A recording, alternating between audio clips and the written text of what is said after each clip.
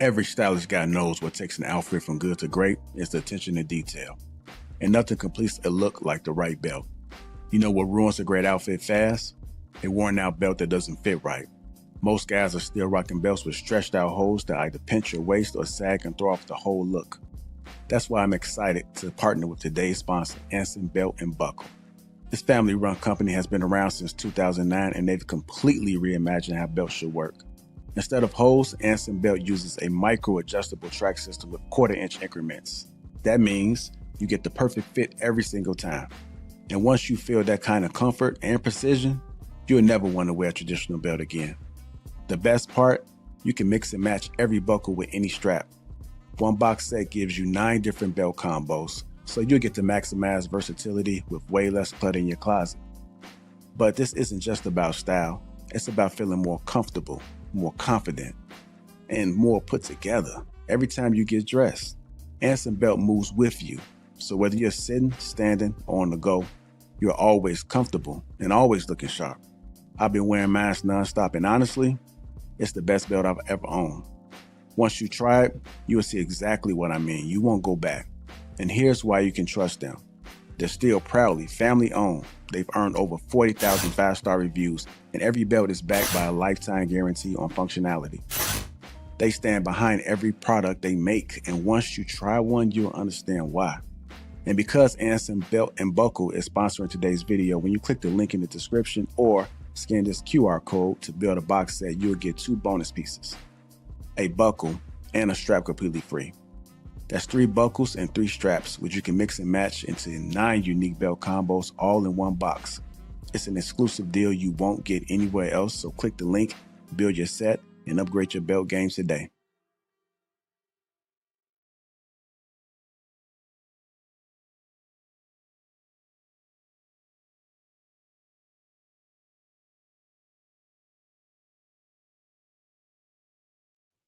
What's going on, everybody? How you doing? Welcome to Lapeef Let's Talk. Let me go ahead and introduce the crew.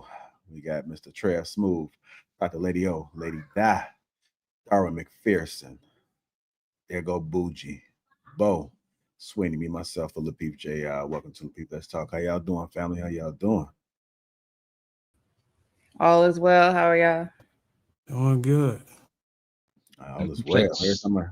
Every time I hear that, man, I think of the Moes. All is well. Not me. What's going on? Y'all doing Sweeney out in the dark as usual. We got an excellent show ahead for you guys, man. I'm looking forward to this discussion. Decided to switch it up a little bit, man. So we got some trending topics for y'all. And a little bit of relationship talk mixed in. TJ, what's going on? Dale Matthews, Champ, Will. I know I shouted out everybody already. Tay, just trying to reach out again. Shout out to the Green Gang. Got Branu. Sharon, what's going on, brother Ali? How you doing? Winged. Successful MD. As you guys come in, hit that like button. Also, make sure you subscribe to the channel. What's going on, Fish in the Field? You're always the first one in the building. BTK, what's going on? If you're catching this on the replay, hit that like button. Also, make sure you subscribe to the channel as well. We're going to go ahead and kick it off, man. So apparently, Florida police is under fire as a video of a black man punched, dragged by deputies during a traffic stop goes viral. So I'm going to go ahead and run this clip, and I'm going to get you guys input. Here we go. Exit the vehicle now. Exit the vehicle. Show me your hands. Here. Violent moments captured on camera during a traffic stop in Jacksonville, Florida. This February video going viral after driver William McNeil Jr., who filmed it inside of his car, posted it Sunday, drawing swift reaction since. It shows an interaction with police already in progress, including the moment an officer breaks McNeil's window and strikes him in the face. Can you call your supervisor? All right, go for it. Exit the vehicle now. Exit the vehicle. Show me your hands. Here. But the Jacksonville Sheriff's Office says that the video doesn't tell the whole story. Social media is not reality. One video clip, devoid of context, can be very misleading. The sheriff tonight releasing officer-worn body camera footage showing McNeil pulled over for driving without headlights in the rain. They say he wouldn't provide his license and registration. I'm about to break the window. He You can hear officers repeatedly warning McNeil that if he did not comply with getting out of the vehicle, they would break his window and put him under arrest. Open the door and exit, or we are going to break the window. Open the door and exit, or we are going to break the window. What is your reason, sir? Step out. What is your reason? No. The sheriff says none of the involved officers violated criminal law, but an administrative review is ongoing. Yes, there absolutely was force used by the arresting officers, and yes, that force is ugly. And just because force is ugly does not mean it's unlawful. NBC News has not spoken to McNeil directly, but his lawyer says he's still recovering. His teeth actually went through his lip when he was slammed to the ground. So he's still recovering and dealing with those injuries. His attorney says they plan on filing a lawsuit. Marissa Parra, NBC News. We thank you for watching, and remember, stay updated on breaking news. And I'm going to go ahead and stop it there, man. Let me go ahead and get you guys started. So that first part of the video where he got hit, that's the first video that I saw. And then soon after that, we seen the actual footage of the entire incident released, which a lot of people were saying that it was normal. It was everyday work when it comes to police pulling people over. Other folks thought that he's definitely going to win a lawsuit based off of what happened. The sheriff actually spoke up and he supported his team. He said they did investigation and everything seemed to check out. So another investigation is pending right now. I heard rumors of the actual officer being pulled out of service as of right now. So what are you guys' thoughts, man? I'm curious. We heard everybody else, but now we got y'all. So, shout out to the lead attorney because he said this, and I had that same thought before all this. Well, I had that same thought when the police body cam footage came out. And this is me talking to Black folks in general. You cannot win on the streets. You can't. There's no way to argue your case on the streets. They don't give a shit. You have to, and the thing is that he may have had every justifiable reason that, he probably was pulled over for nothing. You know what I mean? The other officer pulled up with his headlights off. It was light outside. According, I looked up the state laws in Jacksonville where they say that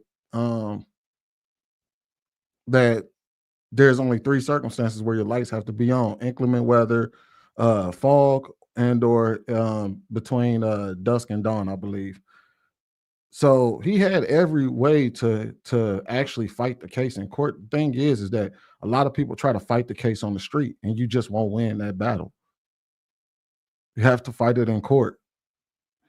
And now I will say this though, nothing justifies that officer punching him in his face. Nothing, not a thing. Nothing. And so he's definitely going to win a lawsuit. I don't care what that sheriff says. You can't haul off and fire off on somebody just because they're and even though he was not complying, he was not violent. He was not he didn't show any violent tendencies. So when he smashed out the window, the thing that he did after the punch, he could have done that the entire time. He could have opened up the door, pulled his seatbelt off, and pulled him up out the car. Him punching him, that same person to me. So there's no justification for that. And he's definitely going to win a lawsuit based on that. You can't just, like, officer can't just steal off of you because they're upset with you. But I'll leave it there. I'll just leave that to, fight your battles in court, y'all. You're never going to win on the pavement. Yeah. So go ahead. No, go ahead, Drew. All right, cool. So when the officer was on a podium, that's pretty much just the blue line. That's all that is. They're always going to protect each other no matter what. Just understand that that's just one of the biggest gangs on the planet. Just understand that in some instances, they can be gang members. Now, I don't want to sit here and bash all cops because most cops that I interact with are straight. They don't behave like that. I don't get harassed. I don't get pulled over for no reasons anymore. There were some areas that were just bananas. North Jersey is a different animal. But it was completely uncalled for. First off, they lied It was a defective stop to begin with because there was none of the reasons like Sweeney said for him to have his lights on. And they also lied and said he didn't have a seatbelt, but they had to yank him out of it. So I don't understand that part either. And then you got the cops pulling up and they don't have their lights on. So that to me is always weird. However, could the situation have been avoided? Absolutely. He was doing way too much as well. It doesn't excuse any violence. There's no situation where there is, oh, if you're not violent, they are never to initiate violence. Police officers, under no circumstances, are ever supposed to initiate violence. They can respond with violence, but they cannot initiate violence. That there's no scenario where they should initiate violence. If they are protecting someone else and they have to be violent, that's one thing. If they are protecting themselves and they have to be violent, that's another thing. His hands were up. He was no threat to no one. And that when they first broke through the windshield, that hit him in the face. A lot of people are saying, "Oh, well, it wasn't a sucker punch; it was a slap." The second one, where the window was already broken, it doesn't matter. That's still valid, and it was absolutely unnecessary.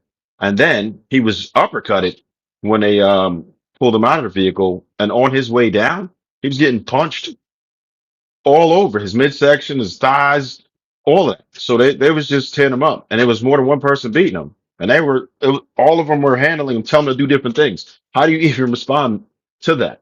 So no way. But the one thing I want to say is there's certain ways to avoid that. Like, unfortunately, we had this kind of conversation before. I have to have those conversations.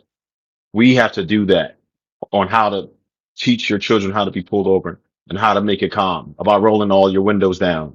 Like that right there is going to agitate the cop and expect them to do something wrong. As horrible as those police officers' conduct was, do I think that most of us knew how to get out of that? Most of us who were trained know how to get out of that? Sure. If he would have had his windows down and he would have cooperated, he would have definitely beat him in court because it was a bogus ass ticket. If you're fishing for a lawsuit, he conducted himself perfectly. But if you don't want to endanger yourself, then you might want to have a different approach. All of that auditing the police officers, that shit don't really work for black people. So I got to chill out. Beat their ass in court, file a complaint, and go through the proper channels. Trev, I think half those videos are probably fake. Them ones that be doing like the police audits. I think a lot of them motherfuckers be fake. So they be out It's here signing people up to get for death warrants out here, thinking they post these videos as if they're auditing the police, and they say some of the most egregious thing. Now, granted, there is the white element to it as well, but they be saying shit that even white folks can't get away with. You're like, hold on, man, this shit can't be real. So don't go believing that you can go out there and just do that type of shit, man. They don't give a flying fuck about you, and they gonna do exactly what that cop did. Fire off on you and think it's okay. And a lot of them got what is that immunity to where the only people that get punished is the city. Yeah, qualified immunity. Yeah. Well, that only applies when you're conducting police business according to procedure. If you go out of the realm of conducting business, then yeah, you still are vulnerable to criminal and civil charges. All right, go ahead, Lady Di. I was just gonna say, I think that we all should just know the law, because when I watch these type of like cop shows, I always want to know why people don't cooperate. Is there something that's stopping them? Like, I guess the guy wasn't taking off his seatbelt. He didn't want to come out the car. But why didn't he? Like, why was he acting like that? Was he scared? Like, what's the problem? Because I feel like even though the cops, okay, they were wrong, but why are we giving them a reason to act the fool? Because they're going to do it anyway, right? Well, I wouldn't say they're going to do it anyway, but they're going to try to do it if you do something that's against them. So it's kind of like, why don't we just cooperate, and then maybe you won't get punched in the face? I mean, I don't know. Is there something where the guy's rights was like he had a right to stay in the car and keep his seatbelt on? I don't know, but I'm just saying, I think that we all should just know the law and just kind of follow that. And then, like what you guys are saying, is fight them in court, because the end of Trev and Sweeney, the end of you guys' statement, I like that part. The beginning of what y'all was saying, I hear what y'all saying, but I don't like it because he still wasn't supposedly following the law. So it's kind of like, why are we kind of defending that? I mean, that's how I look at it. Because I get so confused when I watch these cop shows. They're not following what they're saying, but then I'm gonna get mad because they did something supposedly, the cops did something supposedly illegal. If we reset and the person did what they were supposed to do, would the cops do that? In most cases, probably not. So, and it happens to white people too. I've seen a lot of cop shows with the, white people not following and they slam their ass down on the ground. It's the same thing I've seen. But that's a question. Why are we not following the law? I'm just asking. So Lady Di, right? Police are trained to deal with people who are suffering from mental illness, and other issues, right? That not everybody's normal. So let's just say you have a person who's going through a mental crisis, right? And they respond in that way. They could seriously hurt somebody. They're trained professionally to de-escalate. It doesn't excuse what he did at all. He should know the law. He thought he knew the law too well, right? Because he didn't really know the law, but he thought he knew the law. And he obviously ran into several issues for it. But even with that, you still can't excuse what the cops were doing. They are trained to de-escalate a situation. And any sound mind will realize this was outside of protocol. Uppercuts, no, right? And I understand you do protect and serve, but that's not protocol. Violence like that is not protocol. You can't punch the crap out of somebody if they are not violent. Look at that. You pushing his face into the ground. His hands are already behind his back. Did they absolutely need to do that? Look, he's shaking the shit out of him. It was too much going on. Tell me why this is necessary. What was he doing? There's no struggle. You can see his shoulders are not even moving. He's not doing anything to provoke this. Yeah, so the cops are doing too much, but I'm saying if he just got out of the car, would that have happened? That's what I'm trying absolutely to say. Not. Kids, absolutely right? not. Absolutely not. It would never happen. So let's stay right there. We teaching our kids, like you said, pull the windows, all the windows down. That's my first time hearing that. Stuff like that. Why don't we just do? I'm not saying every scenario is the same. Obviously, there's wicked cops out there, right? But for the most part, why don't we just cooperate? That's all I'm trying to understand. I don't know much about the law. I'm just saying from when I'm watching it, I just know he didn't do something. So now they want to execute. But if he had did it, then what? So let me ask you a question, Lady Di. Are you saying that, all right, let's say, obviously, they get sued and he wins. Do you think he should win? Yeah, the young man, do you think he should win that lawsuit, that they should be sued? I think that there has to be something in the lawsuit that shows that he didn't cooperate, because we can't just sit here and be like, he followed all the rules now we're talking about something else. He didn't follow something. That's the thing, though. Not following all the rules does not mean that the cops have license to do something illegal. They can't punch somebody and then say, hey, it was okay for me to punch him because he didn't comply with me. So so what you're basically saying is because he didn't follow a lawful order, then he shouldn't be able to sue the city for excessive force. Not following a lawful order does not mean that a cop can perform punch you in the face. There's ways. And where's the threshold? If so, where's the threshold? That's the problem. Where is it? If they can use excessive force, what constitutes as illegal at that point, right? Can they stomp you out? Can they do Rodney King? Can they delete you altogether? Right. There's supposed to be something in the policy where, like, there is threshold. You cannot do this. The threshold, after talking to officers this week, the threshold is what they determine is enough pain to make you comply. That's their threshold. It's not called excessive force. It's called reasonable force, which means in their handbook, they are taught you apply it. It's like, it's almost the equivalent to, I'm going to hit you until you give. So there is no threshold, you guys. They don't have one. They're not taught to have one. They're taught to do whatever they have to until you listen. They are taught ask, tell, make. This is what is coming out of officers' mouths that I have talked to this week. That means they ask you to get out of the car. They tell you to get out of the car. They make you get out of the car.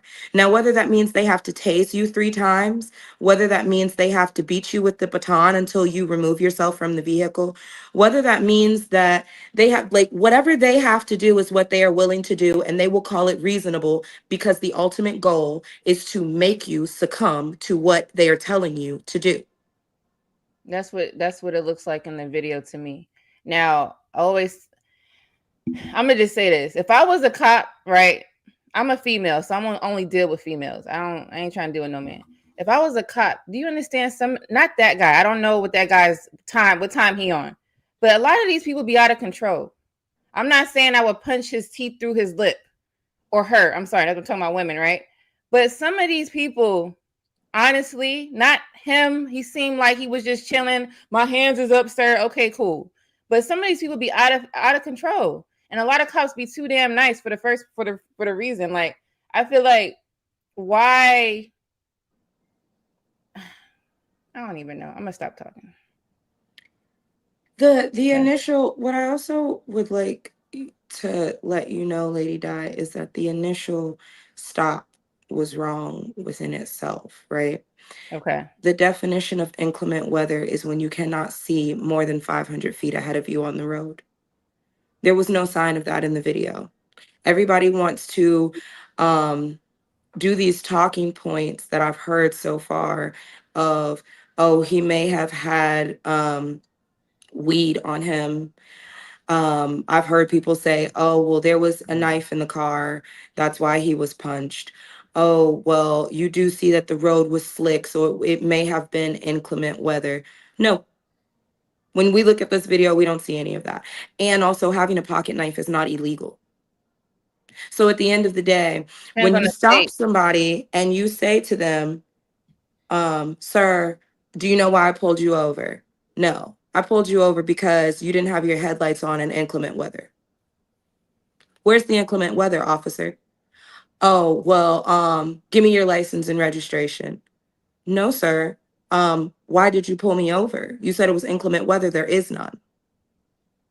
So what we can't do is skip over the fact of there is no reason to have actually pulled him over, which now turns into a reasonable, like, direction that he would not want to comply with something that already started illegally. So what would and you do? Incorrectly. What would you do then if that was you and they pulled you over for no reason, but there's like 5 cops outside and they're like, I'm going to break the window? What are you going to do?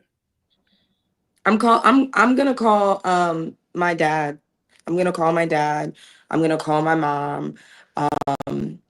And then I'm probably gonna call my uncle, who is also an officer. And like, you know, my mom's gonna call my attorney.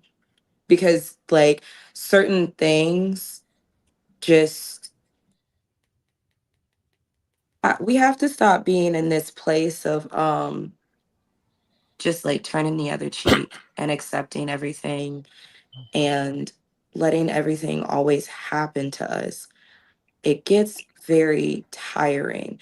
It gets tiring that you have people that do comply. We can go years back. We can go all the way back to it's a long list of names at this point. It's deplorable. It's deplorable that 10 years later I'm having a conversation that I had 10 years ago when I was a part of a protest. That, like, it's not changing. So I don't have the answers. I just know what I saw was wrong. I hear you. I think when it comes to stuff like this, I understand every aspect of it, right? So I understand what she's saying when she says, "Oh, the stop was wrong," right? The stop may have been wrong, and that's something that you prove in court, right? But in the moment, it's like a traffic ticket. Like, I'm not a traffic. It's like a parking ticket, right?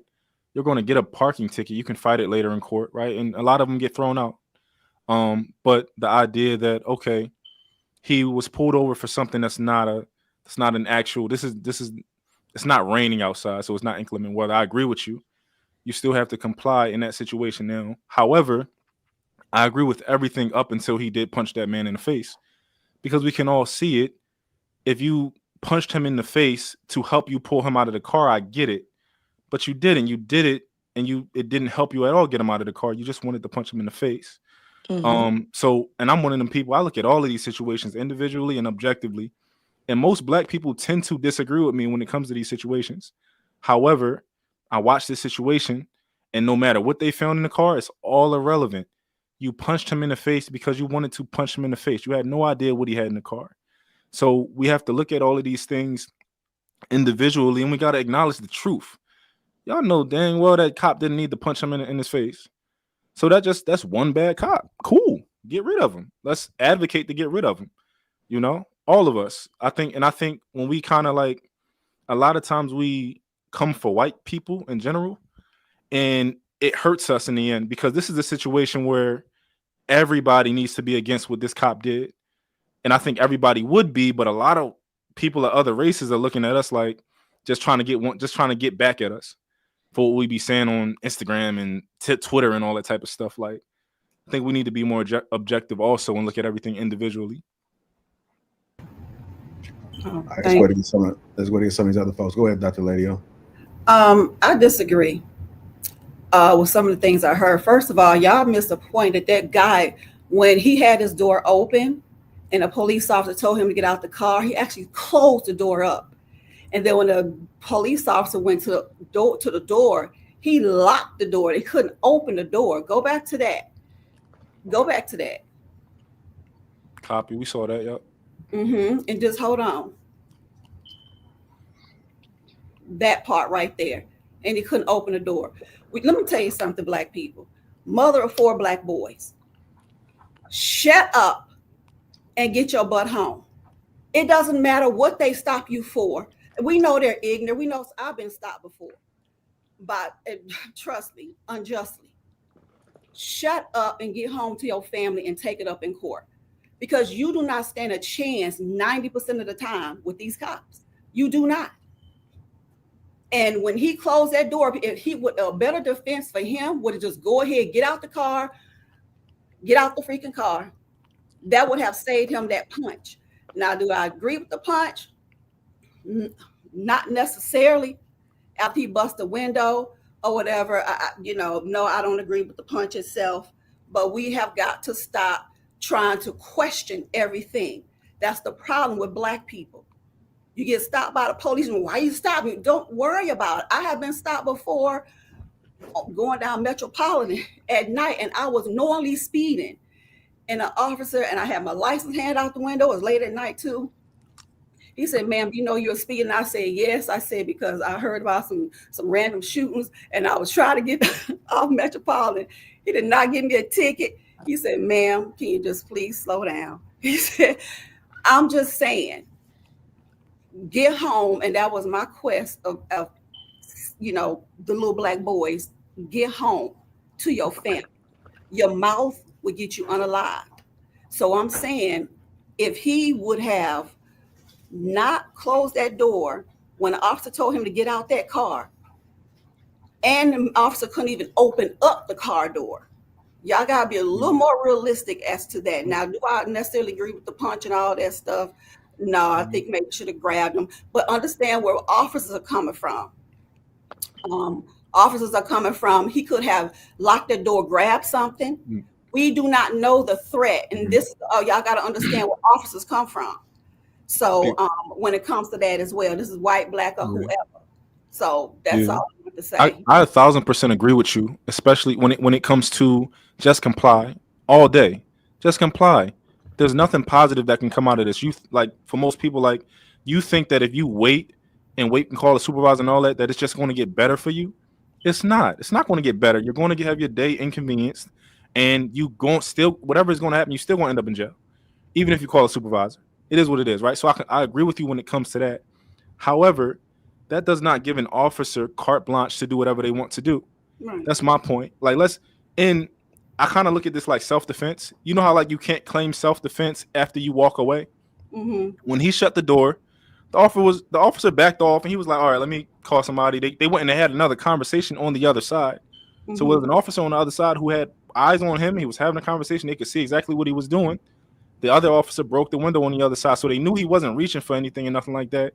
He broke the window and punched him in the face. And it's not like he punched him in the face and then was like, "Let me continue to get him out." He punched him in the face and he said, "Get out." Right. Yeah. Again, that's Get what I out. said. I don't necessarily agree with the punch itself, but again, I'm not an officer. I know them. My granddad was a state trooper. I have a good family friend who's a state trooper right now, and their lives are always on the line. And and I've spoken with Black officers, especially here in Atlanta, and I can tell you they probably don't have a disagreement with this man, what the officer did. And these are Black officers.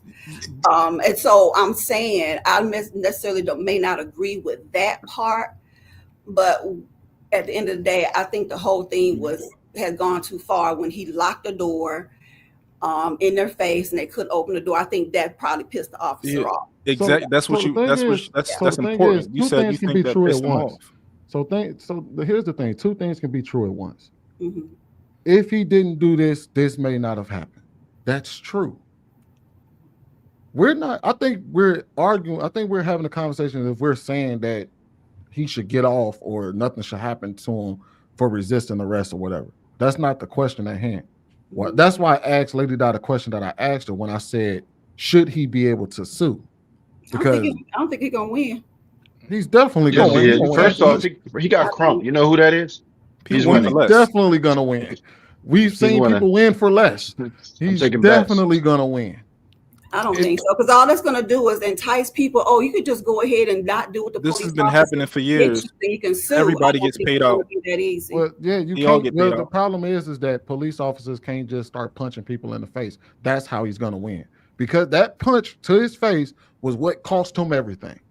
That was the thing right there. If he would have never punched him, he'd have just grabbed him, snatched him up out the car. Even him hitting his face on the ground would have possibly been, hey, look, this was just us trying to take him down to the ground. His face hit the ground. More than likely, they probably would have even been able to slide with that. Because he reached through the window, he bust out the window, and the first thing he did was reach through the window and punch the dude. They're not getting away with that. That's the part where I was like, when I watched the video, I said that's gonna be the thing that's gonna get him a lawsuit. I was say I do want to get everybody else in there, like Bruiser, Bo, and White up in there. Let me get y'all in there. When I played the video, I don't know if you guys noticed, but when he set that camera up, it was on. There's a room out there or some talk about maybe he might have baited them. I'm not sure if he baited them or not, but there was a little smirk on his face. I don't know if y'all caught that little smirk when he hit him. It's just like, oh yeah, I got him now. If you look at the video, I'm gonna see if I can just find that very moment. But that's what came to mind when I saw it. But go ahead, Darwin, you want to chime in? Yeah, it does look like a setup. I've seen it happen before. But this is just another case where, Black people are tired of unfair treatment by police, and they're learning their rights and testing how far they can go during traffic stops. Some even try to catch officers doing something wrong, hoping to sue. And, they believe knowing the law gives them power, but that power doesn't always protect them in the moment. If we look at the racial tension and viral cases over decades of police abuse, people respond with attitude or legal talk. But if the officer ignores their rights, things can turn violent real fast. The truth is, the law might be on your side, but that won't matter if you don't live long enough to prove it. So it's funny y'all talking about the outcomes of a lawsuit. And I'm just trying to think ahead of how much damage this can cause if it is a win for the gentleman that was assaulted. This could create a non-compliance exploit, where people could see a pattern of, hey, look, if I can bait him up and live long enough and get one of these trigger happy or punch happy officers to strike me, I can get generational wealth out of it. Or, I'll risk, losing my life over it. So to me specifically, personally, in my opinion, once I see non-compliance, after that, nothing really matters. I become numb to everything after that, because then I know what you're trying to do. You know what I'm saying? You got your camera set up. You're intentionally trying to challenge. You're learning the law. You're trying to get a reaction. You're trying to go to viral. You're trying to get a lawsuit. All these other things. So if it does become a trend where, you know, let's just pretend this guy's gonna win. Everybody's saying he got crump. If it does become a trend and people start picking up a pattern and turn it into an exploit, I think what that's going to do is create another law. And the police are going to crack down and they're going to say, okay, when people start not compliant, we'll be able to punch faces. And that might settle that. So then you're going to have to figure out another workaround. And I think it's just going to be it's just going to be a war. There's always been a war between disproportionate or underserved communities and unfair law enforcement. So this is just one case out of so many probably to come. So, Bruiser, you don't think that there's a possibility of an outcome that they actually treat black people the same way that they treat everybody else? You don't think that's a possible outcome? A possible outcome after enough punishment, enough civil suits, enough firings, terminations, whatever, demotions. You don't think that there's a possible outcome that we just get treated like human beings at some point? The treatment towards black people is not contingent upon how far you can go in punishment when the law enforcement overstep the boundaries. That's not true.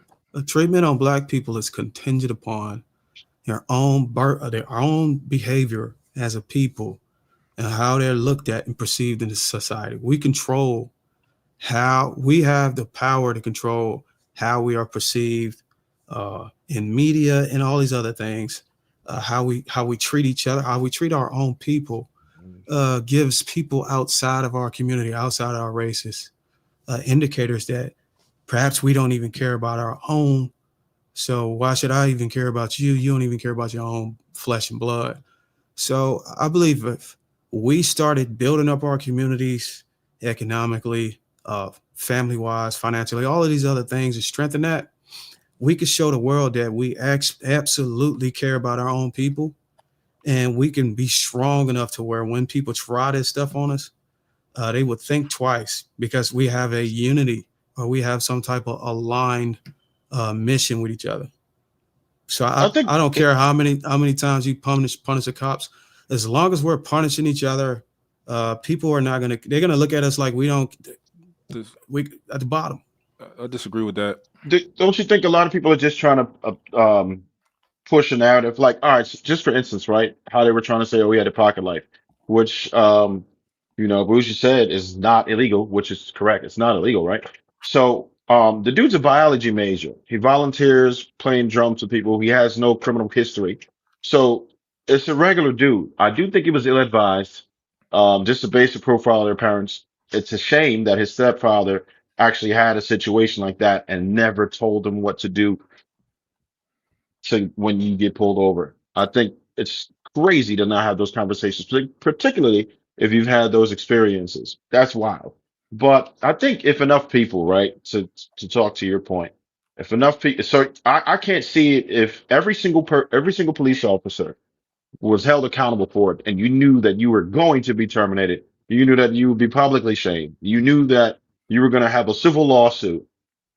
Departments would probably teach their police officers better. Like, there's just so much horrible training. They don't know how to deal with people. I don't even know if you know, but they used to have primarily black targets for the practice, straight up minorities for target practice. They didn't even have any whites for target practice as far as the pictures that they shoot at. So it goes deep. But a lot of it is poor training and people just not understanding what's really going on here. Yeah, I believe if it's done right, then you have a strong point. If it's done right, if black minorities or whatever are compliant and it's evident, we got cameras now, so I think that's the reason why a lot of these cops that probably want to do it or second guessing or having second thoughts about it. But as long as people are actually complying and doing what they're supposed to do and listening to the officers, and then the cops are going crossing the boundaries, then yeah, if So you saying? if we have enough of those, and if we have Are you numbers of saying? those going in and out of court and lawsuits coming out, then yeah. So are But you I if would saying like that? Are you to. suggesting that? but if it's after non-compliance and the person that's being stopped being unlawful, then no, it's not going to change. So are you saying? Oh well, y'all having a whole different conversation. My bad. I Are, was going. can we acknowledge that when we're using this word comply, and everybody keeps saying just comply, just comply, just comply. Each one of us went and either started a business or filled out a job application, right? And we went and got whatever job or opened whatever business. And we are all also over the age of 18. You are telling me that because somebody somewhere filled out a job application and went to a little flimsy ass academy that we just can't ever disagree or tell them no? They have the ultimate power, the end all be all. If they are dead ass wrong, just and it's just okay. Like, and I get it before anybody says it. We don't live in a perfect world. Yes, we are trying to make it home. People got families. But can we actually talk about the real issue of the fact that, like, him closing the door and passively resisting upset that man to a point to feel like, how dare you not listen to me? Now now I'm going to hit you. Are we understanding the level of power that these officers feel like they have, to the point where, like, you've pissed me off because you didn't listen to me. How dare you not listen to me? Let me smack the hell out of you. Can we please just, like, acknowledge that? I That's think like an anger issue at this point. I agree, Yeah. and I think we're having two. Those are like a kind of two different parts in what you just said. So when it comes to somebody not being intelligent and not, really achieving anything, being able to tell you what to do, even if they're dead wrong, we gotta.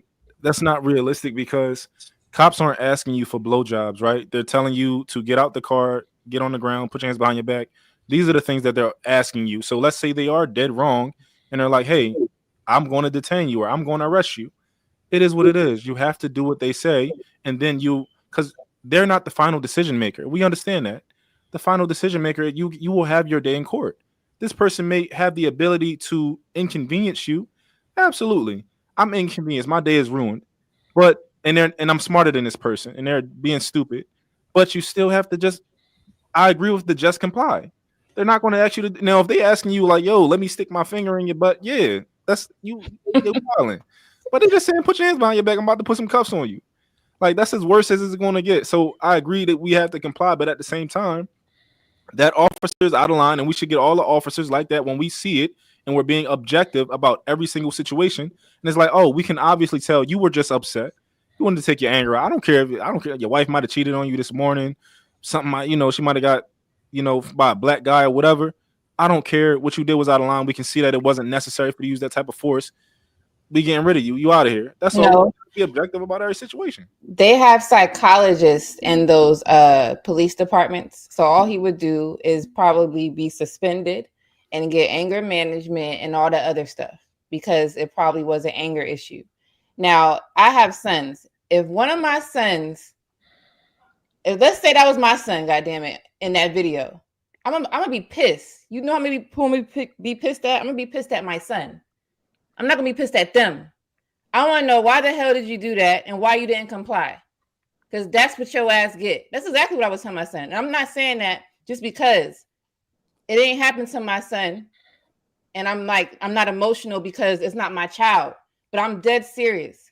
You don't do or comply with that, then you're going to get whatever comes with it. It is what it is. So I'm going to teach my kids to make sure that they know the law in their state because every state is different. Laisha, for example, you cannot have a pocket knife in the city of New York. It ain't happening. You can't even have mace, pepper spray, or nothing. So in the state that you live in, you better know for men, I'm talking about.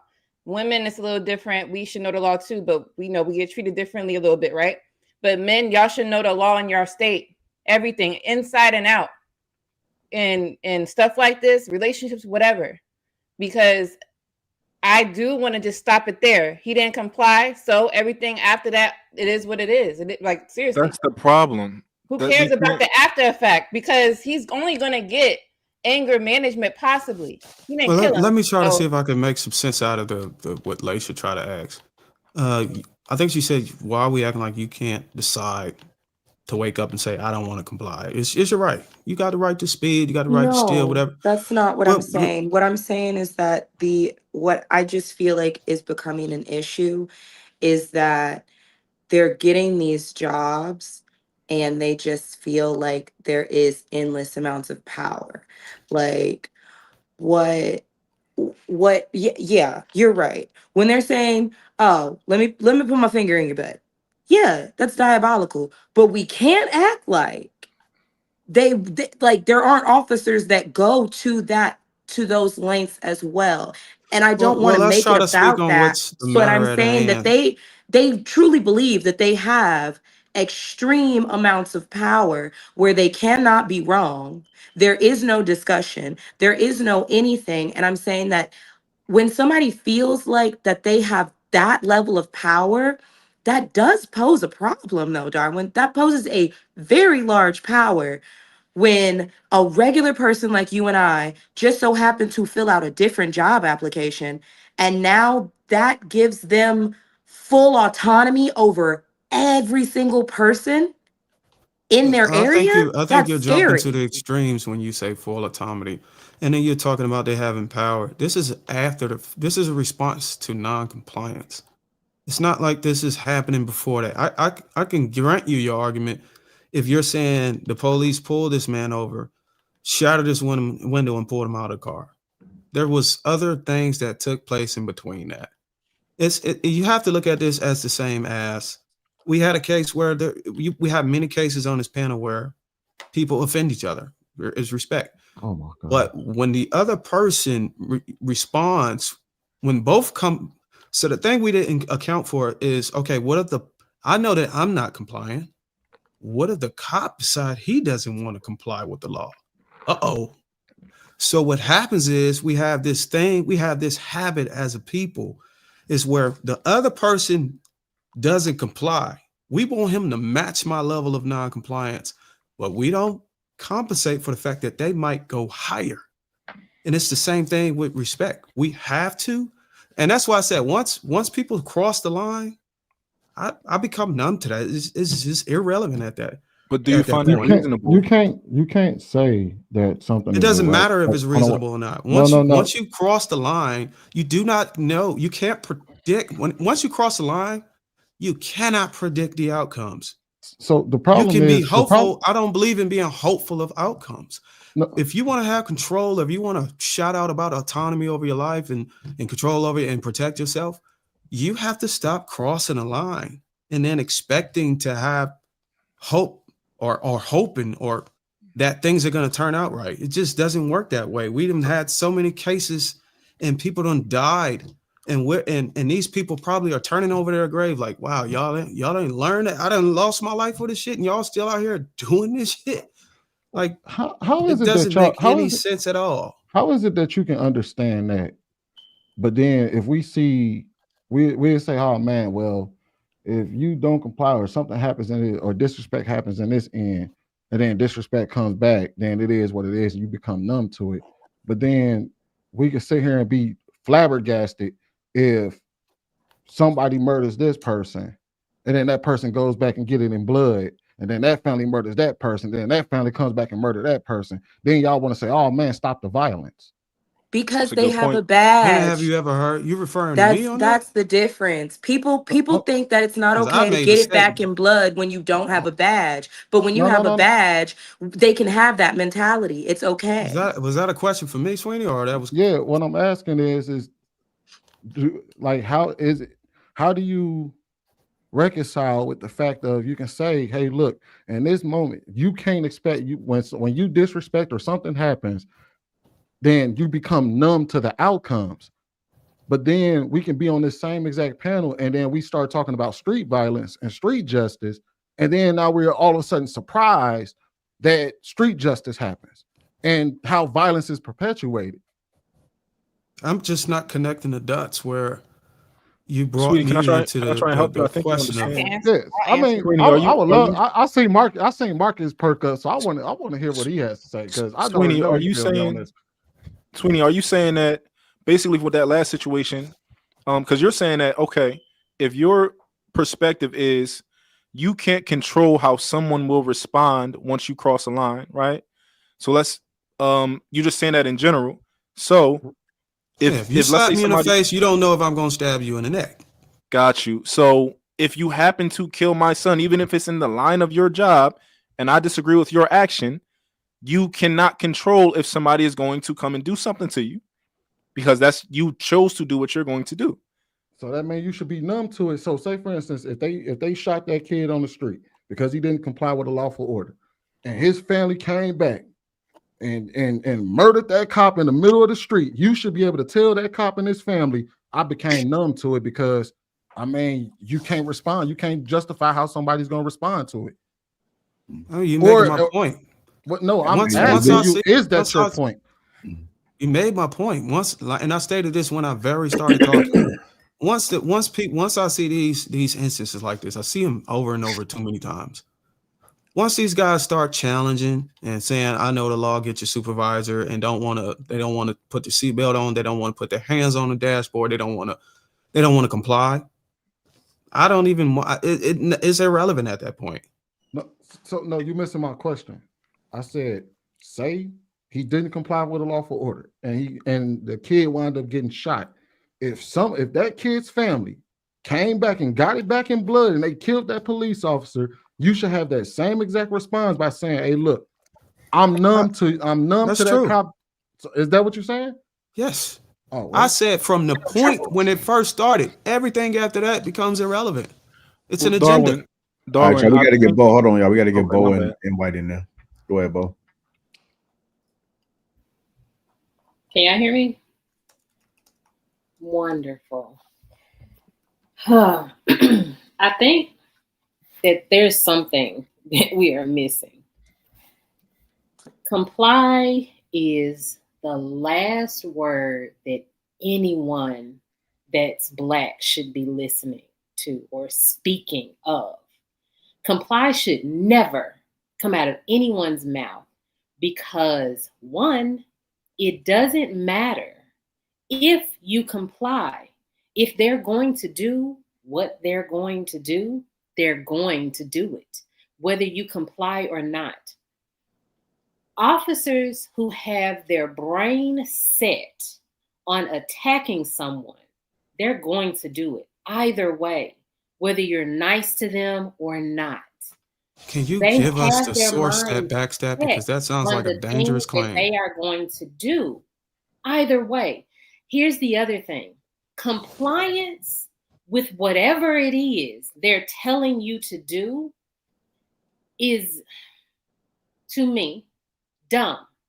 Because if you want to challenge them, you absolutely have that right. If you want to ask them questions about what they're planning on doing to your body, you absolutely have that right. Now, that's assuming that they're going to give you that right, because we all know as Black people, we don't have any rights in this country unless you can afford it or unless they want to give you those rights. So let's not act like we just have all of the availability of these rights as Black people, just like anyone else. So it doesn't matter what you want to do. It doesn't matter how you feel, but you do, under the Constitution, under any policy in any state, have the right to ask for a supervisor. You have the right to ask why you are being stopped. You have the right to ask questions.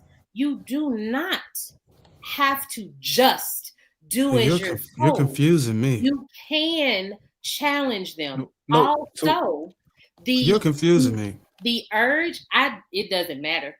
The Okay. urge the urge that people have in this country to own Black bodies is historically how this country has been ran.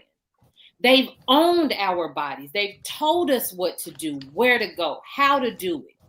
And there are some Black people that do not want to do that. And you know what? They are fair.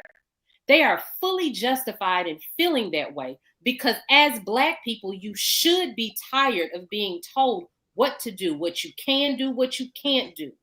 And the fact that you can't even afford to have an opinion or to fight against these people should anger a lot of us. And the fact that people want to own our bodies and destroy our bodies, and there are Black people out here making excuses for them, and they are also excusing them because they think that there's somehow we are going to get some kind of respect if we collectively respect ourselves. Even if we collectively respect ourselves, they will still view us as less than human. They dehumanized us hundreds of years ago.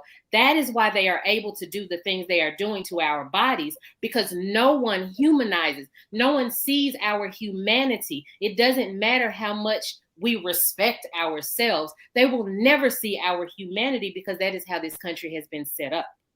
Y'all don't read enough books. Boheme. So, can I ask you something real quick?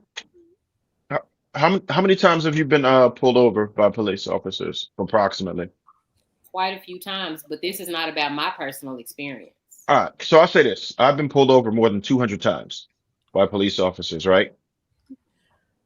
More than 200 times. Most women are not going to have that experience. And what I can say is these police officers need to be held accountable all the way. However, to say that if not complying will not change an outcome, that's absurd, because I'm going to tell you, I've had police come with their hand on their gun to my window and end up apologizing to me. This has happened more than once because of the way they were reacting. And because I wouldn't take the bait and gave them nothing to go off of, it's extremely difficult. It's just like a customer. If anybody who dealt with retail customer service, you know, if you maintain your professionalism and you don't take it to that level, it doesn't mean you pussy. You just calm, you're monotone, you're cooperating. If they did wrong, then they'll be held accountable. I've also sent letters all the way up to the governor's office, internal affairs, filed formal complaints, and any time somebody was out of line, they have a stain on their record. So that's all I'm saying.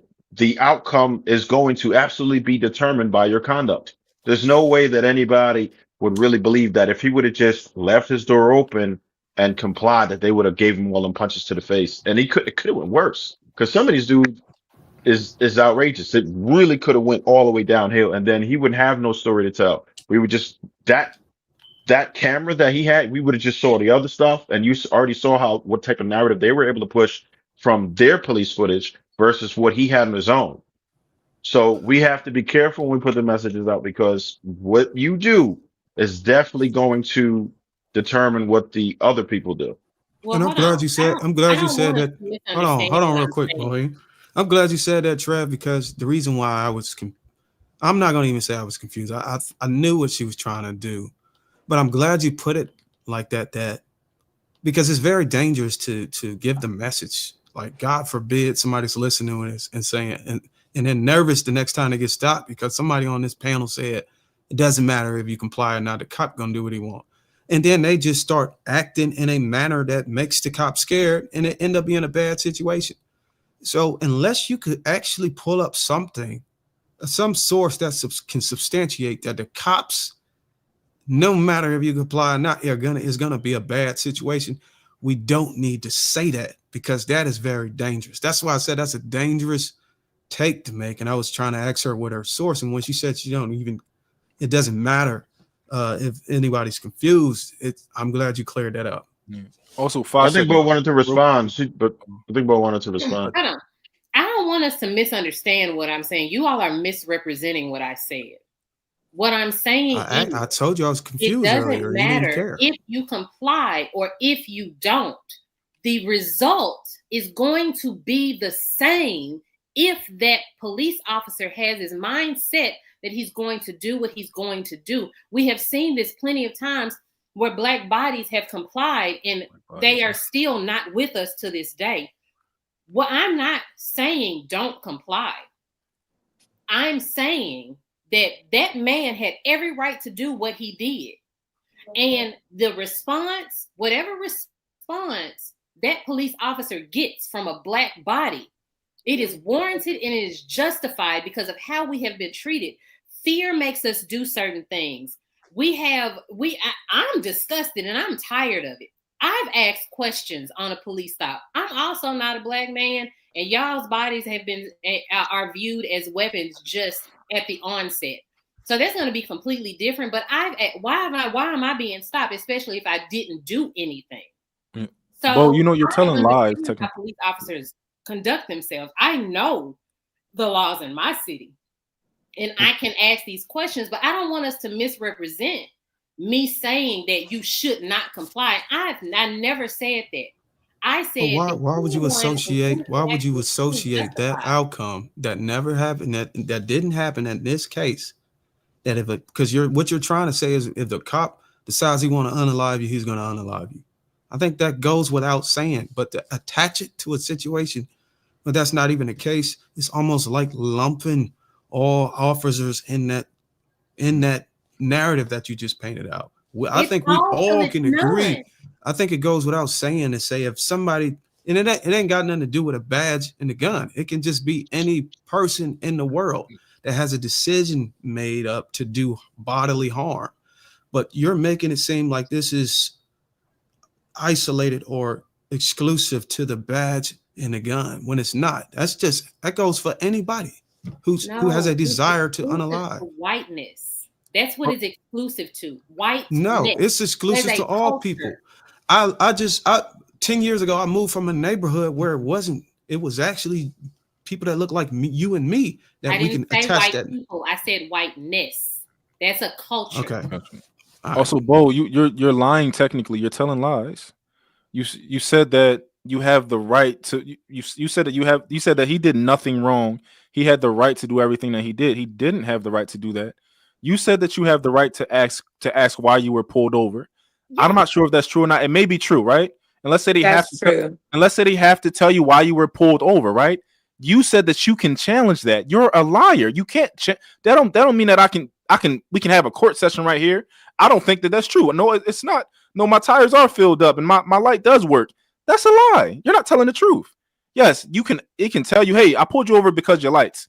Cool. You can't argue with them right there. It doesn't matter. Why white people get to do it.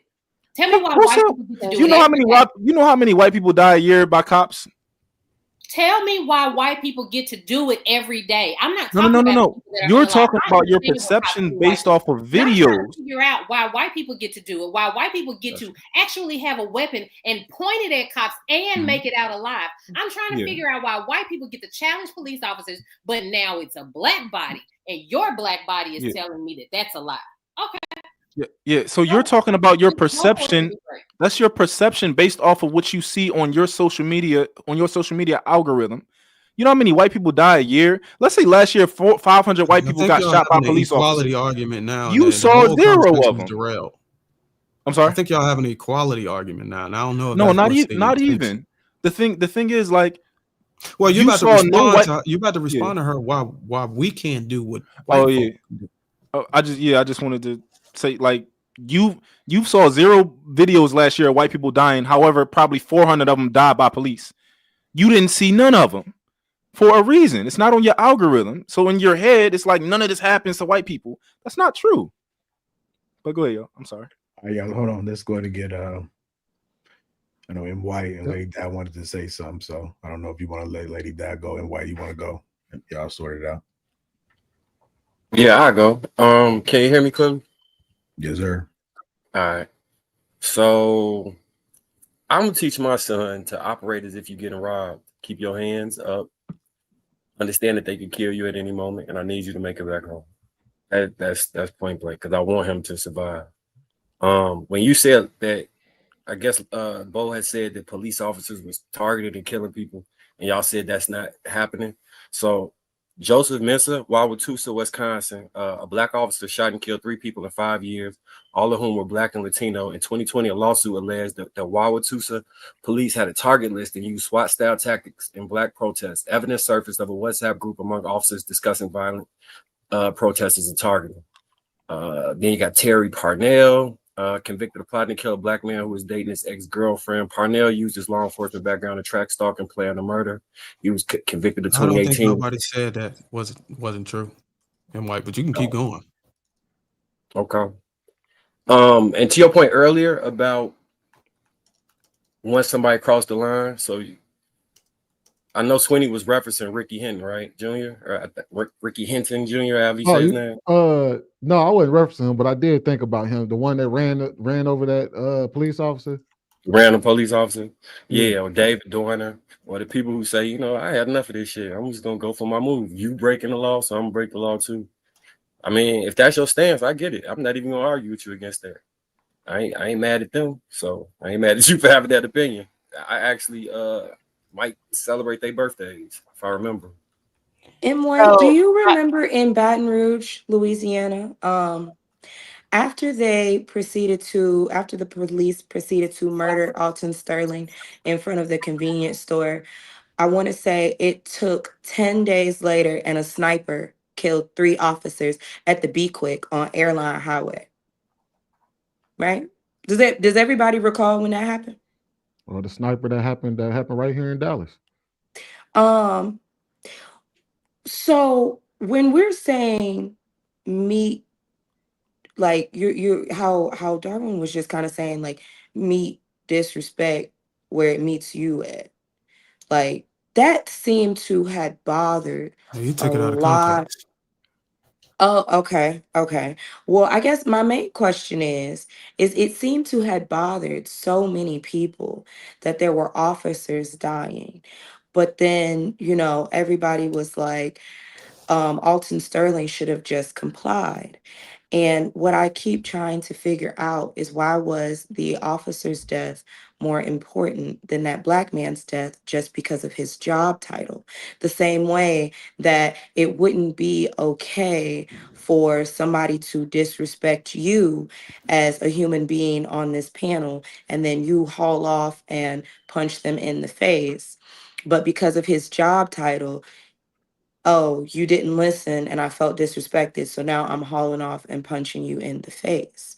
You Like, answering that question, you asking that question to get an answer, or you just using it as your no, I'm monologue? saying like I'm trying to understand why a job title would make someone say that a deplorable action is okay. Why does a job title stop it from being a deplorable action? Because is it dope? Yeah, like Real Dope said, right? It would make sense if what you did helped you accomplish the goal, because the goal was to extract him out of the car. So the breaking of the glass, it makes sense. Understood. That's fine. But we're not going to act like the punching you in your face helped you get him out of the car. So I'm not So just so I understanding. understand, your question is why It's a are deplorable action. we Why are saying we a acting like it's deplorable not action? deplorable because of his job? Who's acting like it's not deplorable? Because I feel like we've all kind of been sitting here saying like, oh, well, he should have just complied. No, the man that has the actual training should have had emotional regulation. I think everybody that been speaking on this panel for the past 1 hour, 18 minutes and 39 seconds has been very detailed. No, they haven't. To the point where you don't have Yeah, to 2 people insinuate. shaking their head no. Okay, what detail y'all want? So, let me say something real quick before we go, because I have something to say. Please. Who have you listened to on this panel that wasn't meticulous enough for you to be able to understand that they did not or they did think that the action by that officer was deplorable or not deplorable? Well, your exact Because statement I'm was trying to understand.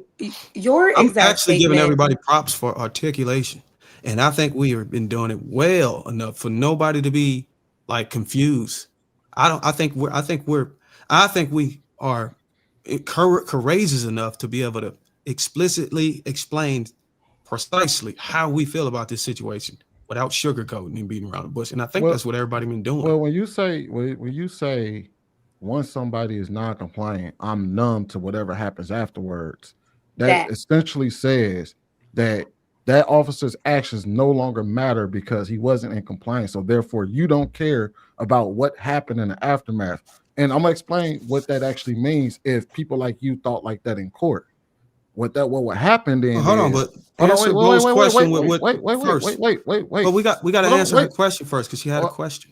Well, no, I'm responding to you. Then we can go to Bo's question. The problem once you say not that, Bo's question, but if people like if your thought process transferred to court, then that officer will not be held accountable for his actions because the only thing his defense will be, well, he did not comply to my lawful order, so therefore I'm justified in punching him in the face, even though the law says he cannot just go and haul off and punch people in the face. That's where the issue comes in. And then even when I asked Lady Di, I said, okay, let's say for the sake of argument, yeah, what he did was wrong. When he closed the door, he was not compliant. Because that officer punched him in the face, do the guy have a right to sue? I said it depends on the law. Everybody could sue anything they want. You could sue for not having your damn groceries bagged properly. Like you could sue for whatever. Like it doesn't matter. No, you have a right. No. And you could have just simply said, yeah, you had the right. In that particular instance, we know that officers can't just like that's one of those. We don't know. We do know because we know every state is different. In the state of Florida, it is not lawful for a cop to just punch you in the face. What it is Laisha not said lawful. earlier, reasonable. All right, fair, yeah, but no, wait a minute. I want to preference that with I've talked to 4 officers this week from separate coastlines, right? None of them said they have ever been taught to train to physically hit, subdue, and pressure points are one thing, but to hit or to ball up your fist and punch, you do not have the right to induct like a combat move on somebody that is passively resisting. Passive resistance is a title that is used. That means you are sitting still, you are not posing a threat, you are just not compliant. So I said to that earlier, I said that person will be on anger management. Well, I'm trying to answer a question so she can understand, and nobody ever argued that. Nobody ever said it was not a deplorable action. Nobody said that it was justified for the op. So I'm trying to figure out why did we get tangled up on things that no one on this panel had said or even tried to convey. Sweeney reiterated what you said, which was when you don't comply. And when he reiterated, he did not say nothing that you insinuated. I know that statement, when you don't comply, I become numb to what happens to you. I said when both people on either side they cross the boundaries and they don't comply, I become numb to that. I did not say what Sweeney tried to tie that in or connect me to being somebody in parliament as a judge. Like if the problem with hold on, let me land. When you tried to connect my position or my opinion on it as if I'm running to be a judge and making it a problem because I would be in the courtroom and this would never be like we don't want to conflate that, because obviously if I am trying to be a judge, I would have a different perspective on this for the sake for me to have a career. But that's not what the matter at hand is. The matter at hand is we all agree that the officer was wrong. But the thing that I said, and it may be different from everybody on this, once y'all start crossing the line, I become numb to it. Everything is irrelevant. It just don't make any sense to me. So it don't make no sense for me to continue to follow the story. Being that the officer was out of line in the beginning, should everything after that not matter because it was a defective stop to begin with? Should you start in the beginning? Where should you start? When the person violates or whoever violates first? Because the police violated first. When both of them become out of line. When one person is out of line and the second person out of line. That could be the cop first or the person first. It can be arranged in either order. But But that's once both where of the them problem are comes acting out of in. order, then I'm like, you know what?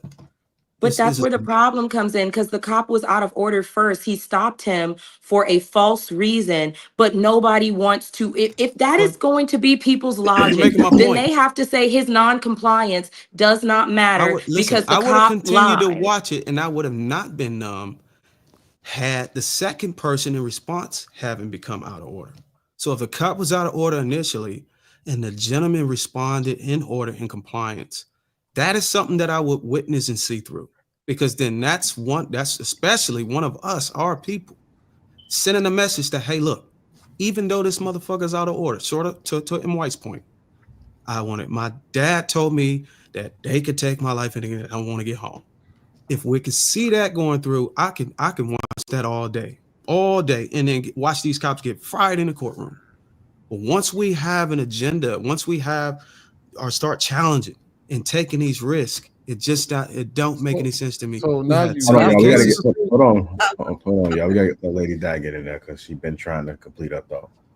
Just real quick, it was to what Bo said. Basically, how you was talking about the cops was like they're not state authority, like they're not hired to do a job. To me, if it was like, let's say, gang violence, a kidnapper, a thief, right? Obviously, if somebody, let's say, someone's trying to rob you and they say, put your hands up, I want your wallet, whatever, you can risk and not do nothing that person is saying because they probably gonna kill you anyway. They would. But we're talking about the authority, like the cops, someone that is trained and hired to do a job. So I don't see how comparing they gonna do it anyway to a cop, like to me that's a bad comparison. Regular street people, you do that with. Somebody come to your door, open the door, blah blah blah. You ain't got to do that because they street people, right? If they want to open the door, they're gonna do it anyway. That's correct. But cops, all cops are not bad and wicked.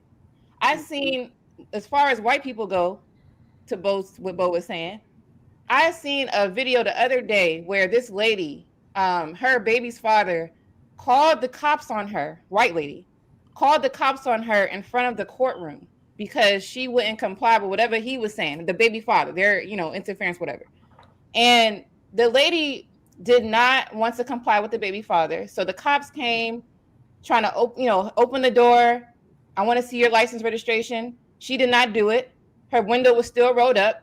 She was doing what Laisha was talking about. I'm gonna call my dad. I'm gonna call my cop friend and all this type of stuff. My cop is an uncle. She did all that stuff, and her ass got dragged the hell out. Slammed her face was slammed to the ground, and they tased her 5 times because she felt she didn't have to comply for whatever her reason was, and she got slammed herself. The baby father was in another car right next to her with the child. When you don't comply, these things are going to happen because these people are hired to do a job. We cannot compare that to people that's out in the street. And also, just because you want to ask them a question, right, to know why are you pulling me over, there's nothing wrong with asking that question. But if they don't answer it and they're still telling you, I want to see your license and registration, you need to go give them your license and registration. There's not like, I don't understand what's going on, so I'm not doing shit. Yeah, then you're gonna get killed. You could. I'm sorry. You could get. So I forgot to mention this one point in my statement. I think that they should remove traffic stops from police because that could avoid a whole lot of this. Because the fishing, but the police have made the argument that they pull guns and all type of drugs off the streets through these traffic stops. But I don't think it warrants the amount of bad will that's towards the police in the process of them getting those things. I think that they could find another effective. I do have a question for the video panel. cameras to send a ticket. Like if he had his windshield wiper on, what is that, a $125 ticket? Send the ticket because they had the technology to be able to take a picture and send it, and then have them either pay it or go to court and fight it in person, and you prevent damn near 90% of these scenarios. With sex trafficking, though, I disagree because they have caught a lot of sex trafficking through regular traffic stops. So I disagree with that. But I did want to add on something that Sheriff Waters added. He said a person must comply with an officer's commands, even if the person disagrees with that officer's reasons for the stop. It's just the law. No, And then yeah. we tell black people to break the law. And I'm just sorry, you know, we got to do it. I've been stopped with my pew on me. I and my YT, I got stopped coming back from Alabama and Birmingham speeding. And man, they give me a ticket. I'm just saying we have got to comply. You know, it's no sense in sitting up and telling people to badmouth them. Just fight it out in court. I do have a question. With it and just went to court and fought it out. I do have a question for the panel. For the ones that say just comply, are y'all just saying this just only comply in regards to traffic stops, or are y'all saying comply with the police anytime y'all encounter them? If I encounter them, I'm just saying. Just it's a simple question. Are you saying comply? If mother of boys, comply. All right. So, Bruiser, you feel the same way? You should comply with the police every encounter with the police. Every encounter that is, every encounter. If the police come up on me and say, "Hey, look, give me your I need you to see your license." All right. Comply. So, who else? I think that was pretty much it. Lady, I don't agree fully. Knowing the law, right? First, we got to do that, because if you don't know the law, right, and someone tells you to do something, and you don't do it, and it's, you know the law and comply. Period. All right, so fair enough. So there's a couple people that said just comply with the police. Got a question for you. If the police come up to your house and knock on your door and say you need to let me in, search warrant. Come on, I get that. You can ask for. No, I get that. You can ask for a search warrant. You can ask for that, but y'all said just comply. So I'm asking. If you're saying, and I asked specifically with any police order, if you're encounter with the police, you saying just comply so you can make it home. Yeah. Are you saying so if the police show up to your door? I told you what I said. I told him his lawfully, yes. Comply. I said know the law, then comply. So that's the problem, guys. That's the problem. Even if you know the So even if I didn't you say know you the had law, to know the law. I said it's a lawful situation for the like, for example, that we're talking about. It was lawful for the cop to ask the guy for his license and ask him to get out of the car. Yeah. So basically what you're doing is you're using your knowledge to determine if this is lawful or not, right? That's what you're doing. But he just asked you a specific question. In any situation, whether you're in the car, whether you're walking down the street, he said, "Do you think that you should comply?" And now you're saying that you're going to use your discernment to decide whether you're going to comply. So you're contradicting yourself. I'm complying with a lawful order. You are the one to determine the lawful order. Give you clarity. It is a lawful order. If an officer asks me for my license, or asks me to get out of the car, or put my hands on a steering wheel so they can see him, it is not a lawful order for a cop to come up to my house and say, "Knock, knock," and I'm listening from the outside, say, "You need to let me in," and just open the door. There are scenarios where he can come inside, where he is allowed to come in your house. Yeah, he has to have a search warrant. No, he doesn't need a search warrant. What state are you in? What state? Yes, they do. No. So if there are certain things that he's over told here, about, you have to have a search warrant to enter the house. In the state of Georgia, or it has to be a crime that is in commission inside the state of Georgia. If somebody called the police precinct and said, "I think he may be over there hitting his kids," they can kick your door in. That's in the state of Georgia. I just said that it was a commission of a crime, but what y'all are trying to do? But there's no proof of that. Somebody just said it. But I don't know if y'all see the play. The play y'all are running is a dangerous play because what y'all trying to do is y'all trying to conflate something to get a trick, a gotcha moment. When that is even, that makes it even more. Wait, Darwin. Hold on, let me just land. It makes it even more dangerous. We're not arguing. It makes it even more dangerous what y'all are doing. Bruiser, Y'all are taking stuff. Y'all don't want the full context in I'm the giving you the full situation. context. In Georgia, I you need a hold on, search hold on, warrant. lady up. JR gave us a full video with full Lady O, context, and I'm y'all not gave talking us a about. scenario with partial giving you. context and I'm trying giving to you a have a gotcha scenario. moment. You're right. I'm giving you a scenario. I asked a specific question. I said, "Do you believe that people should comply regardless of the situation because it's the law enforcement? Do you believe that you should comply?" What was my response? You did. I wasn't even responding to you. I literally said to those. Wait, who what say did you hear me comply, say? I heard you. bro, I saw you wasn't. not. I wasn't responding to you. I said to those who said comply no matter what. Then I made my statement afterwards. I didn't say bruiser because you said that the lawful order. I said for those who say comply no matter what. That's why I said if they come up to your door and say let me in, are you going to comply or are you going to say uphold and Well, let me tell you what you just did though. What you just did was the same as it's sort of like what I think Cat Williams did on one of his Pimp Chronicles. He asked a young kid, "Hey, you want some candy? Yeah. You want a whooping? Yeah." That's what you did with the people who that is what I guarantee you. If you ask Lady Di or anybody who said comply no matter what that question again, they're gonna say, given the scenario you gave them, Sweeney, you just gotta edit. You just gotta alter your question, Sweeney. You just gotta change your question a little bit, right? You just have to say that the officer claims that you committed a crime, and now you have to re-ask the question again. The officer walks up to your door. He claims that you just committed a crime, or you are currently in commission of a crime, or whatever, and he tells that to you, and you know that in your head, I didn't do anything, right? So now it's your word versus his, and it's your discernment versus his. You're saying that no, I don't got to open the door because I didn't do anything, which is the same thing that he did when he was pulled over. He said, I didn't do anything. I didn't break any laws. I'm fine. Now, what's your response to that? I'm gonna hope if he said that I've committed a crime or I'm in the commission of a crime, and that he needs to enter the house to rectify the situation, then I'm opening the door. Okay, I'm complying. Darwin, do you know that it is your legal right to not open your door? Wait 1 second. It is called the Pizza Man law. He can stand out there and knock all he wants to. Let You me never add one have to thing. open your door I for a think it's police important officer. to try to understand, Sweeney, and I'm not trying to pick on you with this or battle back and forth, but can't you see by throwing the scenario or throwing the rest of the context that I'm glad you added that real quick, Daddy.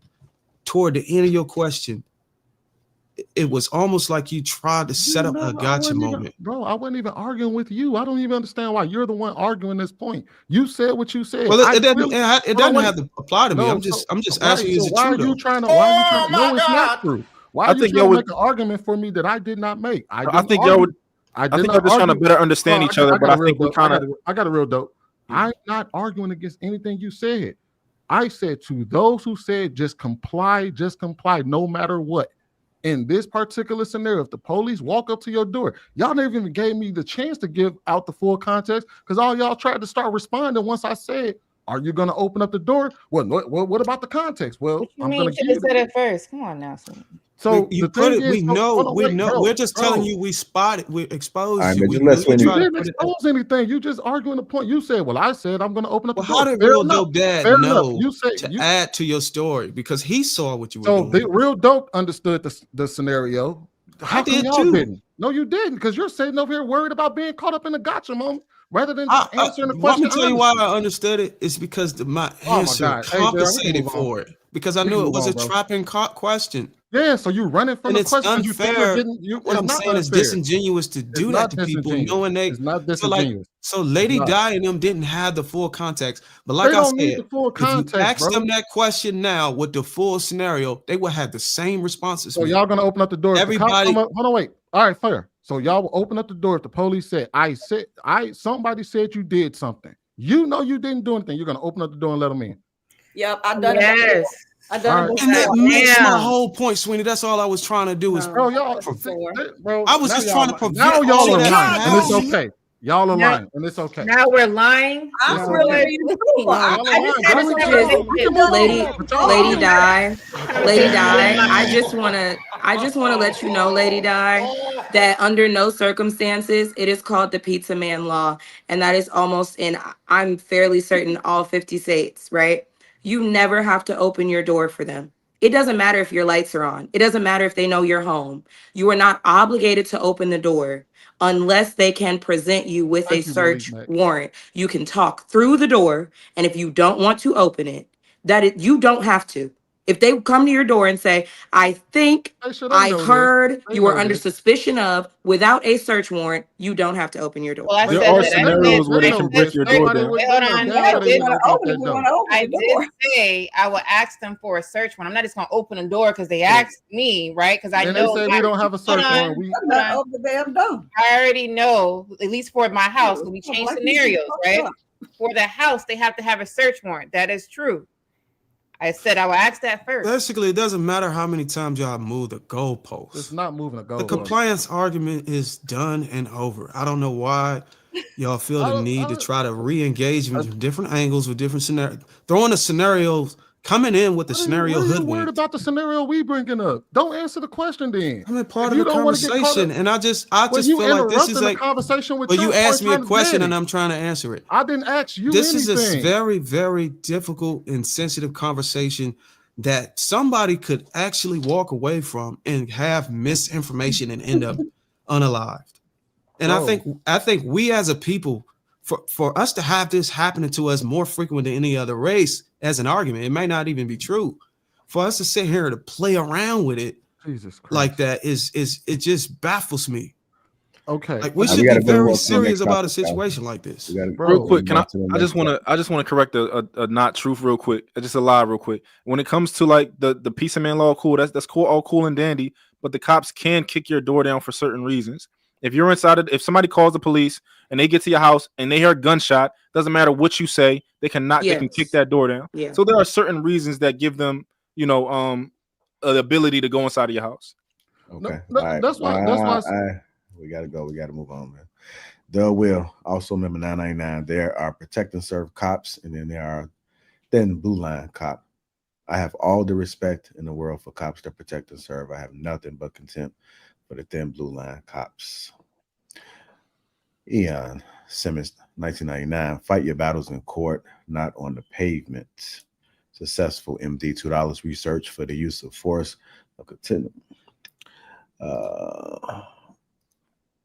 So glad. Peak CZ, $20. So glad to see Dr. Ladio again. Peace and blessings, ma'am. Deborah, $5 says yes, the police have power over us. That's how civilized societies run. Stop being immature and deal with it. Life has hierarchies. Bruce, Leroy, $9.99. They're not the final decision makers. Tell that to Sandra Bland. She didn't get her day in court. Just letting the cops apprehend you ain't the easiest decision, bro. AP, what's going on, brother? Also been $5. No one listen to Bo. Please get home safe. Her advice will get you messed up badly. You never win at the stop, ever. Crisp, $20. Cannot control our own house yet. Want to control and acceptance at a societal level. Why are we worried about cops when we destroy each other at an alarming rate? We are fighting at a stage 5 when we have not completed stage 1. That dude is the ops. Sharon, also remember 999. Hell no, you don't argue with a cop. You go along, live another day, and fight the good fight. I am not going to challenge no police at no time. I want to live and get out that situation.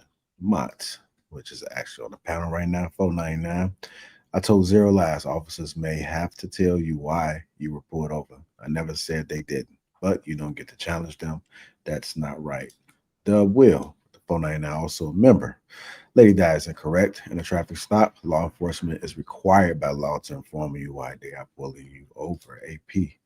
Also a member, $5. Record, comply, fight in court. That's the correct order for all situations. AP again. $5. Also a member, comply is from a command. A request for entry is not a command. OG. Chase Speed, $5. Why don't y'all just tell the truth and say Negroes in this country don't have the right to have the law on the side? Sweeney is correct. I want to thank everybody that's contributed to the platform. Hit the like button, man. How we looking on the likes?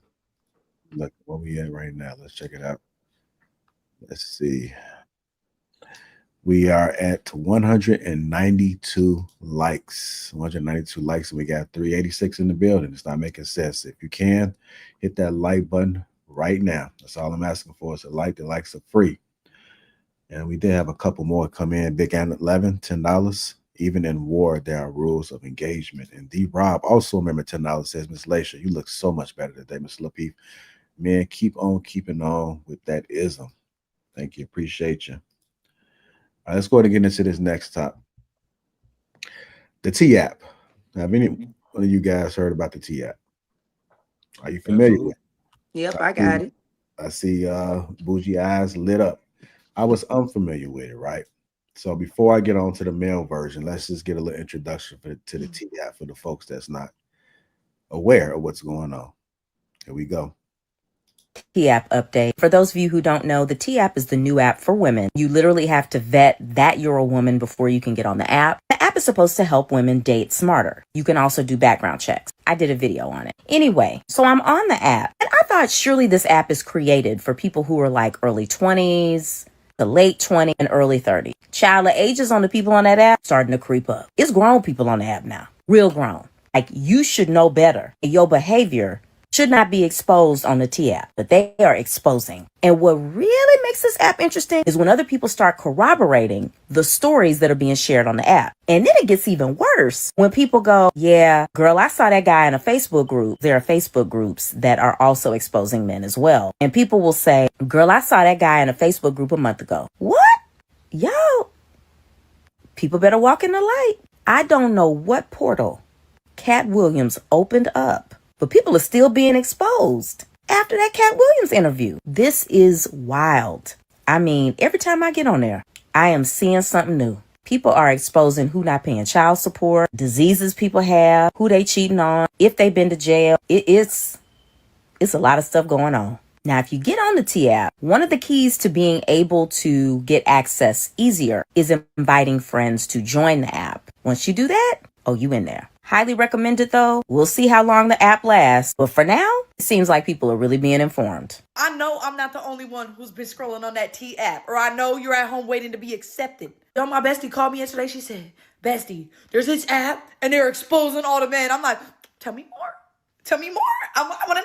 She's like, you could post a picture of your man or the old man you used to talk to or a man that you want to talk to, and people will rate them a red flag or a green flag, and there's comments, and everything is anonymous. You could write hella comments and say whatever. You could say, dick was weak, they stink, they have kids, they're a deadbeat, they beat on women. You can say whatever you want about them, and they can't do anything because they don't have access to the app, because you got to take a picture of yourself to prove that you're a woman. So why I get into the app today, y'all? And I'm not thinking that it's like real. You know, like I'm thinking like, oh yeah, they're going to expose people, but I don't think I'm going to be knowing any of the people that's on there, right? So I get in, I'm scrolling, I don't see nobody I know, right? I don't see nobody. And I scroll a little bit more. Thank God my man ain't on there. Thank God my man ain't on there. But I did see his friend though. But yo, I seen people that not only that I'm friends with, but that I be seeing at the parties, that I be with at the parties, chilling with at the parties. I see people I know from the Bay, from Sacramento. I'm seeing all types of people. I'm looking at them like, clutching my pearls. They saying they giving out STDs and they burning everybody. They said they got 2 kids. I seen this one guy that I know. They say he got 2 kids and he's a deadbeat. And I didn't even know he had no kids. And I've known him for 6 years. They saying people stink. Some of the people I know, breath stank, dick weak, cornballs. Some of them they say, oh yeah, he got a big dick. Oh, I just cracked that. Oh, this is my man. So if you about to die about him, then let me, like, it's girls that mess with the same man arguing and beefing in the comments of the man. Like, I didn't think I was going to see that many people that I knew on there. And I'm so glad that if they make a girl T app, I will be just fine, okay? I'm loyal to my man, and I've been loyal to all my men, and I talked to one man at one time, and I love them wholeheartedly, and nobody can get on there and say anything about me. The only comment's going to be hella green flags and say, she sucked dick good as hell. That's all you can say about me. But yeah, y'all go download the app, and hopefully we'll get accepted, and go look at all the tea, because it's crazy. She really said that. Gentlemen, we should infiltrate that app And It gotta already be send it, I don't give a flying send fuck what's send it, going send on it. over there. I'm sending out everybody who I find in there. I'm gonna start contacting them, and they fishing for a defamation lawsuit. Absolutely. I'm about to ruin that shit. It's gonna get shut down for sure. Yeah, I don't see the purpose in the darn thing. That's why I never heard of it. That sounds stupid as crap. The whole thing, like, I mean, I get it. I'm just gonna be hating. That's all. yeah. I don't understand how, if you're saying that everybody's posted anonymously, Mhm. then how do you verify the information? They can't verify the information. It's impossible. So somebody just get up in there and say some shit about you, and they post it Right. anonymously. You have That's no what I'm idea saying. whether the person is verifiable or not. You don't know if you can trust the information. You just say. Yes, I'm saying. So that doesn't sound. First of too all, this is nothing new under the sun. There was the app called Sisters. There was the Facebook group called Sisters. This your man. Don't date them, girl. All that other Like shit. this shit ain't nothing new. Ladies No, come up with a new thing to try to talk shit about. Well, to talk about their men every single day. This ain't nothing new. But we got to give respect to I know you were saying it's nothing new. I mean, they always had the Facebook groups and stuff like this, but we got to respect how popular this is right now and how it's taking the entire U.S. by storm. Like, this is something new, even though the concept isn't new, but this is new. This has never happened on this level before. Now, did she say two women were arguing over a guy? They both of them probably still gonna mess around with the dude. That's my hope. Man, there was dudes that I knew that was on those apps, like women try to expose them motherfuckers, and that dude wound up smashing. Like his body count went through the roof after he was exposed in the app. Like and that was after they posted him in the app. And he was like, bro, man, shit, they posted me in that motherfucking shit. I couldn't fight him off with a stick.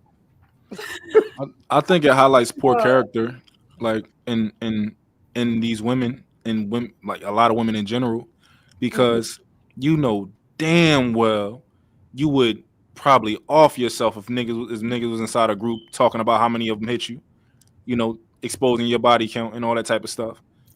These girls wouldn't be able to take it. Like, so it's just a very hypocritical thing, and this isn't a line where it's like, oh, double standards. This ain't a double standard. Men talk about women all the time, and women talk about men all the time. This is just something that we do with each other. But y'all got an app and y'all doing it on this level, damn well you wouldn't want that done to you. So it just highlights poor character. Yeah, I think either way, if it was one with guys doing women that way, I wouldn't agree with that either. But yeah, either way, I think it's trash. Like, that's why I heard it on TikTok, but I didn't know what the T app was until y'all made it clear. That's funny.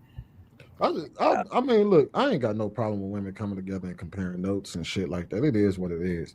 My issue is that if you are a woman and you're going to the app to verify if a motherfucker is on some bullshit, y'all can't. The women can't have the ability to post anonymously. That pretty much null and void the whole purpose of the app, because you can find somebody could just be malicious and just start talking shit about somebody, and you be none the wiser and you believe it. So it should be verifiable for you to be able to go up in there. If you want to go in the app, you should at least have the ability to be like, question the person that said it, check they whole facts, figure out if they legit. But ladies, if the women in there are posting anonymously, that's not a very good resource. All right. I don't have no problem with women trying to do background checks on dudes. I have no issue with that. You know what I mean? Given this day and age with the way technology is, there's one of my homeboys, he just said that even if you delete your Facebook app and all of that, as a job, they can find everything you've said on the internet, and it will literally pull up the transcripts of your conversations, of videos you posted on TikTok and everything, and you can lose your job for that. So I have no issue with anybody checking up on, checking up on the people that they encounter. Yeah, but that's after they done probably smacks the person down. This is not somebody you're just getting and then before I sleep with him. They already fooled around with the person 1-2 years. Someone probably got a kid with the dude already. Now all of a sudden now they want to check. Now you want to check the whole facts. Come on, man. I think there's a level of decorum though. Like what would you do if a man walked up to you and he like, yo, you don't know this guy from a can of paint. He like, yo, I used to I'm talking to this girl. Have you ever had like dealings with her? And you looked at the photo and you like, yeah, I was fucking with her 5 years ago. I was tearing her up, right? What would you say? Could have been lying. So if the dude walked up to me and asked me if I slept with his girl in the past, No, it's not his girl. It's the girl that he's dating. He's talking to her. He's thinking about courting her. What would you tell him? You absolutely right. It is a weird scenario to be in. I think it makes it safer for people when it's online and they just ask in the universe. But yeah, it'd be extremely uncomfortable for somebody to walk up to you and ask you, hey, can you give me the background? Well, can you tell me whether you slept with this person or not? Now, if he came up and asked me what kind of woman she is, I think that'd be more of a comfortable question that I can answer. Like, hey, look, you know what I mean? Yeah. I've seen her do this, and this. She's done this to me, yada, yada, yada. But if y'all really going in the app to find out who's sleeping with who, you absolutely right. That shit's awkward and weird. I think that's not what it was originally for, right? BenVerified.com and find out what you want to know about the person. That'll show you some type of stability in the individual, but all that other stuff. Y'all know that's not what it was originally for, right? No. What was it for? Right. Wait, okay. Is it spelled TEA? Yes. Okay. So in my hometown, it was a big deal some months ago before it went like viral. And what it was originally for is to be able to find out how a man acts in a relationship. So victims were coming out and being like, hey, Thomas slapped me upside my head before. Watch out. He's a red flag. This man, Jamarcus, coerced me into sexual relations. He's a red flag. This man took me out on a date and he is, like verbally accosting me now that I won't return his calls. He's a red flag. Like it went viral, so of course, yeah, it turned into all of that, but it was to be able to know that a guy was like predatory before you had to actually deal with him. I don't believe that at all. But that Is that like inside of their writing? Is that specifically for that, or is it about just kind of That's what it says in the introduction when you sign up for the app. What does it say? That you can talk about predatory behavior. It's a safe space to be able to talk about if something has happened to you with dealing with a man. But they don't tell you necessarily what to, because Facebook is like Instagram and Facebook. We use it for what we use it for. However, they may have like, oh, this is the purpose of us. But I find it hard to believe that. What city are you from? I'm from Louisiana. Okay, I find it hard to believe that Louisiana women got a hold of this app and they were only talking about, oh, I was sexually assaulted and stuff like that. Well, nothing's hard to believe about that because the city I'm from is a college town, Baton Rouge. You're from the city you're from is a college town? Yeah. So Baton Rouge, Louisiana has LSU. The rates of assault in LSU are astronomical. Astronomical. But the conviction rates are very, very low. So a lot of this went viral in my city because we have Southern University and we have LSU. So a lot of it was based on the girls out there trying to communicate amongst themselves about this and this and that versus going on Facebook and going on Instagram and the men being able to try and manipulate the situation into people believing that they were lying. Having a safe space without you coming to tell me that I'm a liar. Yeah. Because essentially that's just what happened just now. Yeah. So why wouldn't we want that space? No, I agree. I don't believe that because you're saying that, oh, this is what it was first. This was how it was first used. Completely disagree that you're saying that that's all the women were talking about was just strictly sexual assault. No, that's not all they were talking about. But once it went viral, it turned into more of like a petty thing. Yeah. Like, of course, you're going to have from, like she said, from ages of like 15, when you probably start dating, all the way to, I've seen like people that are like 60 and up talking about it on their feeds. Like my mom knows about this app. What? You know what I'm saying? Like, Yeah, my mom knows about this app. Well, hell no. Like, so once it went viral, everybody's on there. So of course it didn't just stay about like that small dynamic of stuff.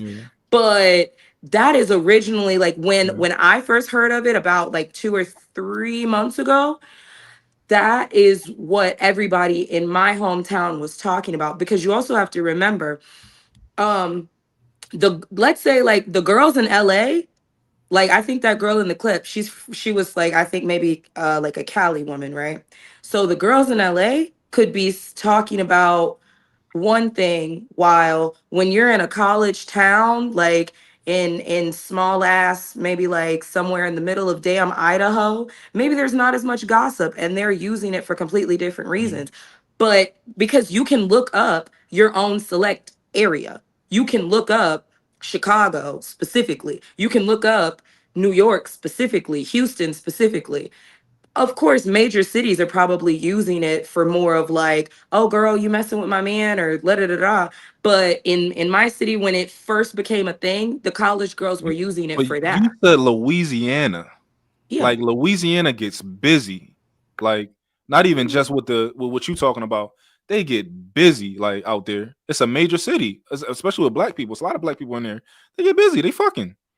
Like so, and another thing is like the name is disingenuous within itself. The name is called T in the black community. I'm pretty sure we can all agree on what T means. We know what it means. T is not like valuable information. T is not like, oh, this is necessary information. T mean nonsense. Is that it, y'all? Get the T on your date. There we go. Okay. All I know is Lady L trying to this download it.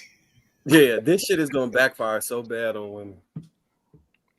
Because ideally you would think that by letting people know that somebody toxic and XYZ, that will deter them from dating the person, but more than likely it's gonna draw them to them. Because they gonna question like, what is it about you that allow all of this fucked up shit to happen with all of these women, and women keep coming to you? They'll read something outside of some STD stuff and be like, she probably lying on him because she want him still, and make him more attractive. It's a very big difference between the stuff people say they want and what they actually are attracted to. Like I asked about Love is Blind on Tuesday, but I feel like y'all probably watched the show, right? Y'all watch it? I watch it. Yeah, me and my girl. Which one is this? Yeah. Love is Blind. Love Island. Love Island. Oh, Love Island. Yeah. I like We've that. seen Love Island. The guys that come on there and are respectful and nice and just the epitome of a gentleman, they get rejected. There's no spark. There's nothing there. And these would be what women would consider fairly handsome men. They just don't have what women are looking for on the thing. Now, the person that's emotionally unavailable, that's got a little edge to them, they going for it. So y'all is just free programming. If you've been like out in the streets, one of the best things you can do when it comes to getting women is bring other beautiful women around. So if the woman that's talking crazy about you is beautiful, she just got you 10 more beautiful women. That's what I It said. is the best flyer that you could have. And then men so slick, somebody might even pay somebody to go on there and lie on themselves to get more women. Like I just think this shit go backfire. See, this is the thing of TikTok buddy of mine. He asked this question. He said, "Have you ever seen a guy that's locked up that don't have a woman?" He said, "Have you ever seen a guy that got different kids by different women with no woman? Have you ever seen a guy that commit crimes with no woman?"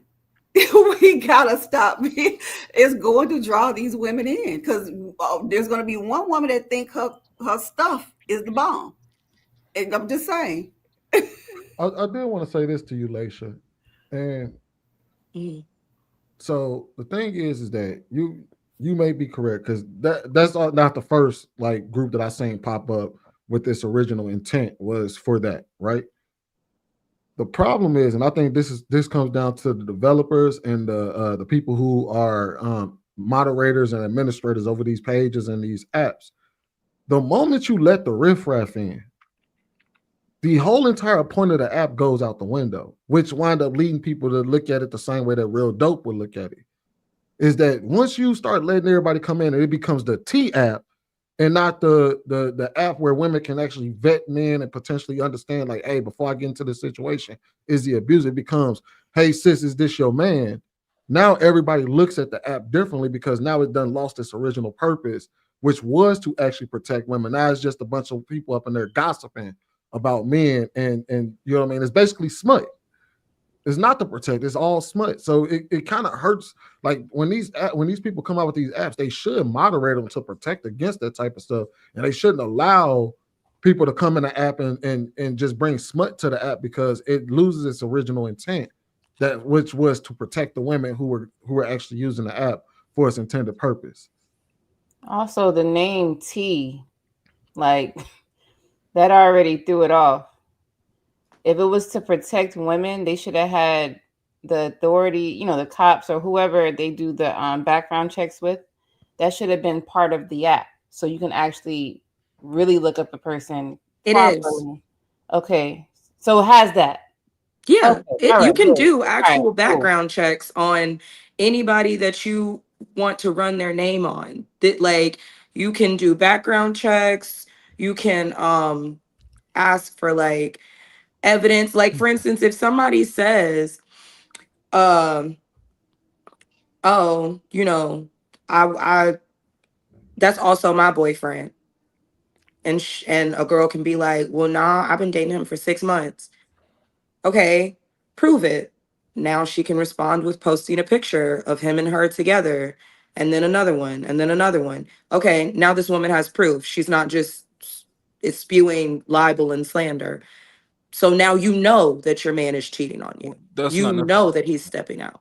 Like, So it's just basically like you can investigate and find information on a guy, but then you could also have private chat where you're discussing information about the guy, which is well, that part, it doesn't have to be. I mean, it's not like that's private. It's like literally you're posting a picture and you're like I've so one girl It's like a free said, call. like, It's like a free oh, call. he's cute and I'm interested in him, and he's saying he's not seeing anyone else. Can you guys confirm that, like, he's not seeing anyone else? And if it just so happens that he gets red flags, and then that girl responds with, oh, well, I am seeing him. Okay, can you prove that to me? And then she posts a picture of them. Like, it's the essential, it is the same setup as you post something on Facebook and then there are a bunch of comments. Question: Do you how would you feel? Do you think it's okay to do that? Do you think it's okay for a woman to go inside an app and be like, "Hey, I'm dating this guy. I want to know if anybody else is dating him. He says nobody else is." You think that's okay? Yeah. I So mean, what if if you're you? not, you're not. Okay. So my question is, what if you found out that the man that you're talking to posted your photo inside of an app and he said, "Yo, anybody dealing with her? She told me she ain't dealing with nobody." How would you genuinely feel? I would feel like he felt the need to, like, do more research, do more vetting, make sure Violated. he was using his discernment correctly. Because I will also say, now, I'm not, when I'm saying this, I'm speaking directly to my city again, right? The men in my city, when they found out about this app, they then made an Instagram page, right? And that was their get back, because a lot of them felt like, oh, this will be my ha moment. We're going to get back at y'all, right? Yeah. Okay, cool. So they started doing that. They started doing, like, posting pictures of the girls, like saying, captioning it, oh, I like this little fine shit. Anybody Yeah. fucking with her? Yeah. Yeah. I would Like, argue that most women would probably stop talking to that man after if they found that they out. didn't. I'm just saying, I would argue that most women, that would be a Well, turnoff for most women.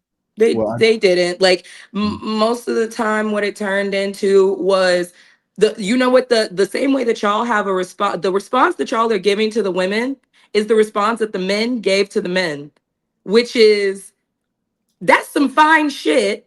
You better hide that. Why the hell would you post it? Now I'm finna go try and find her. Well, yeah, if she's not a hoe, but if she's a hoe, they probably gonna run down the oh yeah, I just had her last week. Oh yeah, in the car. Oh, yeah, we was in a movie theater. I got her.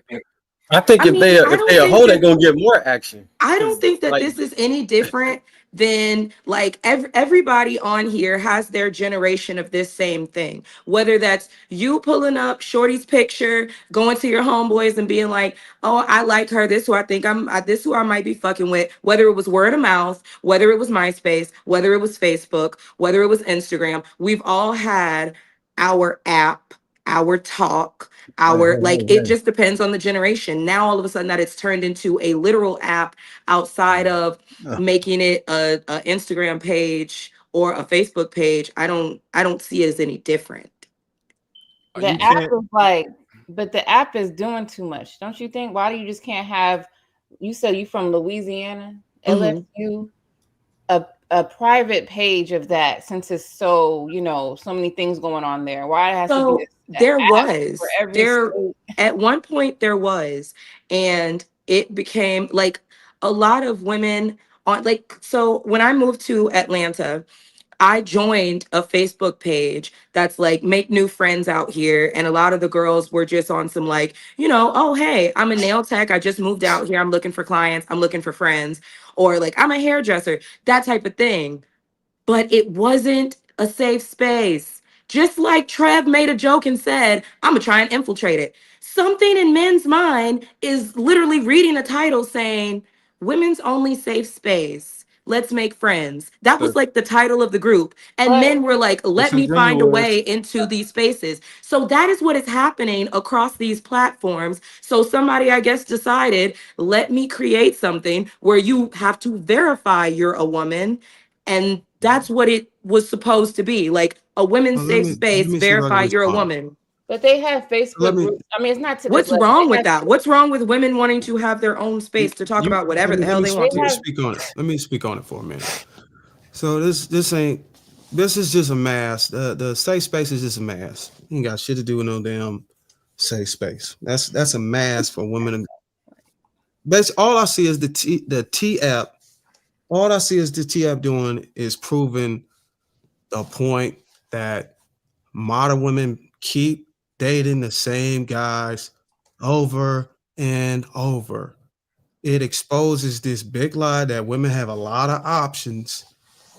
If their dating pool was really that big, you'd have to ask, how are they all running into the same damn man? But here's the truth. What we can learn from this T app is that it confirms what we've been saying to women all along. If women do not change their expectations and standards, they will be sharing men. So without saying it directly, women are basically saying they are willing to do it so long as they are sharing a viable option. But the problem with the connection is these men that are viable aren't getting out. They're not getting out of the dating market. So long as the standards of the woman who are sharing don't champion the requirement of monogamous commitment, these women will continue to get passed around, and this is nothing new. It's been happening all along. Now we're just on a viral application. So basically, women is going viral for being bust downs who share the same men. Simple as that. And I just want to say real quick. Oh, who was talking? Go ahead. My bad. I was about to say you can't compare a man communicating with a group chat of his close friends of 6 people to posting a post on an app with millions of people. Those two things are just completely different. Like you can talk to your friend about, me and what's the name just had sex. Cool. You can confide in your friends, your friends group. But when you go online and you put it out there, that's just like, that's out of pocket. Yeah, I was going to say that. But the other thing I was going to say too is that like the app should just be, let me go do a background check. All that background talk should stay on like the YouTube private groups. I was in YouTube private groups before. I know how they go, but there are certain groups that's very strict. You have to answer all these questions first. There's moderators. I've seen a page that have 10 moderators. Like they making sure you are who you say you are, all these things. And then, you talk however you want. But these same people that was messy in these Facebook groups that you were talking about, they're in the app too. So the app is going to be messy. It's messy already. So it's just keep it to the point where we want to verify these guys and make sure they're, safe. and then that's it. But it's a I mean, moneymaker. So are we expecting, my only thing is are we expecting like I said, there's everybody on this app from 15 to let's say 60. Are we expecting the 15 to 23, 25 not to be messy?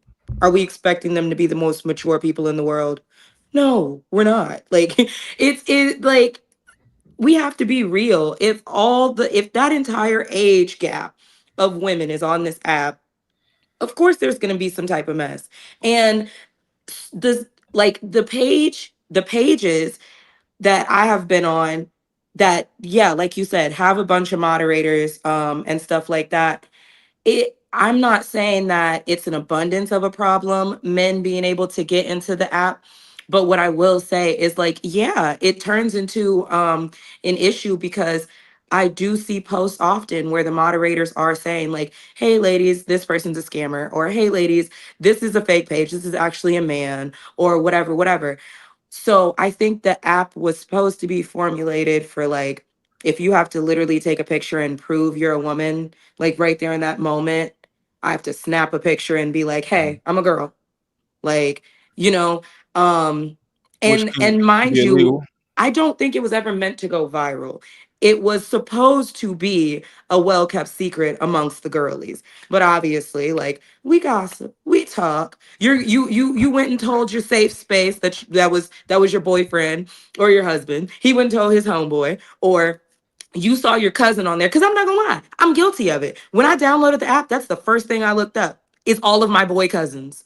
And that's immediately what I did. I called them and said, you sluts, they are on here talking about you are Wait, just hold not on. paying Wait the a child minute. No, support. hold on. Wait a minute. You I'm not gonna cannot. lie, I No, did no, that. I no, called no. them. I You called them and cannot I told sit them about here. themselves for being on the app. You Yep, cannot sure sit here and did. say, can women have a safe space where we can just go? And then the very first thing Yeah, your not ass to be did infiltrated by men. was That's like go when you and go in the black. girls' No, room. no, Is no. no woman on here guilty of going in the girls' room and not having a conversation amongst women and expecting a man not to barge in and be like, "Hey, what y'all in That here ain't what talking I about? said. That ain't Let what me I said. hear." I said, That's what the app is. how you gonna sit here and That's all it say, could a is. woman not have a safe space to be able to come together and congregate and have a Mhm. conversation without men interruption and without men being included? And the very first thing you did was Was look up call my your cousins. guy Yeah, cousins and I then go did. and tell them about the But I safe admitted space to app. it. I admitted to it because at that point, when I'm calling them, it was already the slut and the So smut what you and the should have slander said on was, there. Laisha, self, huh?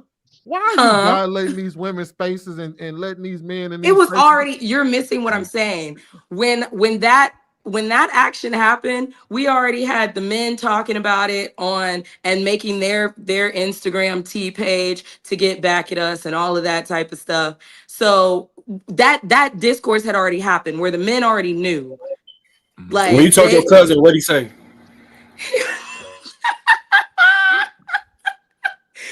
he was so some of them thought it was funny, other ones was like, damn, I'm finna go call her because I know exactly who that came from, this and this and that, like So you just put the women on the line nobody. of fire. Did it I'm help? not Did it gonna help him to lie, more women? I Did it don't help him think anybody took it as this serious thing, like the way Real Dope and Lady Di and Darwin are talking about it is from this place of like it's this big thing, but there are going to be integrity? people It all is. It's a over bigger. Is a bigger issue. all It's over not the just world where compliance. it's gossip. It's city and neighborhood gossip. Wait a And that's minute. how most of the people took it, at least in my city. Like once it became that, that's how they took it. Like once it went down that road Yeah. of like Uh, despair, like it my just made original point was everything telling worse. you, yes, like it is what it is though. We thought it was bad, but this made it bad. Mhm. Yeah, Like like damn. it what it was supposed to be for, once it Like detoured from that road, people used to we have an accepted it. idea that women shared men, and they only ran across it anecdotally. Now it's a digital footprint on it. It just made it so bad for women now. And that's really what I thought MY was alluding to, but I still like his point on it. But this is not good for women. Bougie, It's I got a really quick not good. Bougie, quick question, because you said that you feel like women just had a safe space, and here go men trying to infiltrate it. So you truly believe that if men and women had an app, that more men would be trying to infiltrate that space than women are trying to infiltrate the men's app? No, I think it would honestly be equal because I feel like that kind of goes to the principle of like everybody wants to know what everybody's doing. Because like I said, I can only attest to my experiences. Even when it was just the Facebook pages or the Instagram pages for girls moving to new cities or whatever, it's not like men aren't trying to like answer the questions and use fake pictures to get in those groups. And I think it would definitely be vice versa because everybody wants to know what everybody's doing. Well, let me I want ask you a to question, Laisha. mhm. Okay, I think it's safe to say that a woman created this app. Let's just say women threw the first rock. Now the rock has to be thrown back.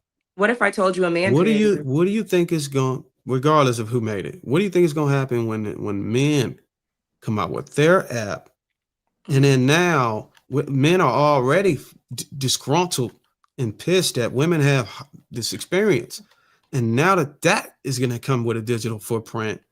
And now you can research your mother on there or whatever. Like, can't you see how this is just gonna make everything even worse? Well, You that's think why. girls wasn't searching for their daddies on that app? Wait. I'm gonna go ahead and come in right here. So there was an app. Pause. Okay, there was an app created by men, and it was called T-Born app. The T-Born app was launched mid-July 2025 by Bowler Plate Technologies LLC and quickly rose in popularity. The app allowed users of any gender to share anonymous dating experience and rate others, primarily men, for safety and warning purposes. On July 9th, 2025, the app officially announced it will be shut down soon due to misuse, specifically users posting non-consensual nude images. TikTok and other platforms now feature millions of posts referencing T-app removed, T-app deleted, or T-born shut down. Let me go ahead and play this right quick. All right, yeah, so I know this T app is popping right now. I just downloaded it, so I'm waiting to be approved. But did y'all know that the guys have one called T-Born? And yeah, they exposing y'all. So I went and I downloaded the male version of the T app. And yes, ladies, I'm seeing faces. I'm seeing faces. I'm seeing faces. I'm seeing statements. I just got done flying her out, smashed and flew her back, and I just found out she's married with 3 kids. Ladies, y'all please be careful out here. Y'all please be careful because they're attaching a face to a scenario. And I'm telling you this right now, y'all be careful. Leave people alone. If you're married, honor your wife and honor your husband starting today. Starting today. Baby, look, I'm on both apps. I'm on both apps. She said be careful. It's getting a little dangerous. Hey, JR, real quick. Okay? Getting a little dangerous. She's scared she gonna get told on, y'all. Hey, JR, real quick. So Laisha asked a really good question. Do you have any videos of dudes saying, "Man, I downloaded the T app and I had to go up there and see what was going on"? Probably a few of them. Is there any videos of guys saying that? Yeah, give me a second. I'll go ahead and locate some because it is a bunch of stuff that's. And also, I just want to put it out there, y'all. I don't know if this if y'all ever heard of this app, but like when I was in college, right? There was an app just like that, but it was like both genders. It wasn't gender separated or gender specific. And it was called Yik Yak. And you used to be able to go on there and anonymously, oh my God, post whatever you wanted. So you could be like, I had to go to the doctor after sleeping with so-and-so. So-and-so, broke and sleeping on my couch. So-and-so, like, And that's when I was in college. Everybody was using that because at that time I lived in Orlando. So there were 3 colleges all on like one long street. That app got so much traction. Like that's what people were doing. Like I don't know. To me, like it's just not It's not a that big big of a deal. deal. People gonna talk shit. People gonna say whatever they gonna say. And next week there's gonna be something else to talk about, something else to like. Everybody's gonna gossip. Can you at least concede to the point that if men really had an app this big about women, they would probably get it shut down like within a few weeks? Because they did it already. They did it already. That's what he was T-Bone saying. was shut down. Yeah, once the men I'm waiting. start. No, I asked her if she would concede to that point. I'm waiting for her. I mean, it is being shut down. So I have to It's being concede. shut down. He just said the T-Born app that's what No. the clip was saying, that it's being shut down. Okay, so you agree that it's hypocritical for women to think that it's okay to have an app, but not want the men to have an app? Oh, I don't think that y'all shouldn't have an app. But It doesn't bother me. So you think it's hypocritical of them at least?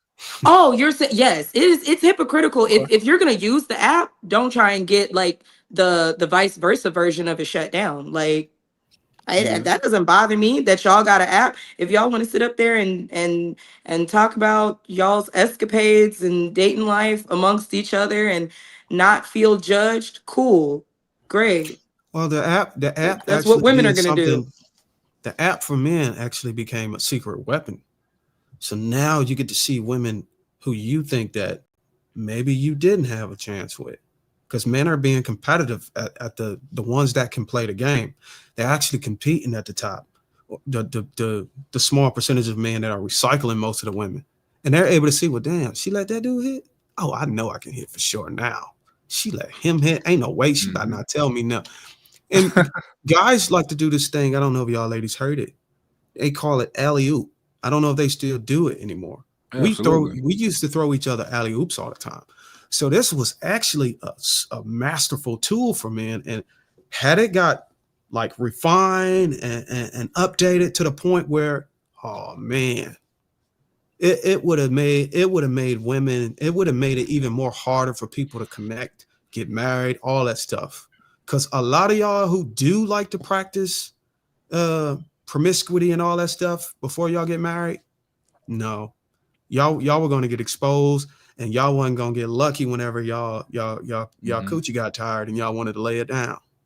It's going to be over for you. It's just going to make it even more harder for you to cash in and try to get out of the game. So you gotta appreciate whoever came up with the idea to shut it down. Yeah. That's a blessing for y'all. I'm just telling you, you got to be aware. This is just a glimpse of where the world is going to be because of AI has been introduced. And it's just not up to the developers to be able to create applications now. I can create an application tonight and launch it tomorrow. So just imagine 10 years from now, man. If you don't get this is a wake-up call. If you don't change your standards, man, it's just going to get worse. I think that when it comes, damn, I had a good point. No, go ahead, somebody. Damn it. All I know is that when you talk about alley-oops back in the day, because we did pretty much the same thing. Got it. The Kappas would talk to the Qs and be like, man, shorty going. And they'd be like, yeah, what's to it? Oh, she a squirter. She woo. Yeah, what you had to do? They like, shit.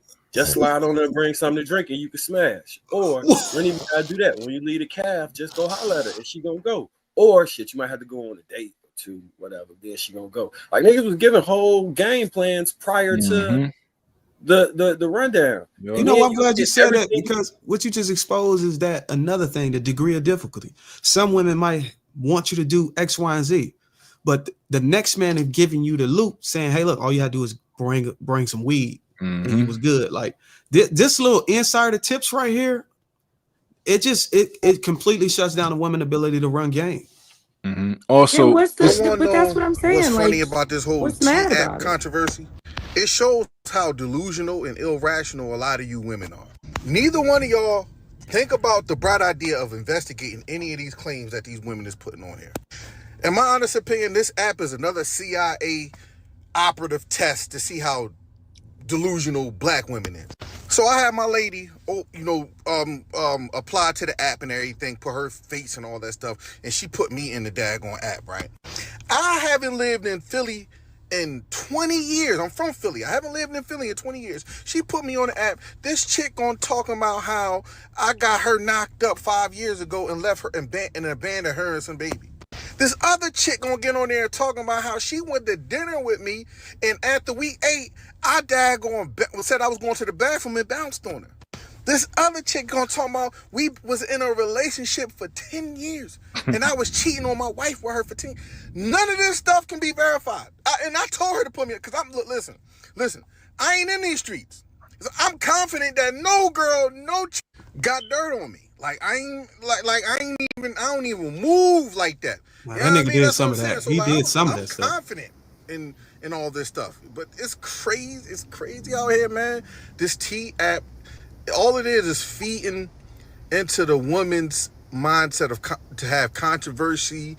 It's feeding into women's need for just wanting to be always in the middle of some type of drama, because that's all these women is on. They on there for drama. They on there for the tea. That feeds them. That's what they all about: drama, tea, controversy, and all that stuff. That's what that whole app is about. That's why, like, what's happening is some man gonna make an app the same way and expose women. These wars they never going to stop, but they're going to go tit for tat. And if you notice, one common denominator, right, on that app is nothing but black men. You don't see white women, you don't see Latin women, you don't see these other women that are going exposing men. They're men.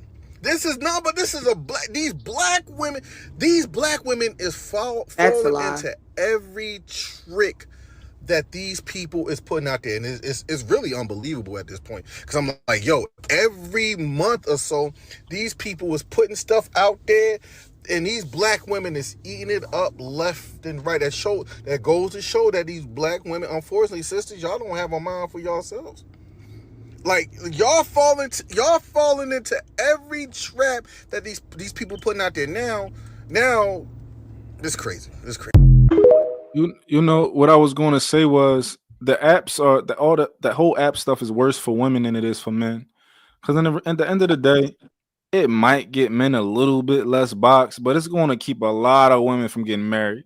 Like, that's the reality of how that would work. If everybody's saying that, oh, look, dope, look, work, bro, I got a whole public relationship with millions and millions of, like, tons of exposure. Like, cut it out. Like, I have a whole public relationship on Instagram with a lot of followers and a lot of views. Like, cut it out. I think that statement that it's only black women exposing black men is diabolical, because as soon as I opened it, that's a white man. Yeah, that's all due to people's perception. They said that y'all do the same thing with the police stuff. Oh, it's only us. It's all you see. That's all. Why y'all keep blaming this on a white man? What? I think that's right. awesome. I think there's a reason why we can't never. Like, why does this got to be this is y'all don't What know are you how to talking about? regulate y'all. I'm talking about this app. You said when you open this app, all you see is the white man. No, that's not. I said that's not what I said. That's not what I said at all. No, what he said was all black he people. said it's only our women exposing us, as in it's only black women exposing black men on there. It's just our women on the app. I just wanted to prove that as soon as I opened it, the first thing I saw was a white guy being exposed by. Okay, I was gonna say. Yes, I was just saying that, like, white guys get exposed on it. Like, the white girls are. Most of LSU is white. Like, they're on there talking about their guys too, for sure. In droves, actually.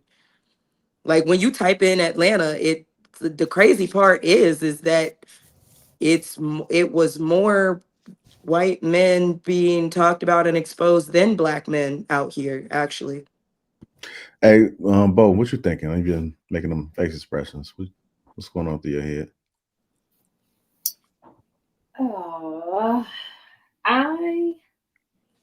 I personally don't care.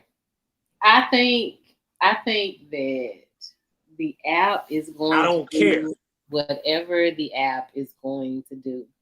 Now, the one thing that I found out about it that I thought was really great is they have this section where you can check to see if someone is an offender. They have the, like, you can check the registry straight on that app. So if you're messing with someone that has committed some sort of SA or rape or something like that, you can check it on the app. So I'm like, I mean, that's at least a good thing. You have like this one place that you can check it. I think that personally, for me, if I have to go on an app to check on a man that I am talking to, I don't need to be talking to that man. That's not who I need to be talking to. So for me, it would be useless because I would just not talk to that man if I have those types of suspicions about him. Now, I do think that, my bad, I do think that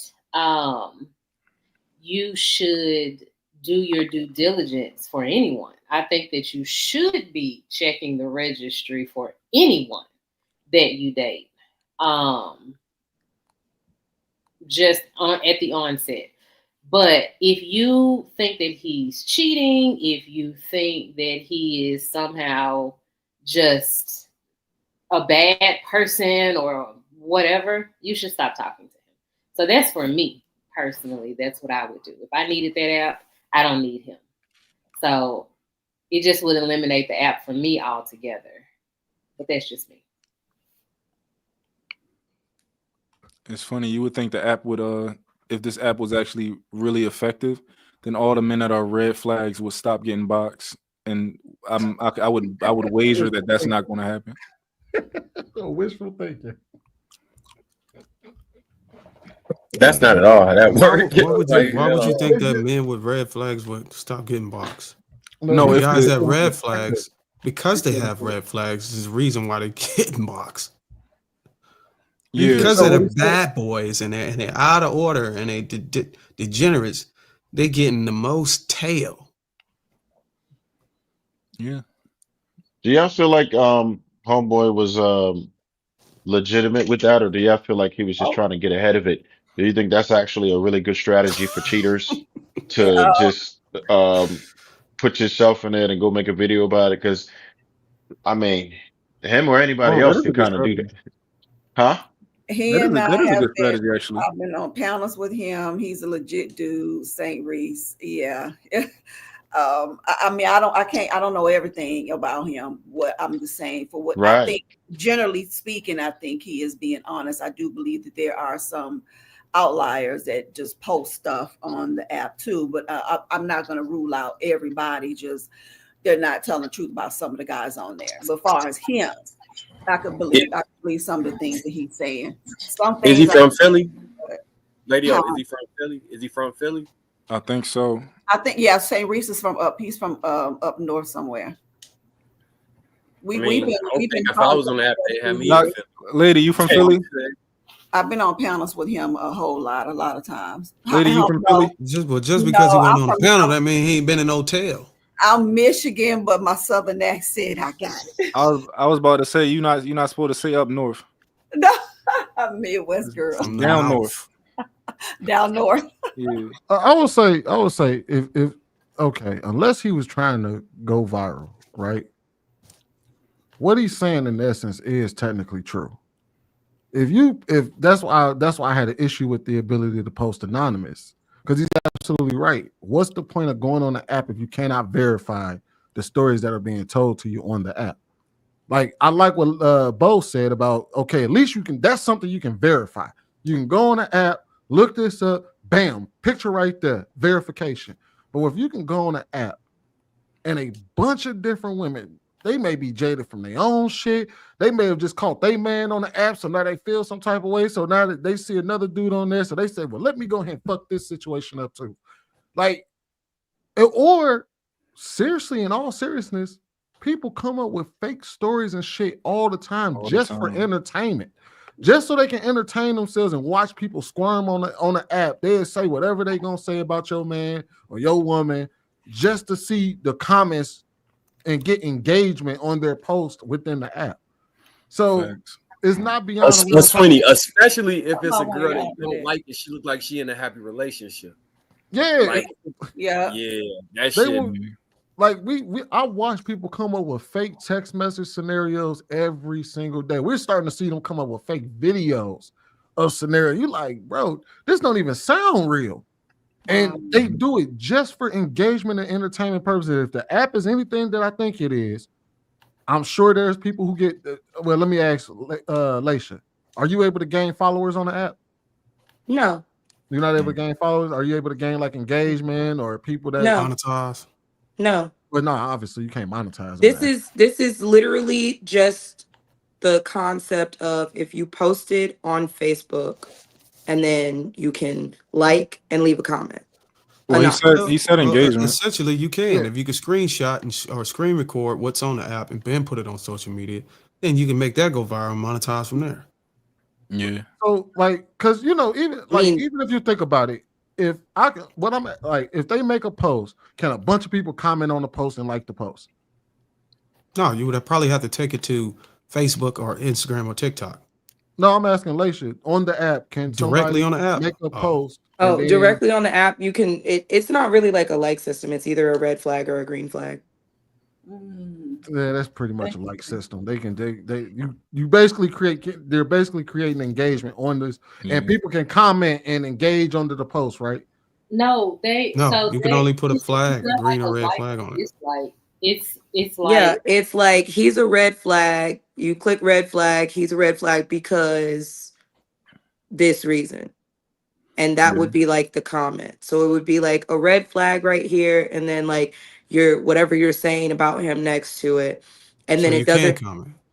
It doesn't go like any further than that. It's just so you get a cap on the amount of words you could exceed explaining why he's a red flag, but that is in of itself an actual comment. Yeah. Okay, so you can, but nobody can go up under it and hit like or whatever. No, it's just one thing. So it's just almost like a caption. Yeah. It's like a picture with a caption, and then like they can add their own caption, and then the next person, and so forth and so on. You can create engagement. You just have to funnel it off to the actual appropriate platform, then start the engagement from there. And I think that's what Scam likely did. I don't know if he was joking. Yeah, I think he's probably joking though. Yeah, but you can do that. Even within the app, it creates some form of like a dopamine hit, right? If you share like I said, people tend to people come up with stories all the time. So even within these apps, some lady comes in and shares a picture of her husband. And then you and a bunch of other people come up with stories for that person just to create like this tunnel of engagement, even if it is just a green flag, red flag, or the ability to take it off the app and things like that. It's just weird because if you can post anonymously, my whole point is that the app is kind of pointless because you cannot verify the stories that are being told because people get to post anonymously. And so there's no difference in impromptu. So Darwin, even if they want, what do you think they'll say about you? Like what would if you was on the app, what do you think somebody would say about you? I think it'd be no different than what they're saying about me. I'm already exposed to social media, so I don't think the app would be doing anything. I mean, if anybody wanted to expose me, they would have. Especially as much hatred as I created, these women would have. Got the OT app, and in less than 24 hours, it was ruined. Because guys were posting naked pictures of their old girl. Like, you're a sicko.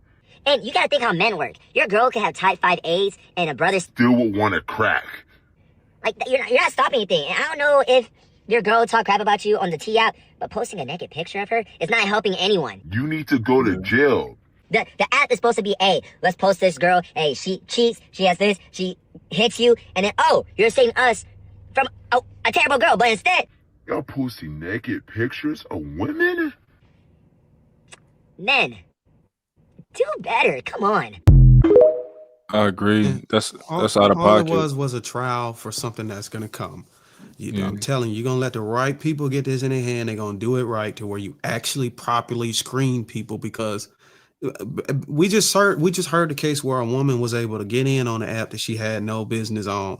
I think it was supposed to be only for men. Somehow she bypassed all the obstacles or firewalls and shit that keep women out. So like once they get it down, and I think they intentionally did it like that to see if people was just gonna break the rules. People gonna always try to find a workaround, but somebody's gonna develop an app where it actually goes by the guidelines and it protect people's rights and stuff, and then it's gonna be game on. It's just a matter of time. This probably was just a trial test. Yeah, I think that I can admit that like them sharing naked photos and stuff like that. Yeah, that's up niggas' alley, right? Like I can definitely believe that they did some lame stuff like that. But I do think in general, and it's just my opinion, that women are more prone to lie. When it comes to things like this, in general, I think they're more prone to lie. Like for example, I used to be a vicious troll. Like I used to be vicious troll when I was young. Like, and y'all know the first comeback of one, it's two comebacks a woman gonna say as soon as they don't like you or they mad at you. What is it gonna be? Yo, dick little or you broke. Or you gay. Or you gay. I forgot that one. Yeah. They gonna be the first things the girl says. So I can imagine what people are inside the app saying about niggas like his meat small or like don't even know you from a can of paint. That's gonna be the first things they say. Well, let me ask you this real deal, Dad. What do you think would be a good alternative that'll work? That'll say, like, for example, let me pitch this to you and let me know what you think. What if it was a app where you could you could take a picture and the software will run the metadata, the coding behind the picture to make sure that you're actually the owner of the picture and you didn't get it from somewhere else and you took it from your actual device associated with your Mac number or IEE whatever number I'm not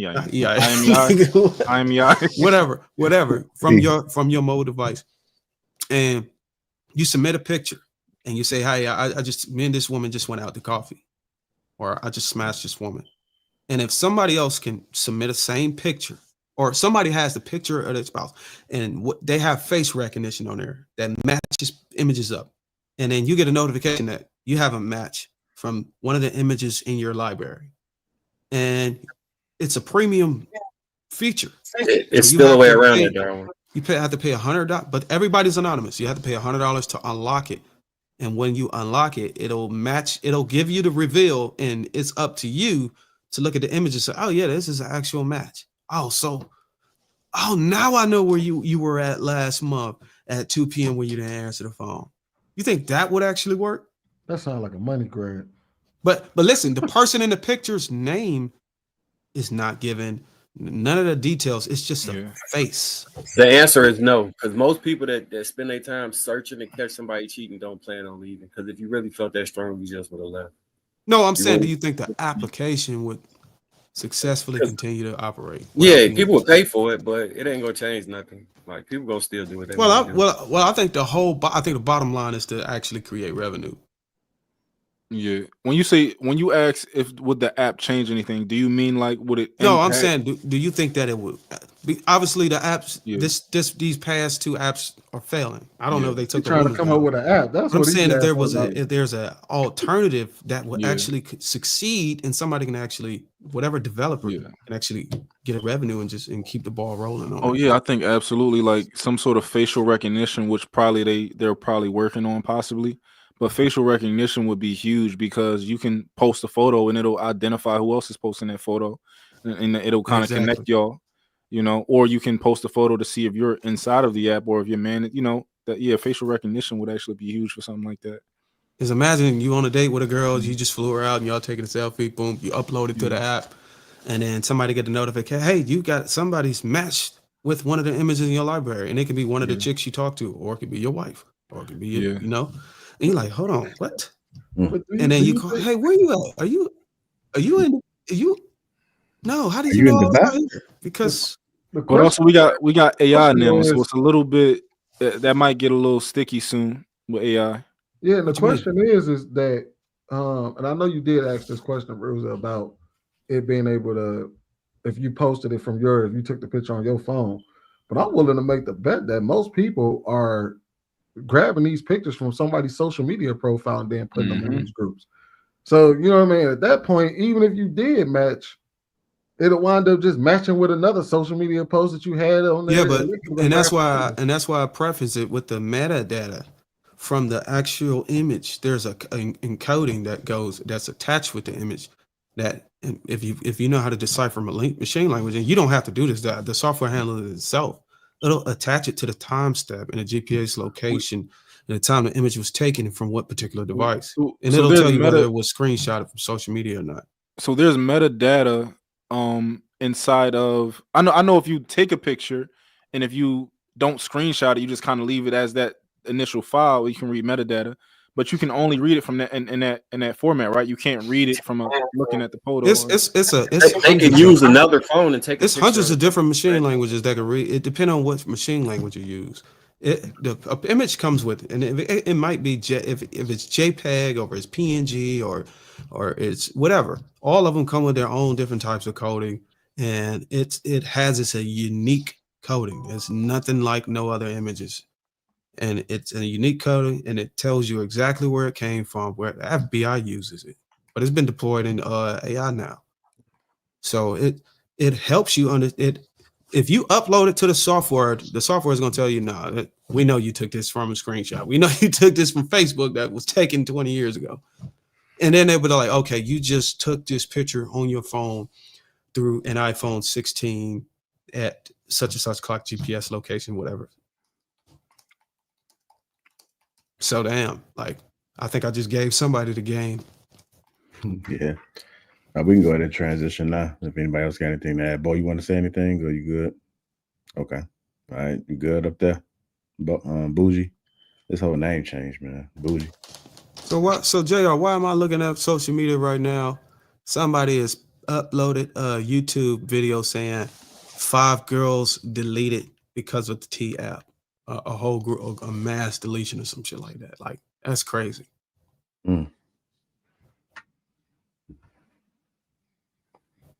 I don't know, man. It's welcome to the internet. It's gonna get better. I heard that Elon was talking about bringing back Vine, but in AI.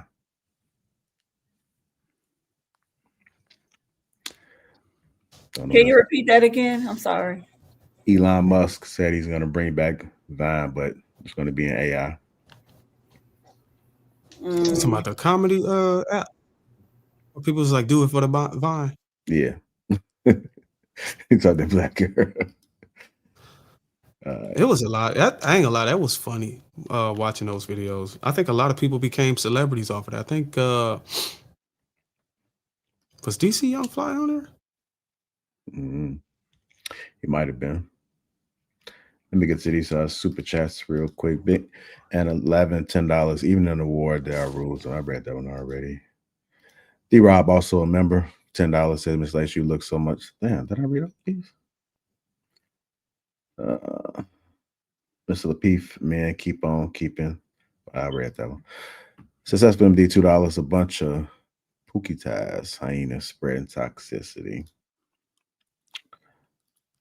Curtis, $5. This just proves women are messy. They can't wait to tell their business to everyone. Doug Will, also a member for 41 months. All this app is going to do is get somebody hurt. Successful MD, $2 says, survey says trauma bonding and messy app. IU McCoy, $5. I can't believe some of y'all men are saying the T app is meant to protect women. That app is meant to be a gossip app, as the name implies. Mont, $4.99. You can't compare a man talking to his friends to posting photos on an app with millions of people. Successful MD, $2 says, why have the app since women brag about intuition? Successful MD, $2. Go see a therapist and not feed the sisterhood. Mr. Sim, the professor, $1.99. How much to never see Laisha again? Lapeef. The Ant, $11, $10 says, Laisha, why are you on that kind of app? Ain't you supposed to be married? I want to thank everybody that has contributed to the platform. Hit the like button. Hit the like button if you haven't already. The likes are free. Let's go ahead and get into this. So we're coming to that topic. I had actually downloaded the video. And so when you sent it to us about the reciprocity in marriage, I had seen it already. So we're going to talk about that. Y'all ready? Bo, wake up. I am up. Okay. All right, here we go. Woman who has a man who is every bit of, if he wanted to, he would. as the wife or the partner to that woman, you also have to make sure you are, if she wanted to, she would. Because as much as he's pouring into you and taking care of you and making sure all of your needs are met, you also have to do the same for him. I have found myself having to reevaluate the way that I approach him. His love language is care. It's giving. It's gifting. It's being everything that I need emotionally, mentally, physically. He is picking up my mood when I am sad. He is reassuring me that I am beautiful when I am a hot mess with 4 pigtails and a greasy face. He is all the things that I need him to be for me. But in turn, I have to be all the things that he doesn't say he needs. So I am very vocal. You know when I'm upset, you know when something is bothering me. My emotions do not hide from my face. It's right there. He is not. He is a very much hold it inside, and I'm just dealing with it, and this is where I have to be. I am learning even now after over 20 years of knowing him how to read him and understand the things that he needs. I was not raised in a house to cater to a man, right? That's not something that's inherent to me. It's not something that I know how to do without question or without ask. I've had to learn how to do it.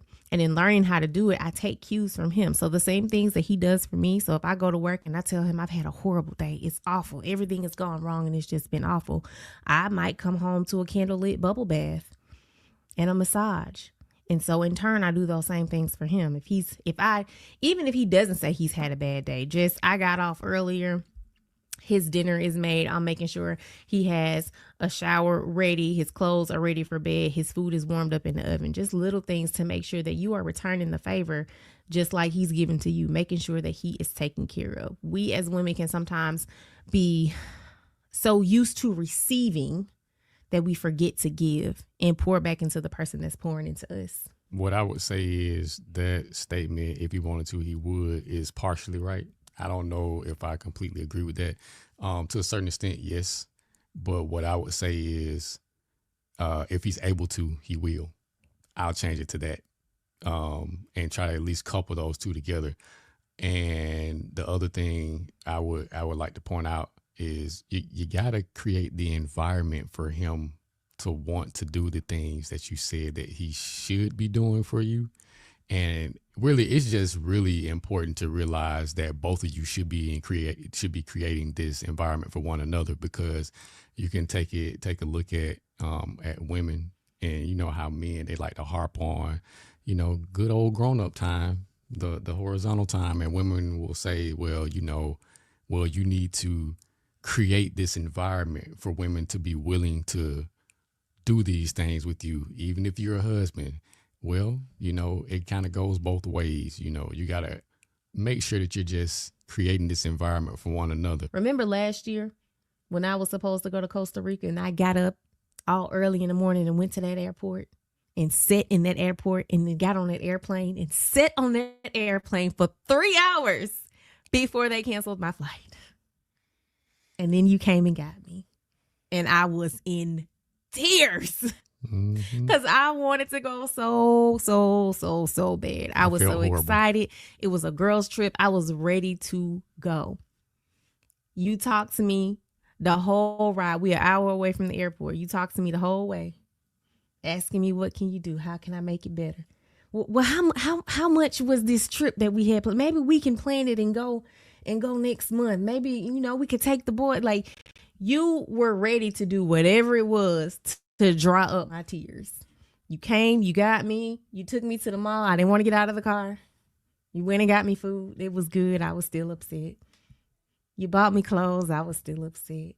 And now here we are a year later, getting ready to go on our trip that we have planned.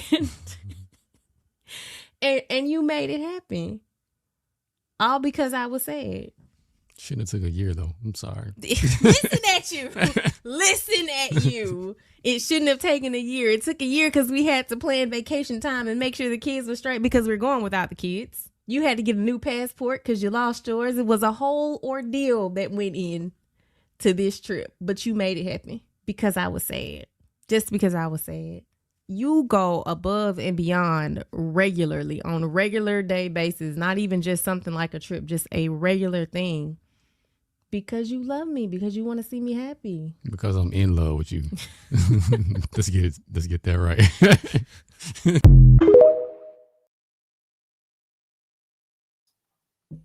What's your thoughts around this, Sweeney? What you was thinking? Go ahead, Bo.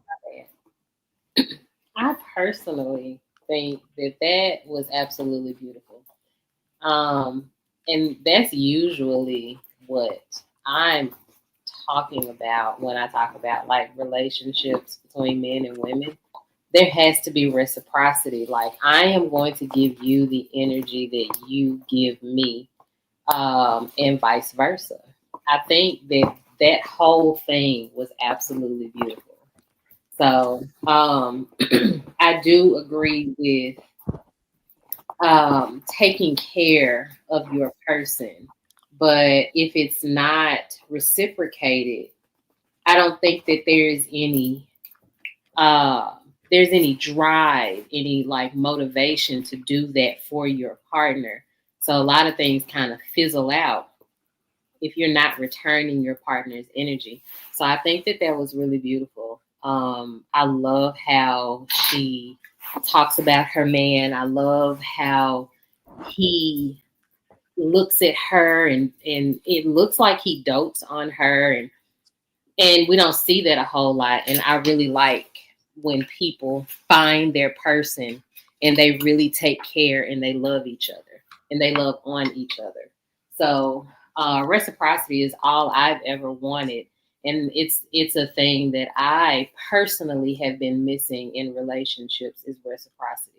I would love the energy that I give, and I almost never receive it. And I think that that's true for a lot of the women that I know. I don't know about most women. I'm not even talking about most women or in general or nothing like that. But the women that I know and me, that's usually the problem. Want to chime in, Lady Di? Did you see the video? I did. I was listening. So yeah, that was very positive dynamic of marriage. So that's great. For majority of women, it's not really like, I don't want to say, oh, it's because the people I know. It's just kind of globally what I've been seeing is reciprocity is not given because some women feel like, let's say the man is not doing enough. So there's this thing where if the lady is working, like both parties are working, they'll complain like the husband is not helping with homework, or he's not doing these type of things. I'm doing everything. I'm a single mom in the marriage and all of that type of stuff. I think that some of the relationships that I'm seeing, some of it can be a misunderstanding.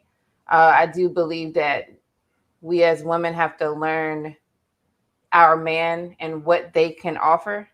So if they can't offer certain things, I'm not saying they can't help with homework, but maybe they're good in a certain subject where they could actually be beneficial to the child, then that sounds like a conversation that we as women need to have. So like the dynamic of the video that JR showed is basically showing that they're having conversations and they're being observant to each other. So if there's issues in the marriage or relationship, it's kind of like have a talk. Don't just say you need to do this and you need to do that because you're my husband and you're the father and all that stuff. It could just be a simple conversation to help cultivate and fix things.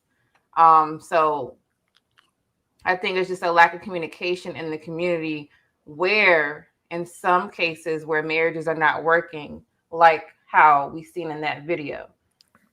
So I think that we all should just kind of learn our person and have these conversations. And it can be uncomfortable, but because you guys are together, then make it work. It may take a couple months, it may take a year to get on the same page, but at least you get there. I think a lot of us give up too easy. to have that type of dynamic of that video. I think that a lot of people can have that connection if they just be patient. Because obviously you pick the person you want to be with. So, all right, cool. Kind of ride along through with it. Reciprocation is given when you guys love each other, obviously. So, that's all I have to say.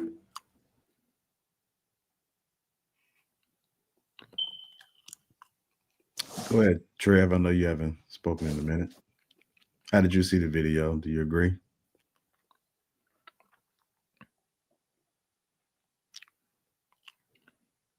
You're on mute.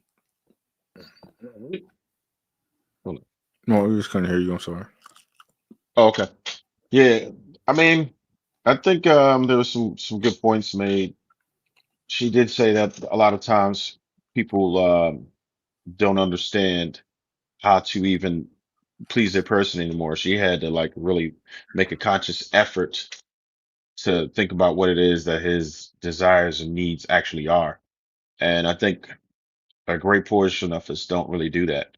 That reciprocity thing. If you're, one thing she said was that people are used to being on the receiving end. And that's easy. And you'll think you're in a great relationship because you're always on the receiving end. But a good portion of men won't voice their opinions.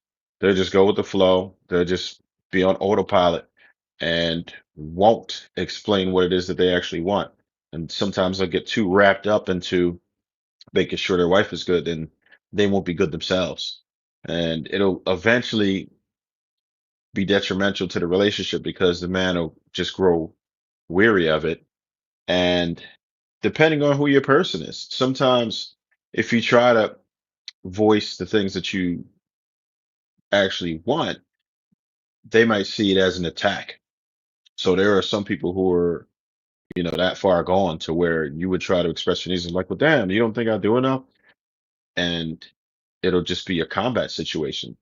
So sometimes when you're in a situation like that, I don't even know what you do to get out of it. But if you're fortunate enough to have an opportunity to where you still are in the vetting process, you have to see what people do naturally. And you normally hear me mention the word considerate. That's the most attractive trait to me ever. If I see a woman who's considerate, then all right, that's what I need in life because you're not going to have to ask them too much. They're going to be thinking for you sometimes. If you have a good partner, they are in tune with you. They're making that conscious effort to see what your needs are. They know your strengths, they know how to make them better, and they know your weaknesses, and they know how to make that better. And they're going to be tapped in. They're going to know what they need to do for you. But it has to be a person who wants to do it.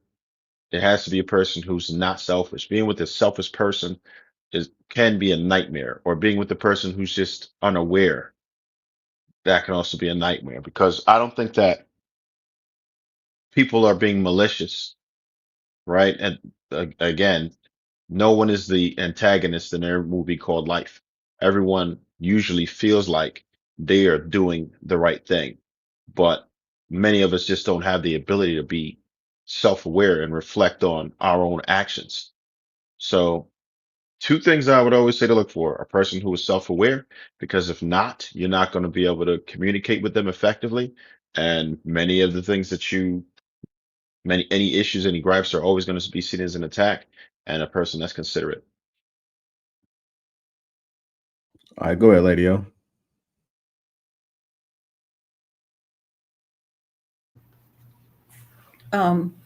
I personally don't have a problem with what she said. I think those two, seem like they genuinely love each other. The problem is we do things for the wrong person. And then when we don't get that back, at the end of the day, that person's not into you. Men and women, we got to find that person that wants to do those things, go above and beyond. But I personally don't have a problem with what she said about their relationship.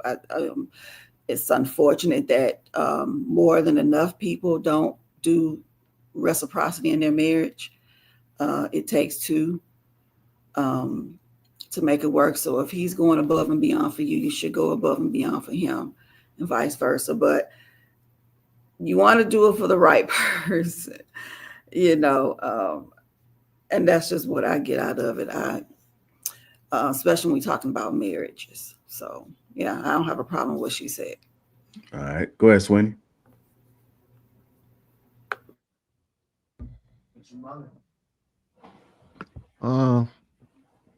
So I don't necessarily have anything to necessarily comment on the video itself. It just it was a comment underneath the post, underneath that specific Instagram post that kind of sparked my attention, which is kind of what I wanted to get y'all opinion on.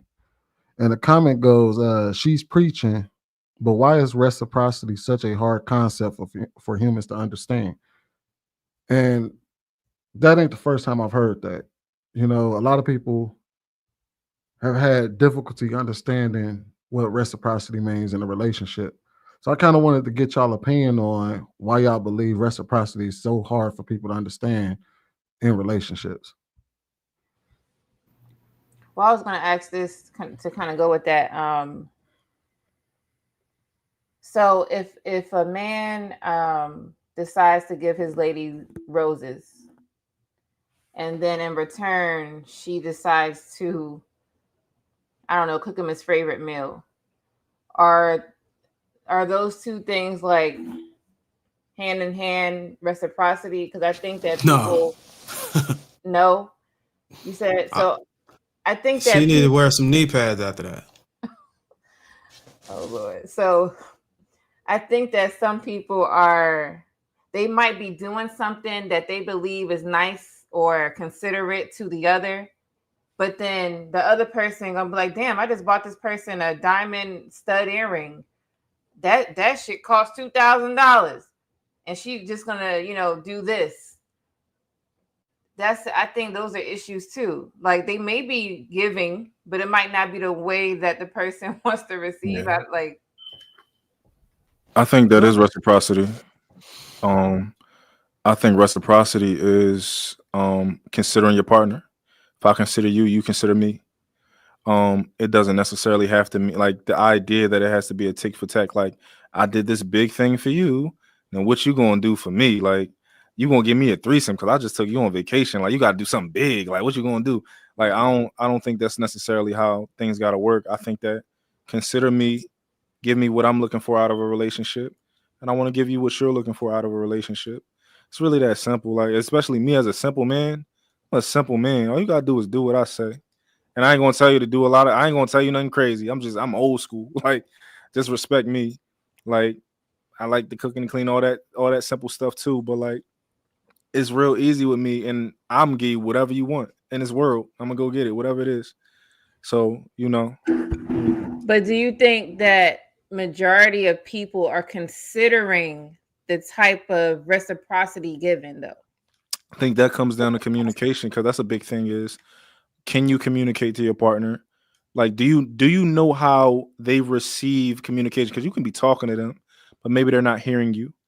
And sometimes, like a lot of people go to couples therapy because maybe you can't hear each other, and you need to learn better how to communicate with each other. So that's another thing. Is like, and typically, everything in the world comes down to communications and miscommunications. It don't matter what it is. That's typically just how things work, even in relationships. Lady Di, did you hear that conversation? Because I may be picking up on what you might be saying. Are you hinting at the way that interaction went? It seemed as though he was in a position of giving, and it was not actual reciprocity occurring. Where she was like, I wanted to go on a trip, I couldn't go. He took me shopping. He did. Then she brought another example of him doing. Then she said, my version of reciprocity, because I wasn't raised with a man in the house, so I don't know how to serve a man, was kind of learning how to do that. And then I'll fix him a plate and fix his clothes and run him bath water without being asked. So do you feel like it was maybe bare minimum she was saying it's her form of reciprocity and he was going over and above? Is that kind of what I could be misreading? Well, okay. I don't agree with. I'm more like on the real dope. What he said, like as long as you're considering something, right? And it don't have to be every day. I could do something so nice for you. I might not receive nothing in 6 months. Why am I waiting for it? That's the thing. I think the reciprocity thing should happen, but some relationships take it out of proportion. Like if I'm just saying, I look at it as, I don't celebrate this no more, but when I did Christmas, right? I remember seeing somebody, they had gifts ready for a family, right? And in the gift, it was money to give to kids. It was like a couple kids, they was giving money in a card. But the people who came in the house, they didn't have a gift to give to their kids. And it could be because they didn't have enough money. It was too many people regardless. But they came and showed their face. This could be their reciprocity. I'm here and I'm respecting your family. I'm coming to show support. I'm going to be here, even though I don't have a gift right now. The other person that saw them not having a gift, they took the money out, the card, and they put it back in their wallet. And they were like, how can they come here with no gift? I gave them this. And we're talking about kids. But the people coming in to see you, that was reciprocity, right? For respect. I'm going to be here and I'm going to show support. I'm going to be here and I'm going to whatever. We're going to have fun together. I'm saying, like, I think majority of relationships is more of like levels. I do this big thing, you do this big thing. If you don't match this, I don't like it. I don't like you. You know, I want this type of man. I want, that it's like, it becomes toxic. I think we should just be more considerate, more than like matching each other's levels. Because I feel like the reciprocity is more of a matching thing in relationships. Well, I would say it's sort of I think Real Dope Dad hit a spot on this communication thing. Reciprocity doesn't have to be the same intensity level back. It's just got to be what the other person wants. And just knowing what they want. I mean, this girl said she spent 20 years with him. She had to learn it because she wasn't taught. But I would say another issue she would have ran into is that had somebody in that household taught her how to reciprocate with a man, they might have dropped the ball somewhere of thinking it was a one size fit all, because every man is different, every woman is different. What I'm gonna want from you is gonna be different than what your mama gonna teach you I want. You get what I'm saying? So it's good to have an idea that you need to be willing to reciprocate, and knowing exactly what that is contingent upon the communication between you and that person. And if you say, hey, look, what I want and what I crave, or what my favorite thing is to sit out on the back patio with a 6-pack and just kick back and watch the grass grow. And I don't have to deal with nobody, you know what I'm saying? And for you, it might be diamond earrings. So it's just a matter of communicating and the willingness to be able to deliver what it is that your person desire based off of you knowing them for all of these years. And I think what's important that this woman showcases is that she was impressionable. And that's another thing that a lot of men love about a woman is her impressionability, being able to say, well, I haven't learned this. I'm willing to learn in order for the sake of the best interest of the relationship. So although she wasn't taught these things, this is a lot of things we as brothers are trying to communicate in this space day in and day out. That is important that you have some wiggle room to be able to grow somewhere in learning how to be compatible, even if you're not compatible. Because I would argue that we're not expecting you to fit us when we meet you. Is you can be incompatible. But if you're willing to be what do you say? You use the word malleable, right, Smooth? If you're malleable enough. One of them. I know they don't like these words. We have to kind of figure out a damn word. We might have to make some shit up just for the delivery. They're gonna have to get used to the words, what that mean, what they mean. Yeah. Or we just got to get used to it. The only thing I would say about that is I feel like there are most things that men, we always explain to women how simple we are, right? And how we don't ask for much. And I think most of the things that men want, and particularly what she mentioned, are universal. If you're talking about a massage, damn near every man is going to want a massage after like a day of hard work. I also think that a man is going to want his favorite meal cooked. I also think nearly every man is going to want to be respected. Nearly every man is going to want to be his wife to be conservative and not embarrass him in front of his friends and shit like that. So these are general principles that we should be teaching to our daughters to say, look, this is what a man is going to look for.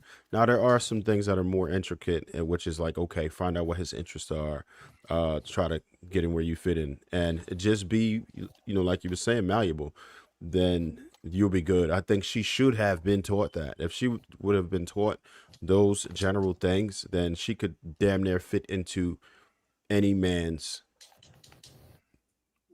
program. Most men. Yeah, but that works only if the women are leaving the household and getting into the relationship immediately, and without the gap of partners and experiences with other people, which is molding her idea of what reciprocation is generally, because then you can get conflated with a whole bunch of different subjective desires from how many men she's dated. So it works in a perfect society. But I would say if we're going to be realistic, we know women are coming in with experiences. So I think it's safe. The play it safe is to keep an open mind that maybe perhaps whenever you do meet the next guy, and we don't, and this is an unfortunate situation in my opinion, if you do have to keep meeting the next guy and the next guy, just be open-minded, just be willing to have a reset and see and have a conversation with this guy and determine what reciprocation is to him and how can you appease to him in returning favors and desired outcomes or whatever.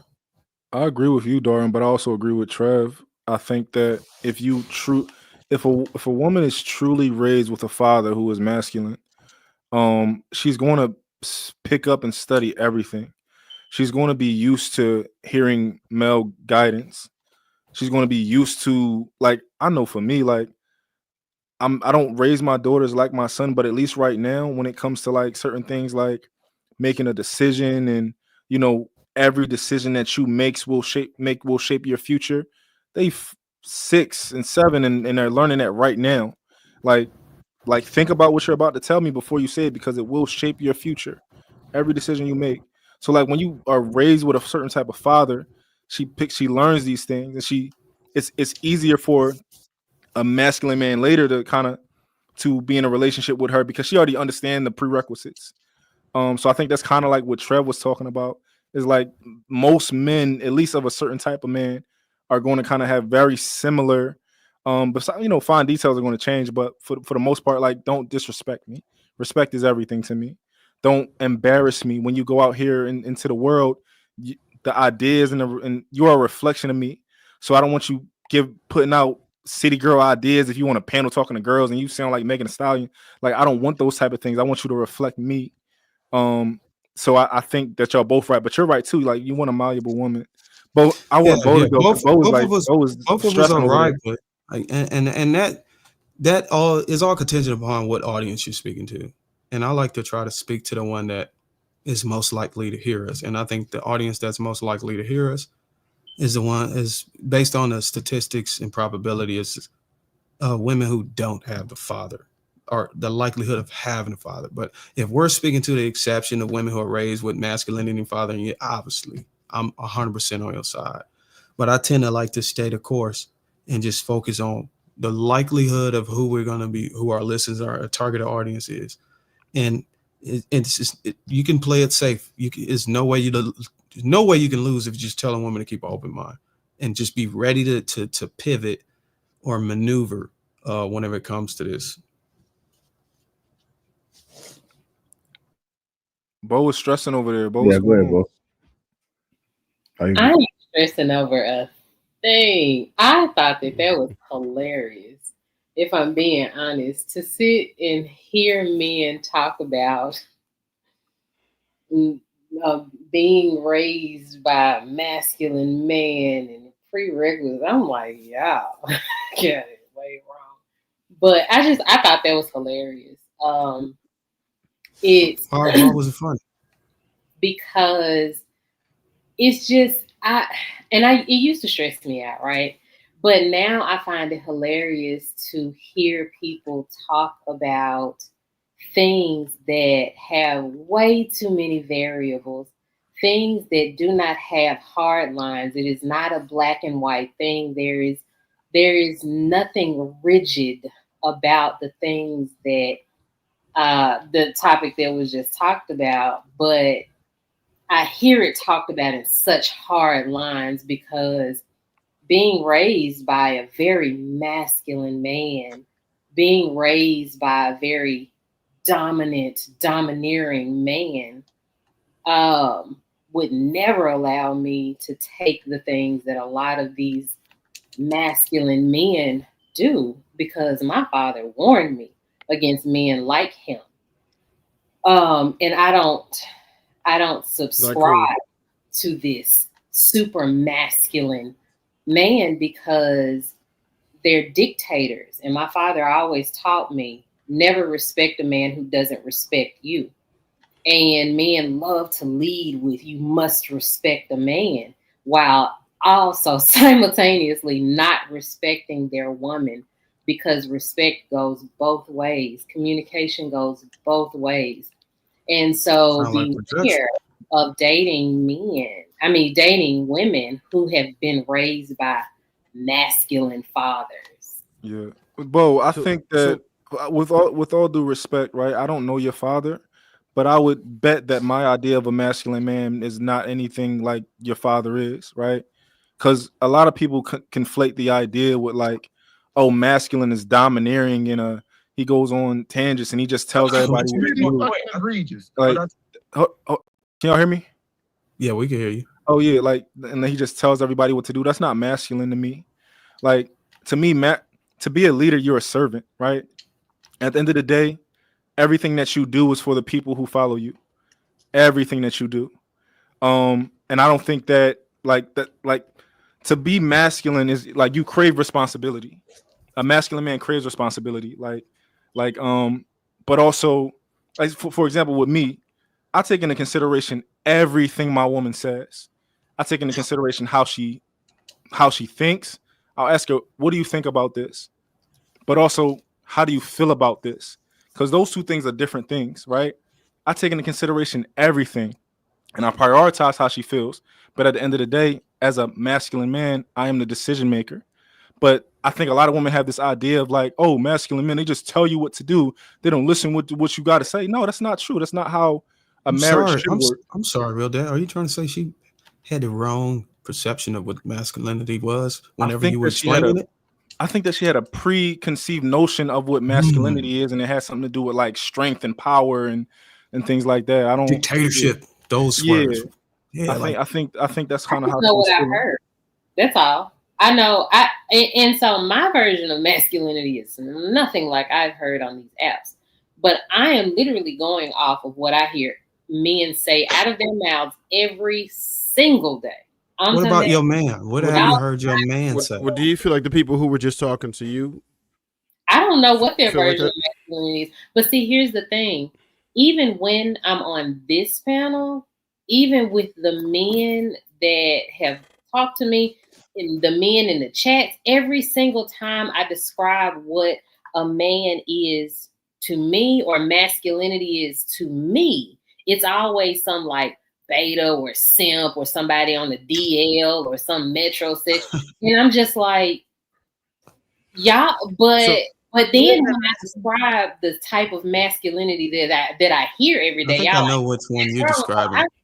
So what is masculinity? Because I obviously I have to give you the game. So Bo, check this out. Do you think that if every single person has a different idea of what masculinity is than you, do you think it's out of the realm of possibility that you might have the wrong idea of what masculinity is?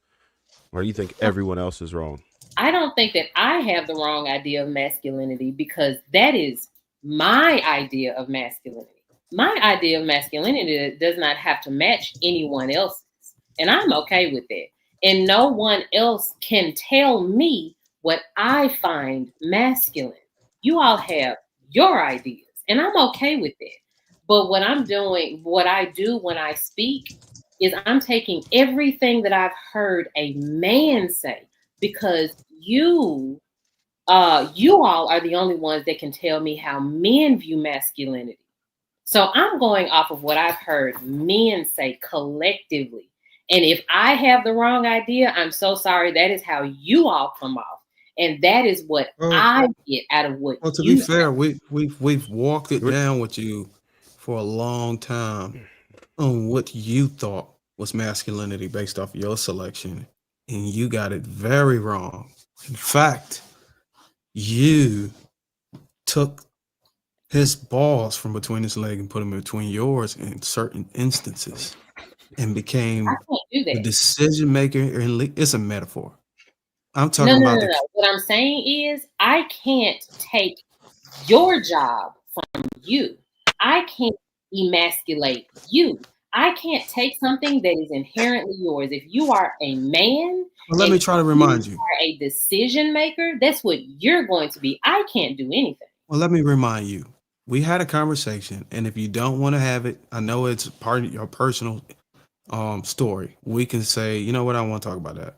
But I just want to make sure it's cool to bring up the situation about the house or leaving a condo, where that was me giving you an understanding of what masculinity was for a man. He wasn't able to showcase it because you insisted that, okay, I will. And you recall that, right? Where I was saying, I where I was didn't saying, I didn't do anything. I did what needed to be done. but And that's the if problem. That's the point I'm making.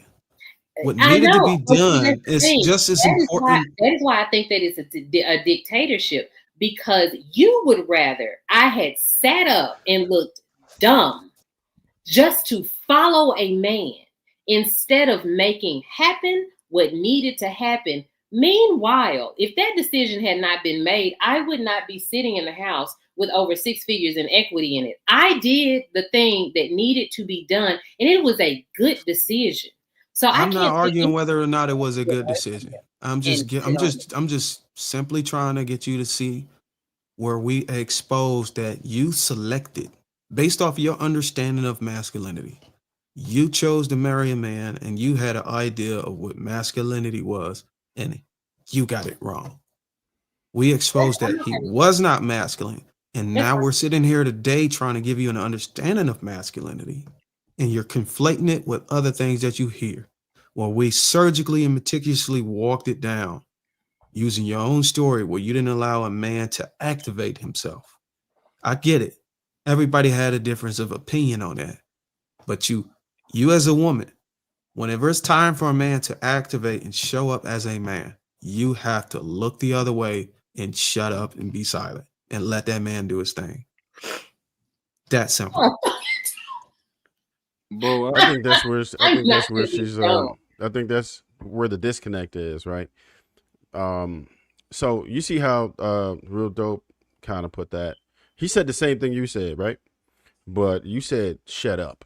When you do that, it's gonna fall on deaf ears. She ain't gonna try to hear nothing else. Everything else is like blah blah blah blah blah, right? So, but what Real Dope said was he's a decision maker, but he considers what she says. That she probably could digest. She probably, huh? Bo made a face to that too when he said it.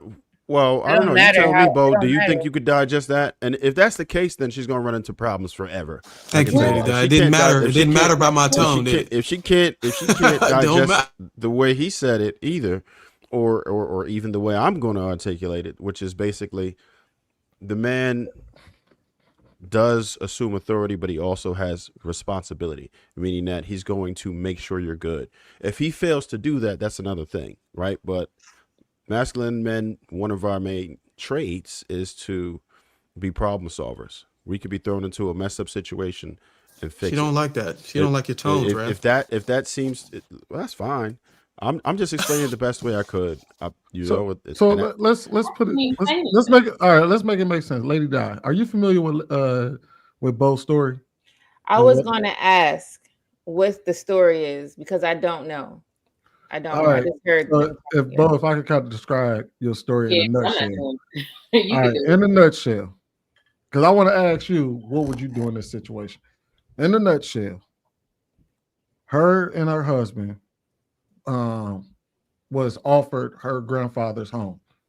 He offered to sell it to him for an extremely discounted price. Well, her husband drug his feet on it, didn't pull the trigger until it was absolutely too late. Now the house done tripled in value, and now the grandfather, the father was like, "Well, I cannot justify selling y'all this house." Don't say that's right. It wasn't too late. It was. He drug his feet. It was literally too late. It wasn't too late. They still had time. No, they didn't. They had less than a month or so because the grandfather had to sell the house. That's still time though. Oh my God, you grasping at straws, bro. No, but is that not time? No, it's not. It's not. It is time. If you're talking about somebody having a month to leave, that's not enough time. Come on, bro. All right. So basically, he drug his feet, and it got to the point where where the grandfather couldn't justify selling them the home at that cheap price. So he said they had to move. Well, she's so now the decision is now we need to find a house. The grandfather gave her her inheritance or something like that to buy spend on the new home. Well, the entire process, her husband wasn't involved in the process. He elected not to be involved in the process. Every time she would ask questions, try to get him involved, he was a little aloof about it, didn't really get involved in it. Well, so basically they had this month to leave, so she pulled the trigger on a home that she felt was best on them because they had to go. He was selling the house. So she bought the house, and then after the ink was dried, her husband began to complain about the home that they bought. He complained about the location, complained about what type of house it was, and she felt like that was kind of the straw that broke the camel's back in their marriage because he let her walk this journey alone the entire time and then when she pulled the trigger, then he had something to say about it. Am I kind of accurate on that, Bo? So my question to you is, same scenario. Sound like she right. What Bruiser recommended that she did was sit there and let him fail, and basically said let the grandfather, get him, activate him, or he has to activate himself to jump in and try to make this decision, even though he wasn't making a decision. She was supposed to give him the opportunity, and if it shit hit the fan, then it hit the fan.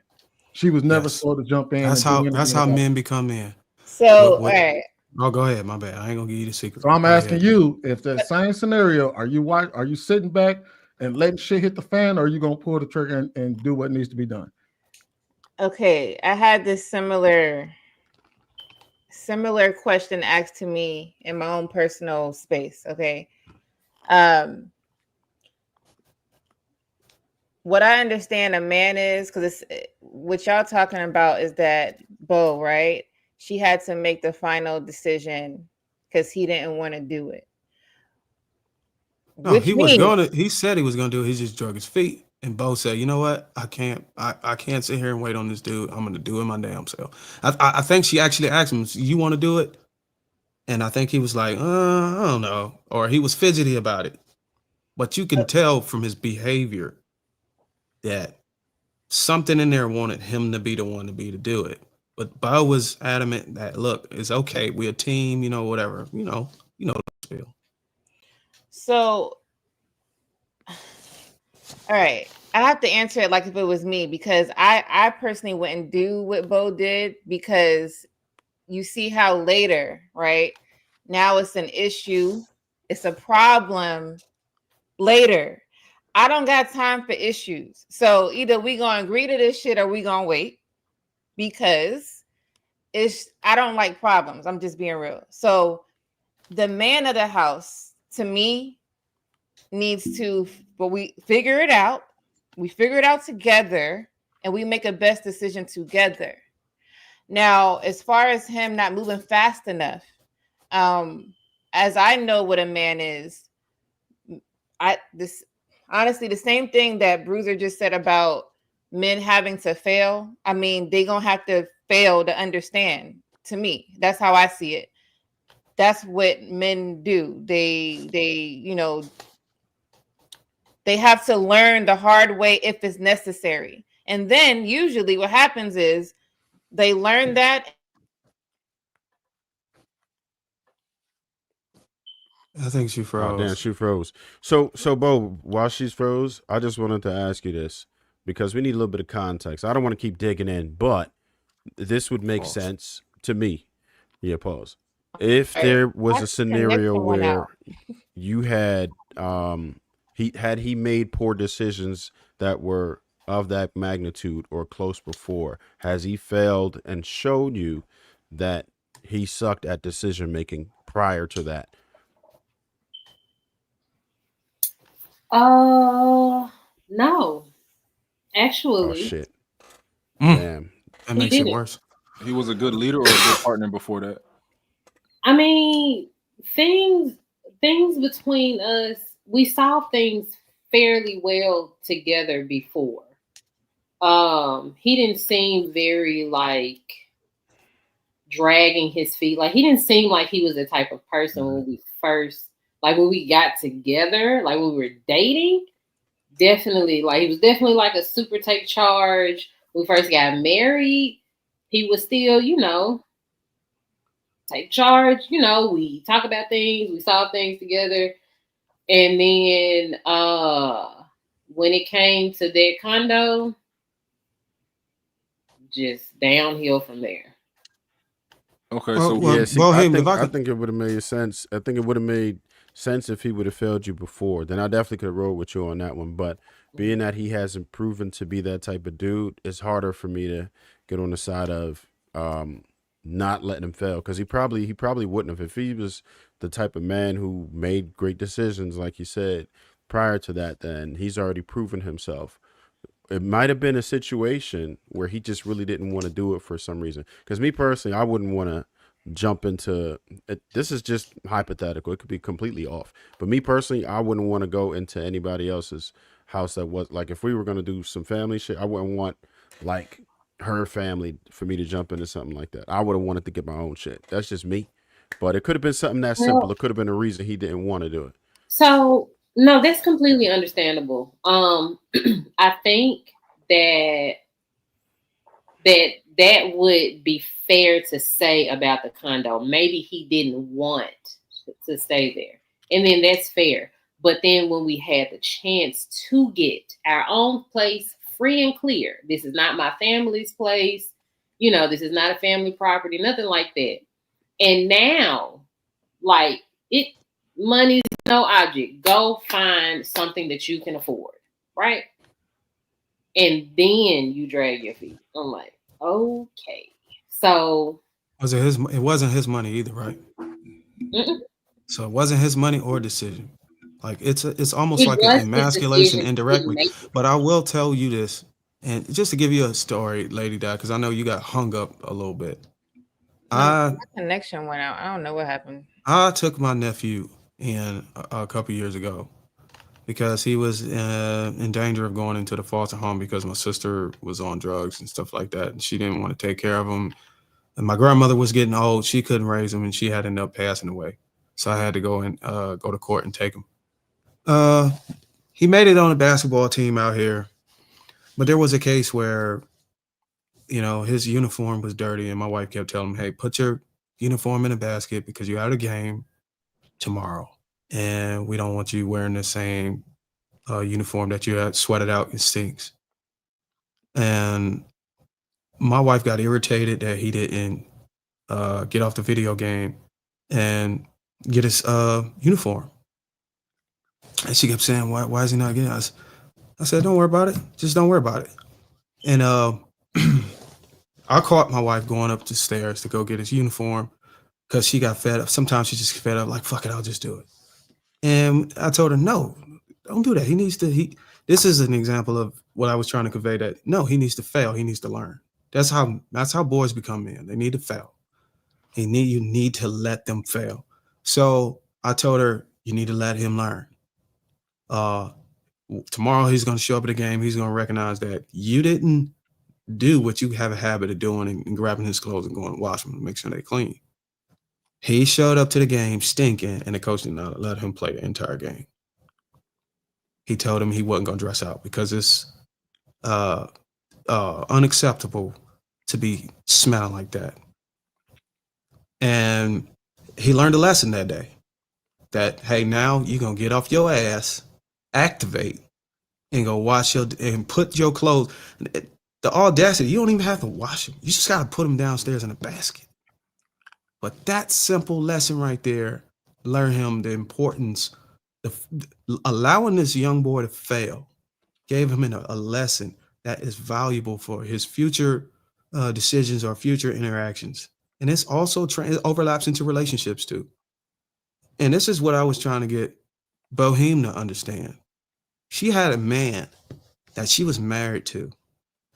He had an opportunity to showcase masculinity or fail and learn and then come back and do it again. But that opportunity was taken away from him because she stepped up instead of resting in her femininity. What I wanted to happen, and this is my opinion, and there's no right or wrong answer. This is just my own perspective. What I wanted to happen is her father, who was sick and tired of them holding his condo hostage, to come down there and say, you know what, the hell with this. Where the fuck is your husband at? Right. Let me talk to that motherfucker. I guarantee you that is the lesson that he needed at that point in his life. He probably never had that when he was a young man. And that opportunity was also taken away from him because another man coming in there is, and that's why us young boys need other men in our lives, because we help each other activate. It can be an elder, it can be a big brother, it can be a father, whatever. That her dad would have came in and said, you need to get your ass off. And you got my daughter, or I think it was your granddad or whatever. You got my granddaughter sitting up in here and you ain't move your ass. You need to get your lazy ass off and don't let them be from the country.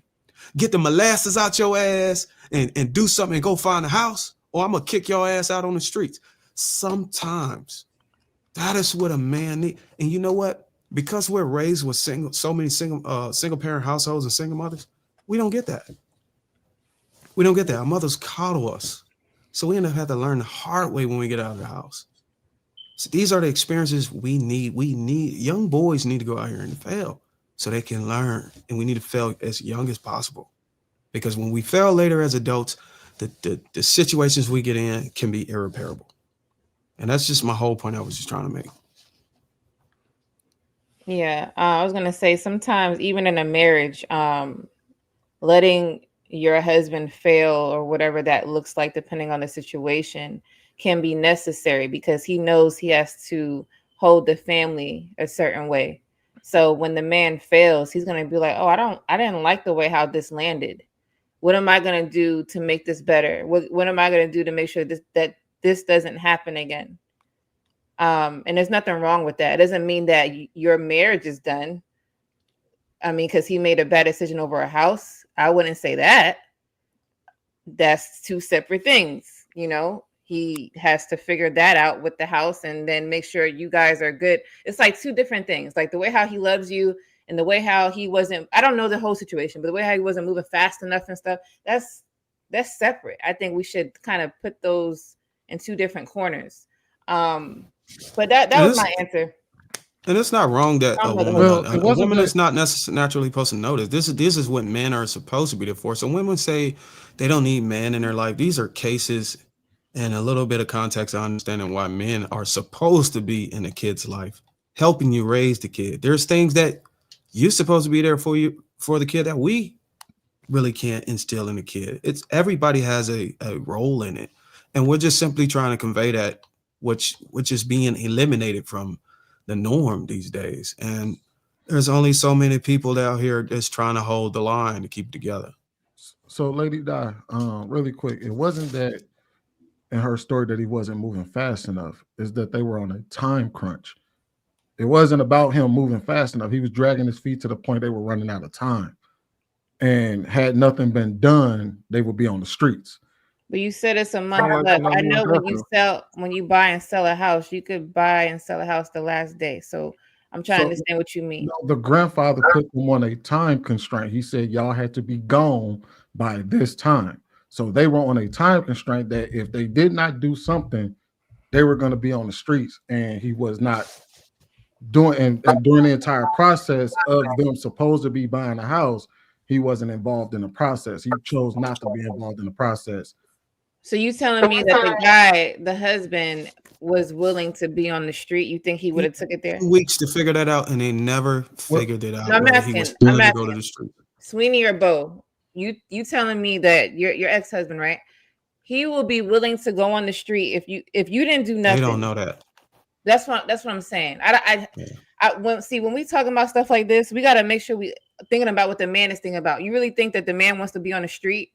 I would highly doubt that.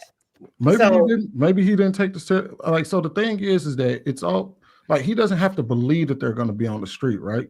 He could believe that it won't get that bad. He can believe that they might have more time than they actually have. We don't know what his reasoning behind his him dragging his feet was. The problem is that he was dragging his feet while they were on a time crunch, and if nobody pulled the trigger, they would have been on the street. So she would have basically He also don't know if he had a plan. Can I finish the statement? Damn. Go ahead. No, man, y'all got it, man. Well, no, but you also don't know. You also don't know if he didn't. You also don't know he didn't have a plan. He could have waited a week, another week. We don't know. That's what I'm saying. Like we can't go back and you should have said this, should have did that. We can't do that. But for him to be silent, cool. Be silent for however long it takes you to understand what's happening. Sometimes people got to process things. They got to research. We don't know what the man is doing. But it never came to a conversation where we're like, hey, yo, knock, knock. Like, what are we going to do? These are facts, right? I'm just, I'm just saying, because we're talking about, she's the only time. I'm just saying, right? The only one who can actually. It's done now. No, I'm just saying, we're speaking specifically on the situation. So if we really want to know what his thought process was, she's right there to tell us what happened in their situation. She already said that. But you gotta take what Boheem says as he said it. I'm not gonna disrespect her or discount her position, but I will say, based off of the conversation we had earlier, when she didn't properly or accurately articulate compliance and non-compliance earlier, just off the strength of that, I can deduce from that perhaps maybe her ex-husband had a different story that will give us a different light. My fear is that leaning only on her side based off how she showcased her response to the police situation, that is probably not conducive to lean on Boheem's position on that. With all due respect. I'm okay with it. But see, here's my point. This is the very situation that I am always talking about. It showcases the very thing that I always talk about. Two people in a relationship. One person is not the end all be all to decision making because one person does not know everything. Your partner needs to have their own strengths. Your partner needs to have their own knowledge of things and things that they can make decisions about. And so I had been taught by my grandfather, who was in real estate for my whole life. And before that, he always taught me about the market, how to watch it, how to pick a house. Never buy a house that you can't make money off of. There are certain things that I knew that he probably did not know. And I think that he was uncomfortable about making that decision because maybe he wasn't, in hindsight, maybe he wasn't comfortable with being a homeowner just yet. And I completely understand that now. But the decision just had to be made. And because my strength was in that area, and I also had someone to lean on that was an expert in that field, I made that decision because I knew that I was making a good decision. But that's where you're wrong. Me making that decision, making that decision is not taking his decision making away, but I am the person in that relationship that knew more in that subject and had a resource that I could lean on. Your relationship has structure. That proved to be a very good decision because I'm sitting in 6 figures in equity because I made a smart Six decision. figures in equity alone. But you didn't compensate for the fact that whenever whoever taught you how to be in a relationship based off the selection, you married a devout Christian and you're talking about partnership and team decision. I don't care. I get it. You don't care, but can't you see how you put a square peg in a round hole? That I want because I have strengths and I can also make decisions. I'm not saying you can't. I'm just saying the situation you got yourself into was not aligned. The values were not aligned. So when somebody told you that that raised you up to be a partner and make team decisions and equal decisions, they failed you at the selection point when you chose a devout Christian, because that is not how a man as a devout Christian don't operate like that. He don't deal with no partnership and no woman making no decisions. I'm sorry to bust your bubble, but whoever praised you for that failed you they raised you good because you should have selected the other guy, but you selected a devout Christian. That's where you failed at. But Bo, I want to say something. So when it comes to leadership in general, right? That's called, what you're talking about is called delegation, right? As a man, your man should be a good enough leader to understand that you're better at those things, and to put you in position to make those decisions, and put you in a lead when it comes to those things. And that's all about being a good, I don't know who your past guy or whatever, but from what I hear, he was not a good leader. He was not a good decision maker, because he would have put you in that position. He would have delegated that task to you. Your man is supposed to empower you where you're supposed to be empowered. But however, a man who is actually what I consider to be a masculine man, that would probably ruin the marriage. You kind of going behind him and making that decision. And I think you should have the ability to be able to communicate. If he's not even, that good at leading, you should have the ability to communicate to him, like, hey, baby, I know, you are kind of dragging your feet on this, but I feel like I'm very educated when it comes to this, and I have these good resources, and I don't want to overstep my boundaries or anything like that, but I really feel strongly like I should take the lead on this one. I know that you all have a certain view of who I am, but I'm so sorry that I have given you any indication that I would not be that type of person to have that type of conversation. I didn't move without speaking to my husband. I didn't make decisions without telling him anything. I didn't go behind his back and just do it. I communicated with him all along the way. I tell him the things. He knew the address. He knew when I was going to the showing. He knew all of the things. He knew every single house. And I talked to him, hey, we don't have a whole lot of time. We need to make a decision. And I really feel, and I went through all of the things. I spoke to him. And I know that you all have this view of me like I just am finna go and do things and forget you because you taking too long. No, that's not the type of person I am. I know that that's what it sounds like, but that's not how that went. Yeah. I'm still a wife. I'm still a partner. I still had conversations with him, updating him every single day. Hey, does this house look good to you? Even though he wasn't moving, I still included him. Hey, this is the house I found. What do you think about this? All of the things. I am moving, but I am taking him along with me in hopes that he would pick up and walk with, tell me something, do something, look for something, tell me something. But what was his answer? I just had to move. What was his answers though, Bo? Like when you was telling him all this, like I found this. What do you think about this?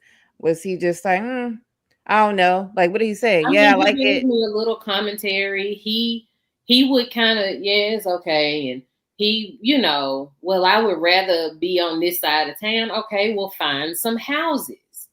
And so it didn't happen. So I just kept moving along.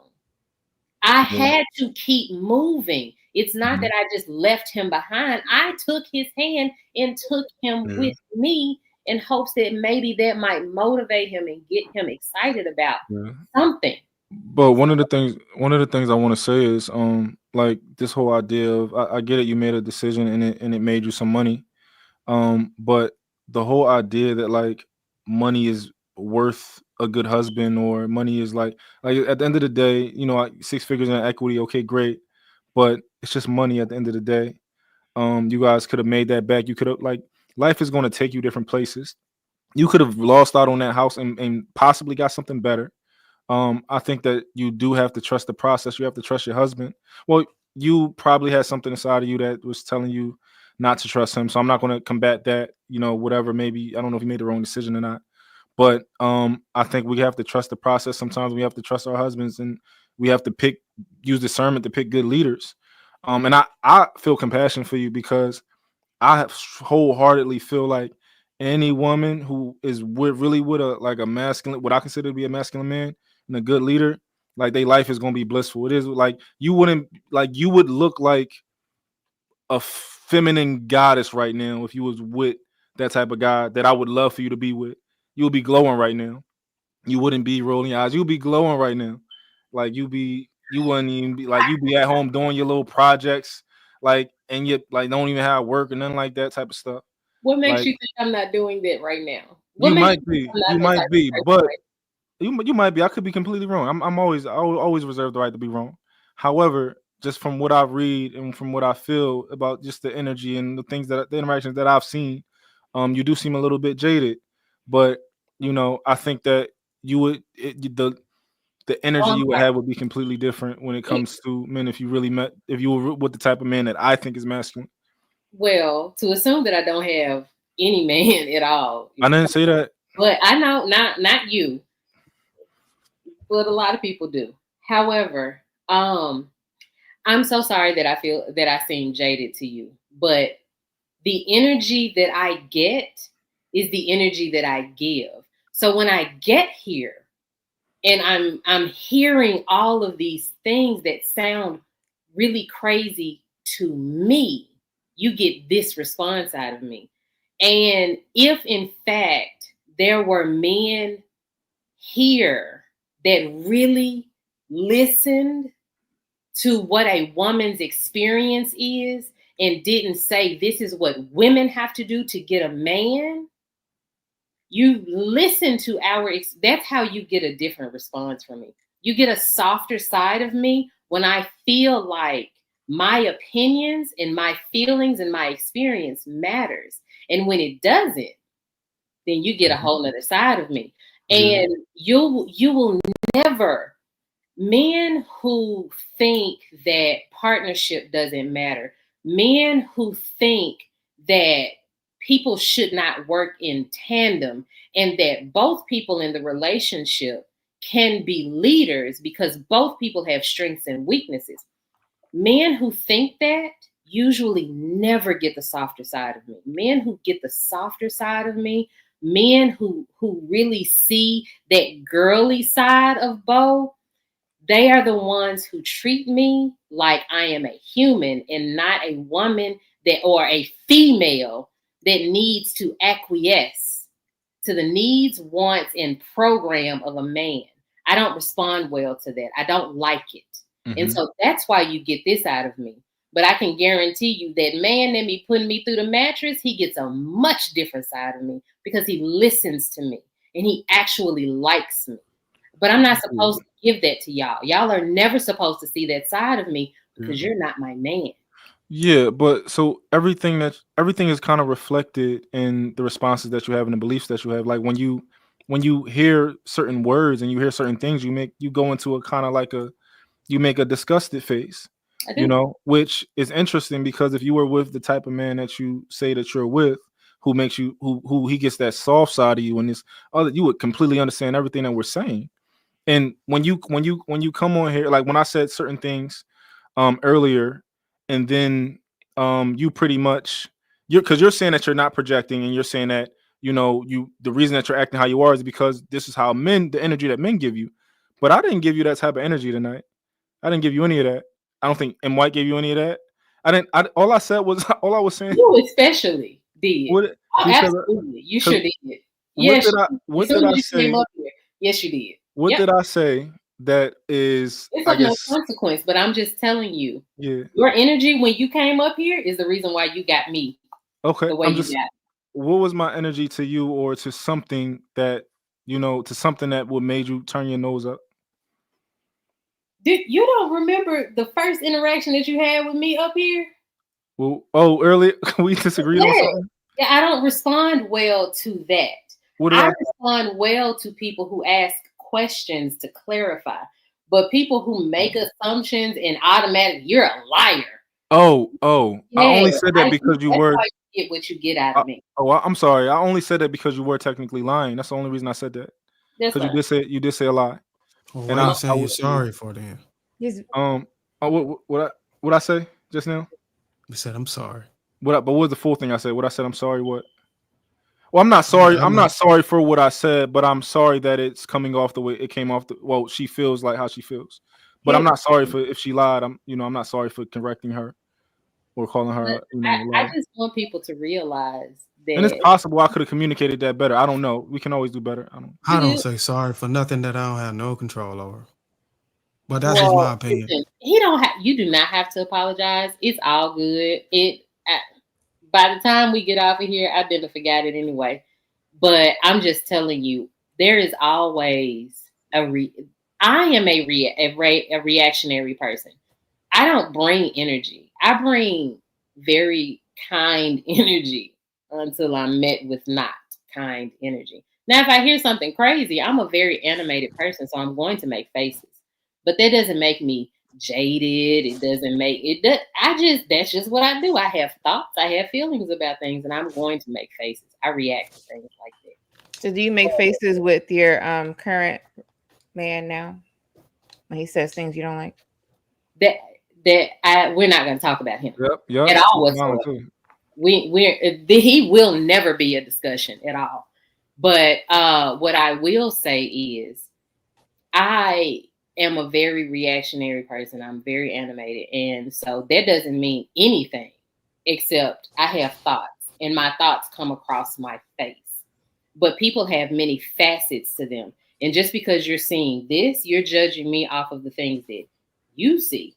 Other people get to see many different sides of me. So people are not just the one thing that you see. This is just what you get. Yeah. And but do you want us to judge you off of what we see right now? You can judge me off of whatever you would like to. I say what we can, but I'm asking honestly you don't what care. you want. Because like when I come up on something like this, I do want you to judge me by the way that I'm talking and the way that I'm presenting myself. Wherever I'm at, if I'm communicating with other people, absolutely. I don't want to say something that I feel like I shouldn't have said or I'm a regret saying. Like I wholeheartedly stand by the things that I say. And if I say something wrong, I reserve the right to be wrong. And I always, like I'm a reasonable person. I pride myself on being sensible and reasonable. So like you don't want us to judge you by our experience with you? No, I said you can judge me off of whatever you like to. That's fine by me. Because one thing I do is I mean everything I say. But if in fact, and this is just responses to the type of masculinity that I am encountering. If in fact I encounter another type of masculinity, something that presents itself as kinder, because I can guarantee you, it's one person on this panel, this one particular man on this panel that sees a completely different side of me. And that's because that one particular person listens to me. And so not necessarily agrees all the time, just listens. And so when I encounter the type of people that do not listen and it's just hard line. Y'all men have to have it this particular way. You're not gonna get that. You're not gonna get any other side of me. So I really do mean what I say, but I mean it in the type. I mean it to the type of masculinity that you all present. What you thinking over there, Bougie?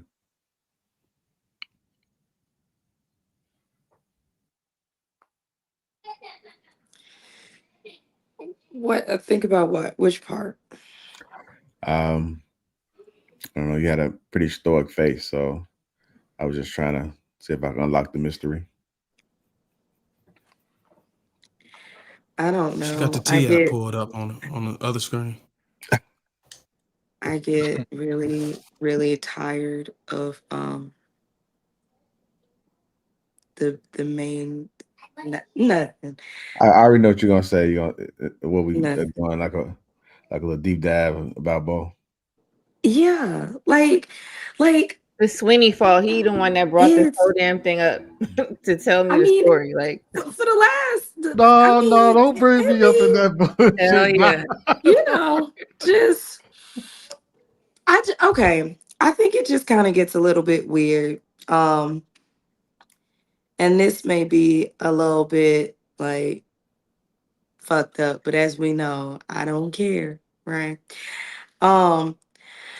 We know Bo. We talked about it, right?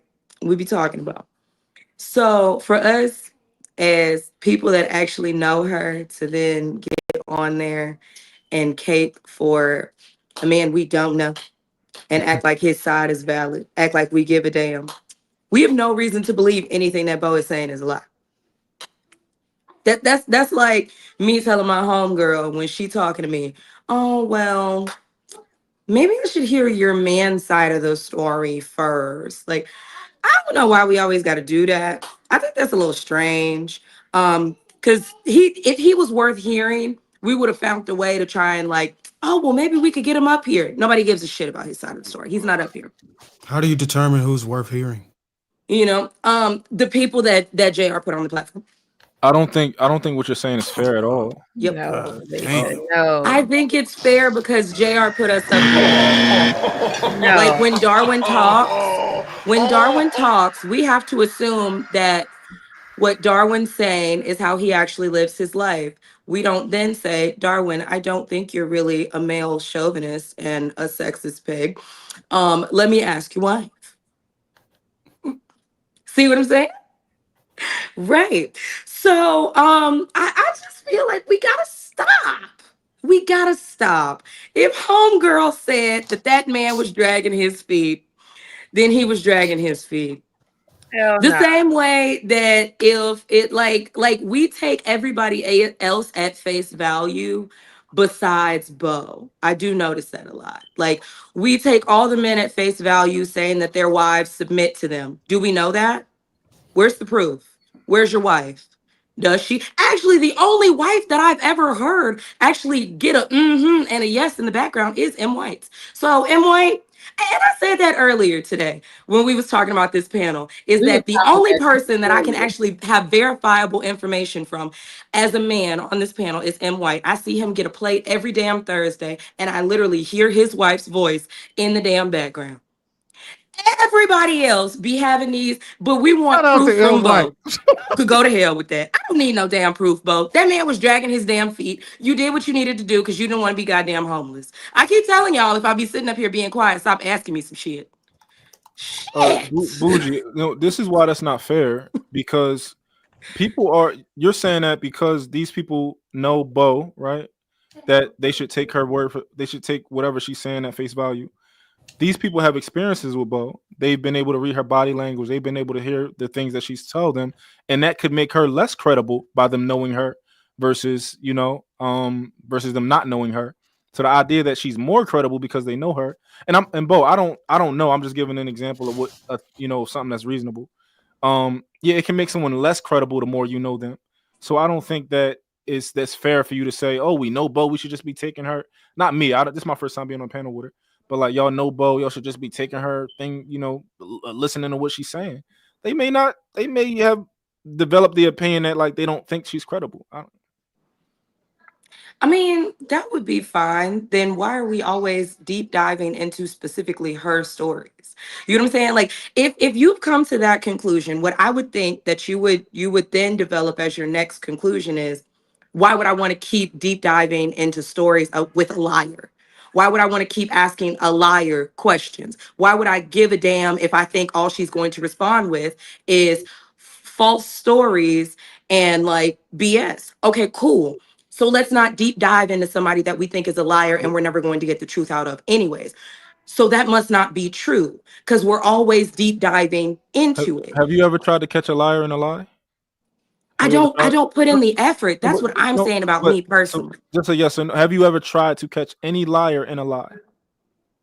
No. Never in your life.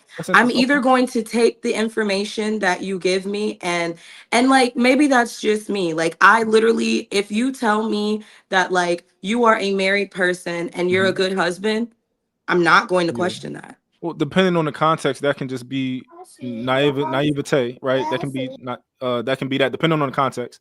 But I think that most human beings and at least most Americans, when they encounter a liar, a lot of times their brain is telling them to let me see how I can get them in a contradiction or catch them in a lie. And I'm not saying that's the situation with Bo, but to your point of if she's lying, why are we asking her questions? Maybe people are trying to catch her in a contradiction. But that's kind of like my entire point, that when we're up here and nobody's trying to catch Smooth in a contradiction about his personal life or JR or Lady Di or M White or Darwin, or like nobody's doing that to them. Nobody is asking them a story and then trying to pick apart the story. Just the lying ass feminists over here. Is it fair that people is it fair that people may find those other people to be credible so they don't necessarily have the one, like if you have a boyfriend and you trust him, right, because of whatever experiences you've had with him, probably not going to check his phone, versus somebody who you don't trust, you might be wanting to check that person's phone or worry about where they are more often than not.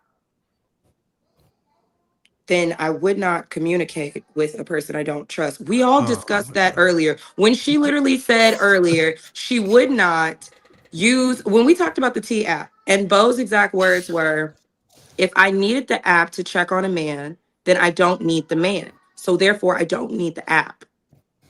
So if she is a liar and she is not a credible source, what are we even asking her for? What if I told you the reason why we are able to navigate through her stories is because she allowed it? I was about to say, like, do you ever hear me like, I don't listen, I just came on here with Bo and all that. I just met, you already know, right? So when I come on here and I share my stories, and I barely do it, I don't be coming with these deep stories about me and my husband or my ex. I don't do that. Do you do that, Laisha? Not really. All right. So I'm not sure. Like I said, I wasn't here when that conversation even was had, but I don't share personal stories like that online. Unless do you remember us prefacing our, before we started asking questions, we said, hey, we don't have to talk about your personal story. Do you remember that? Correct. I think that shuts down the whole conversation. I think that these personal conversations should be had in the backstage, like off of this, because this is a panel where we have respectable arguments, debates, whatever you want to call it, conversations. We agree, we don't agree. When Bo mentioned the app saying that she wouldn't use it, or why would she use it, I agreed with her on that. Like, if I got to check a man, I don't need to. Like, I agree with some stuff she says, and I don't agree with some stuff she don't say. So when I don't agree with her, I'm going to go ahead and say I don't, and I'm gonna say something. But we're talking about personal. You said anything. The weirdness started when listen. I didn't bring her story up. It was brought to me because he wanted to know my opinion because I'm a wife, right? And I think that part is fine. There's nothing wrong with that. I'm not saying it is. I think the weirdness started when it turned into, well, I don't know if Bo's credible. I don't know if I believe her. That's weird. He was giving his perspective. Let's not act like they brought it to Lady Di is because she's a wife. They brought it to Lady Di so that she could oppose you. No, that was Sweeney. No, it was, no. That's not why Sweeney brought it up. He wanted to know. As an unmarried woman. That is what. That's what you did, Sweeney? That's not what he did. Sweeney brought it up. Hold on, wait. No. No, I'm A not lot- talking about what Sweeney did. I'm talking about Damn, Sweeney. Okay, come on. Hold on, So wait. when Bruiser hold on. brought up, when Bruiser, Hold on. No. You brought the whole thing up. No, it's No, Sweeney. he was Bruiser, talking to no. you, Bruiser though. brought Don't the whole do thing up. He was talking. Oh, Hell no, Wait, Sweeney. no, Don't you lose credibility. You did bring it up. You just admitted that you brought it up a no, second no, ago it when was you Sweeney. said you initially brought it up and asked her, is it okay to talk about it? Exactly. Hold on, wait. You in the hot seat now. Stop.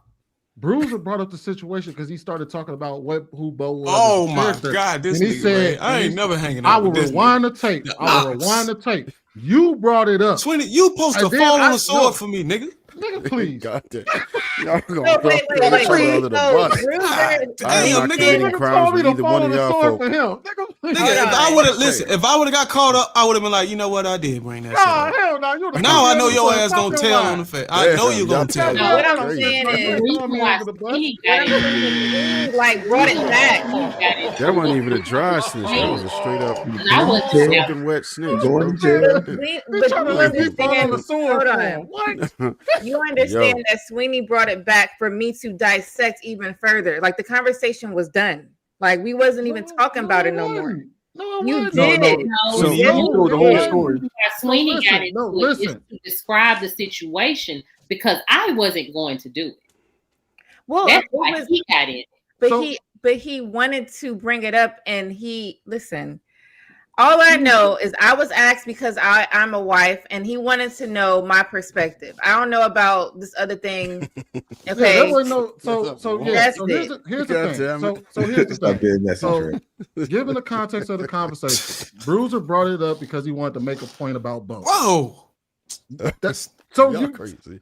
So then I said, since Bo made that decision, Man, that's the problem in the black community, man. That's the reason why we don't stick together, man. That is crazy. you'll be all right, Bruiser. That's You'll the be truth. all right. Y'all just the How right you gonna man. say snitches get stitches and you said the shit live 2.5 hours ago? What part of the game is Hey, this?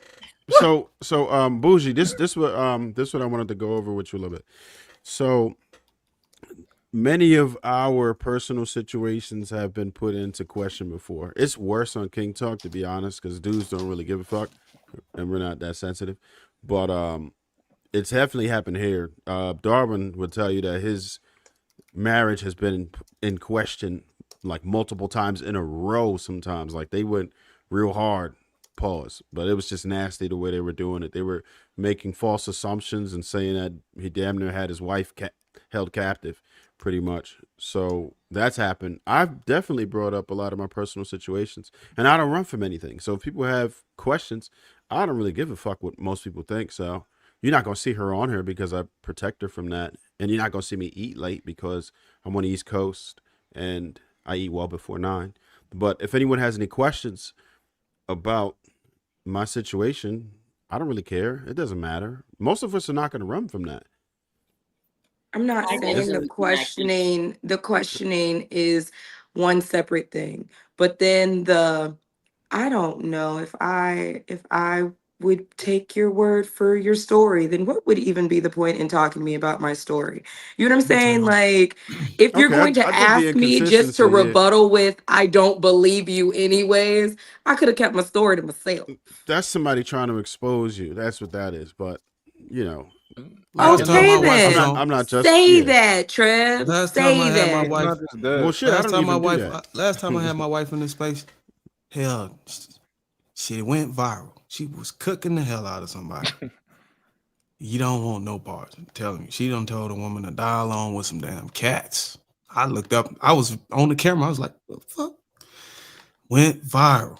Telling you, I don't be shielding my wife or hiding her. I had her out here and I took her off. I was like, you know what? She want to be a fitness and a bodybuilding and all that shit. Told her you can't have it all. I mean, you can't do it all. You got to pick one. Nah, but people be real serious about that doxing shit and all of that. I done had, yeah, it's not a good look. I keep my wife and kids out of this shit, separate from what I do. I think You took his balls from between his leg and put them between yours in certain instances and became the decision maker. It's a metaphor. Who would say some I'm shit? sorry. Oh, that's me. What I'm saying is, I can't take You, darling. It's you. you. I can't emasculate you. I can't take something that is inherently yours. If you are a man, Damn. Ah, damn, this nigga gonna double down and bring the evidence. You mother. Damn, son. Do not commit no that shit crimes on with me. bro. No, I ain't Don't riding do with no that dirt, nigga, bro. I'm riding another car. We get stopped, the So nigga you point. know what Bruiser did, bro? We get pulled over. It's his weed in the car. He gonna throw the weed in my lap. That's what he just tried to No, do to I me ain't. and did expect me not to say nothing. Pretty much. I don't think he threw it in your lap, but I think that That nigga it was threw the found weed, in your threw lap, the and he weed in ain't my lap, claim it. bro. He said, "Man, Sweeney brought that shit up." That nigga threw the weed in my lap, bro. No, I didn't say you brought it up. They said you did, and I was just shutting up. If they would have said, "Man, dog, when you going down," I'd have been like, pull up the receipt for that too? "Fuck it." But what you did was, no, hell no, dog. I'm about to Dog pull did that that. up I'm too. like, I'm yo, about to pull what? that. See, now you on That is bullshit. crazy. Now you got me diming you out live on Now, TV. now I gotta Bougie, get out from the now on, jail you know and what it's to do. on Just site start- when I just see start, you out. When I get out the doing a forensic examination on other people's He gonna relationships. throw and the stuff weed like in that. my Bo, lap. you should too. You should What start happened? grilling. Start grilling people. Bruiser, you Start my grilling nigga, people bro. just the same. Start asking them about their shit. So yes, but I'm genuinely like, if I'm being honest, I don't care. The people who I ask, I don't care. The people who I ask questions to are people who I could learn something from. And I just don't think I haven't met anyone that I feel like I can learn something from.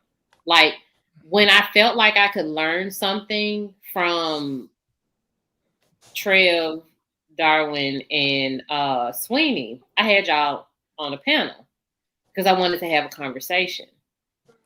But other than that, like I don't feel like anyone truly has a relationship that I want. So that's why I don't ask questions.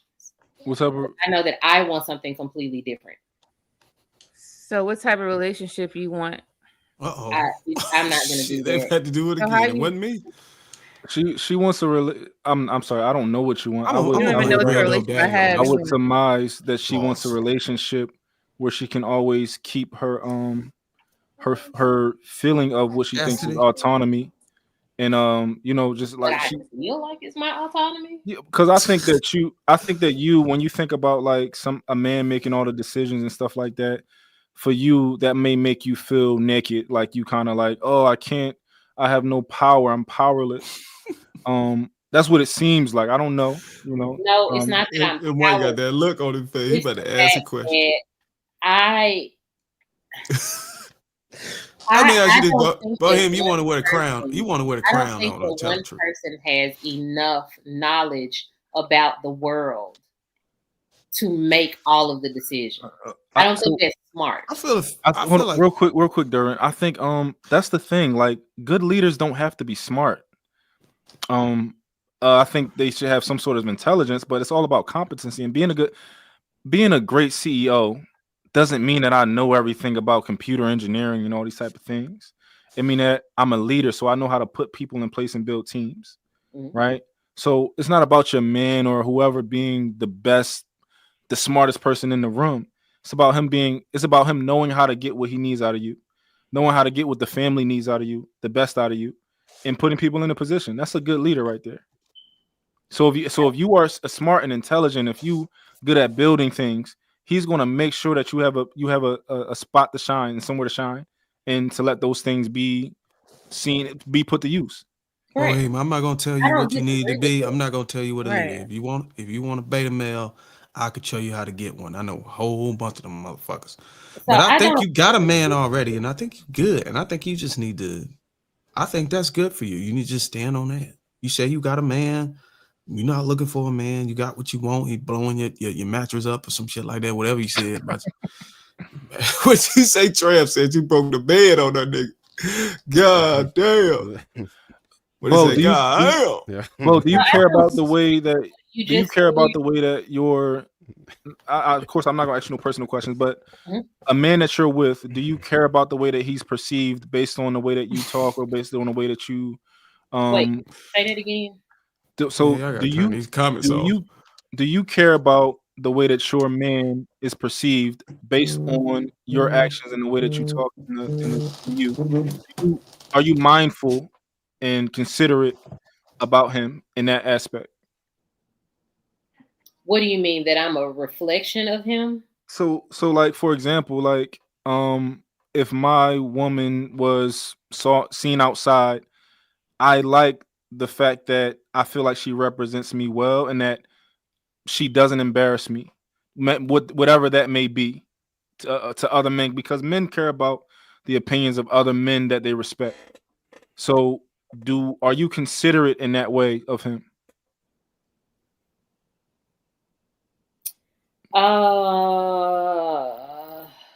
Okay. Yes and no. And the reason why I say that is because, one, if you feel like you should be picking a woman who respects herself and she wouldn't embarrass herself, and you feel like you align with that.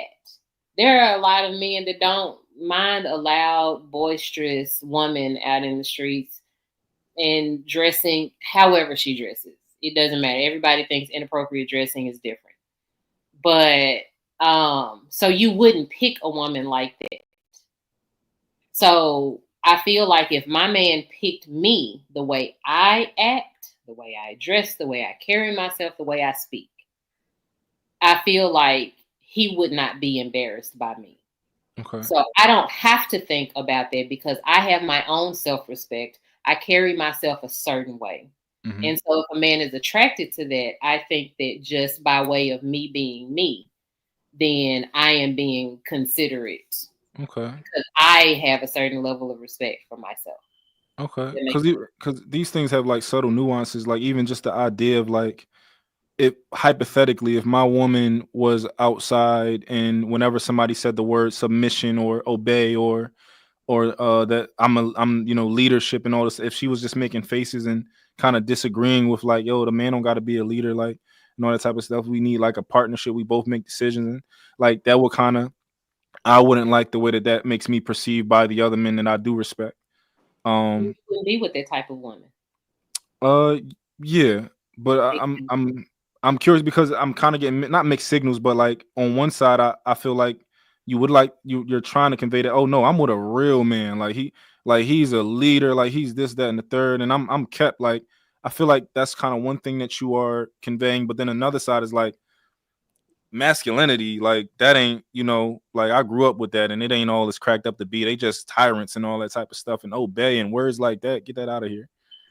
So hold on a second. I'm just telling you how it feels. I think what's happening is we're getting different messages here. So Bo has articulated pretty much she's already good right now, right? So prior to that, I was under the impression that she was pretty much like trying to find out how to find a person, right? That's what I'm thinking. So because I really have no advice of people who are already good, right? I don't think we could really act like there's not a bunch of men who really don't care and who really believe in happy wife, happy life. I think there's actually more people than the type of man who we're describing is the model for her to look for. So in all actuality, she could likely find one easier than a man that's actually what we're describing as masculine, right? And I too do believe that it's masculine. She has a different version of it, and that's fine. Is that man available? A lot of them, more of them than what we describe as masculine men. So I don't think she's gonna have issues finding dudes. Now that we understand that she doesn't want what it is that we describe as masculine, I think we've gotten to the point where it's pretty much a stalemate because she's not looking for what we're telling her she should look for. We can't say that doesn't make her happy because there are people our perception of happiness, no, couldn't be. But her perception of happiness is completely different than what ours is. And could a man be like that and still be respected by his peers? Yeah, because most of his peers do the same shit. I see these dudes a lot, right? Those of us who have who be in a work environment or whatever, you see most of those dudes, they be like, damn, hold up, I got to check with my wife. And then the dude be like, yo, yeah, me too. Like, so it's not to say that you can't find that type of man. Yeah. There's a lot of them out there. I think we're at a dead end. We probably should put this shit to bed for real, because she probably already has what she wants and not gonna have difficulty finding it. I was completely under the perception that she wanted a type of man that we were describing, but she's made it clearer, if not before, certainly tonight, that she don't need it. And is it easier to find that man? We know. So Go ahead. what I was trying to do is figure out the general consensus of men. I was trying to figure out what men thought, because I needed to make a decision whether or not I was going to bother about dating, because I don't want to spend the later part of my years worrying about some stupidity of something stupid about masculinity and submission and leadership. I don't care. I'm not going to stress myself out over that. Now, when I did have that conversation, that was the beginning stages of whoever I am talking to now. So, it has progressed. But I know now what I don't want. Like, speaking to people and listening to these panels has given me a clearer idea of what I do not want, what I need to steer clear of. I don't want no parts of that. I just want you to know that. Like, when I'm not smarter than nobody on real quick, I'm not smarter than nobody on here, right? When I ask you, when I'm talking to you, I'm just asking you to consider things. Like when I asked you that last question, I just wanted you to think about it. I wanted you to process it. And your answer is what your answer is, right? Just ask you to consider things. Hopefully I can learn from you. And of course, I hope people learn from me. So, and let me say one more thing, JR.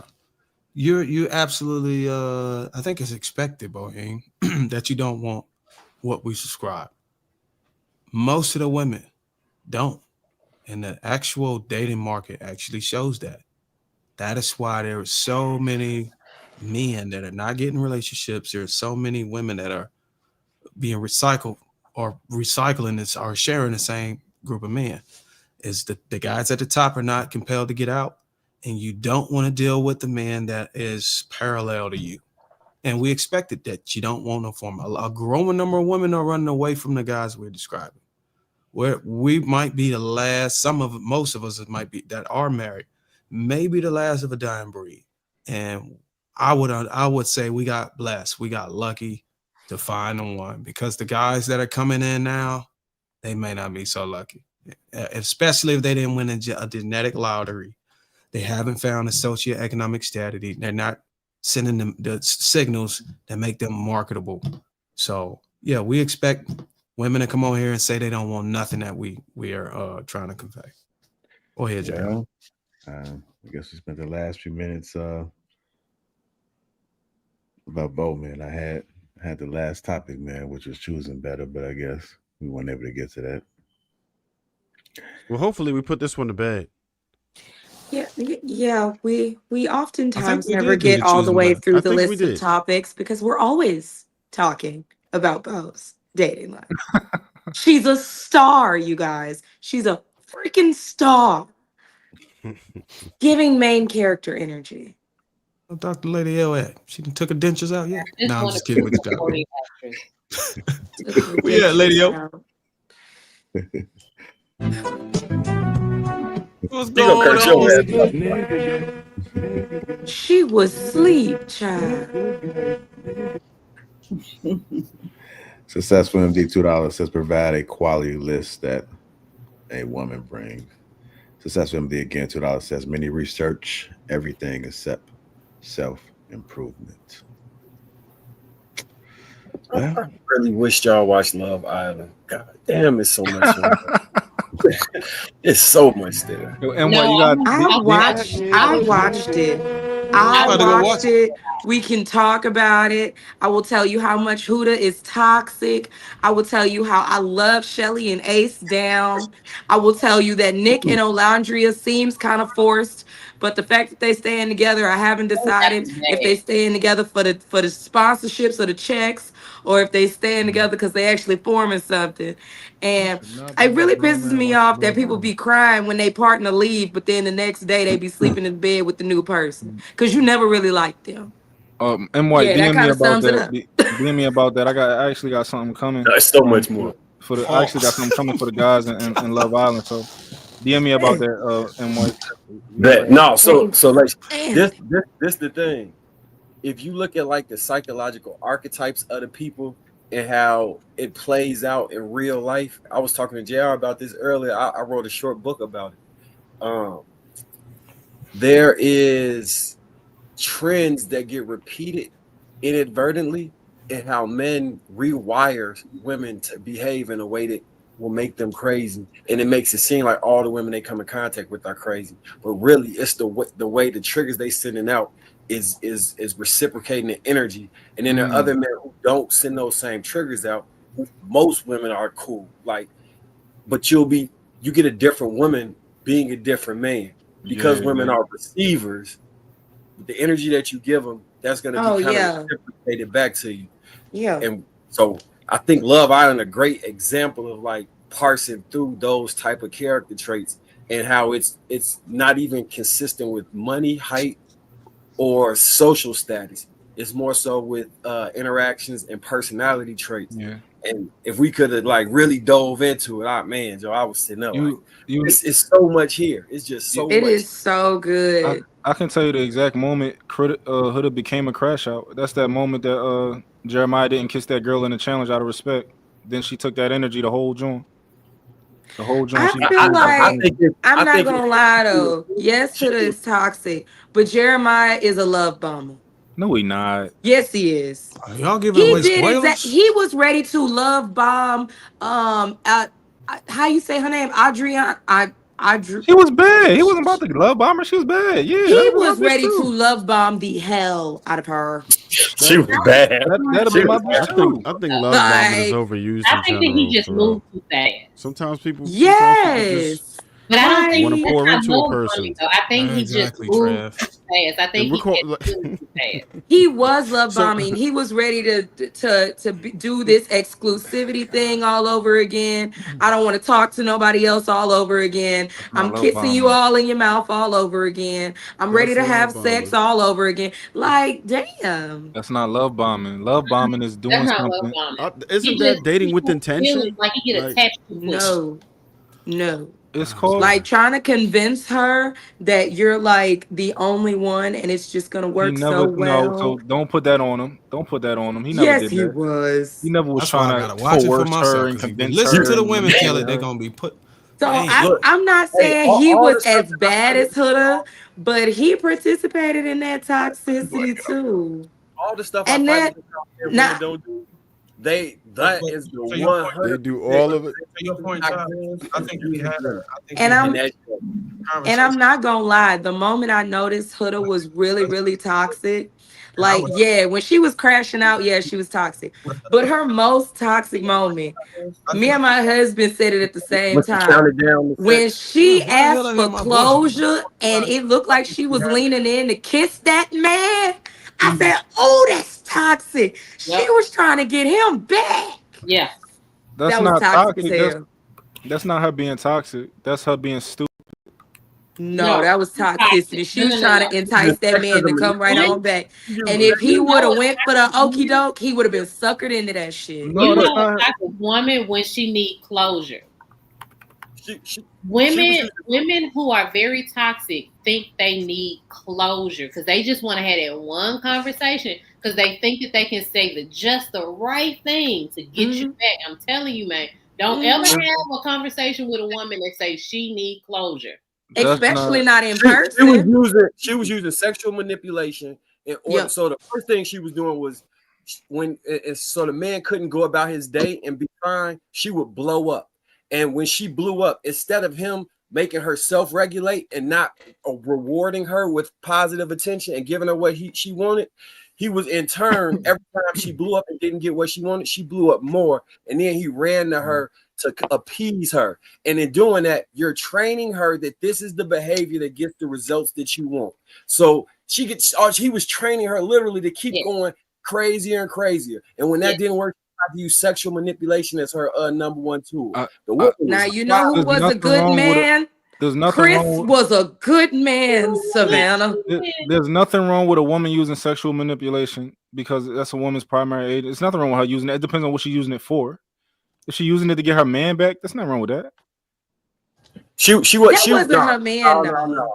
She was using it to continue a cycle of abuse. Yeah, no. She is And all of that crashing out she was doing, she didn't even know Amaya. And all of a sudden, Amaya was a hoe. Amaya was ugly. Amaya was a shady bitch. I don't even know if I can watch "Dang." this movie now.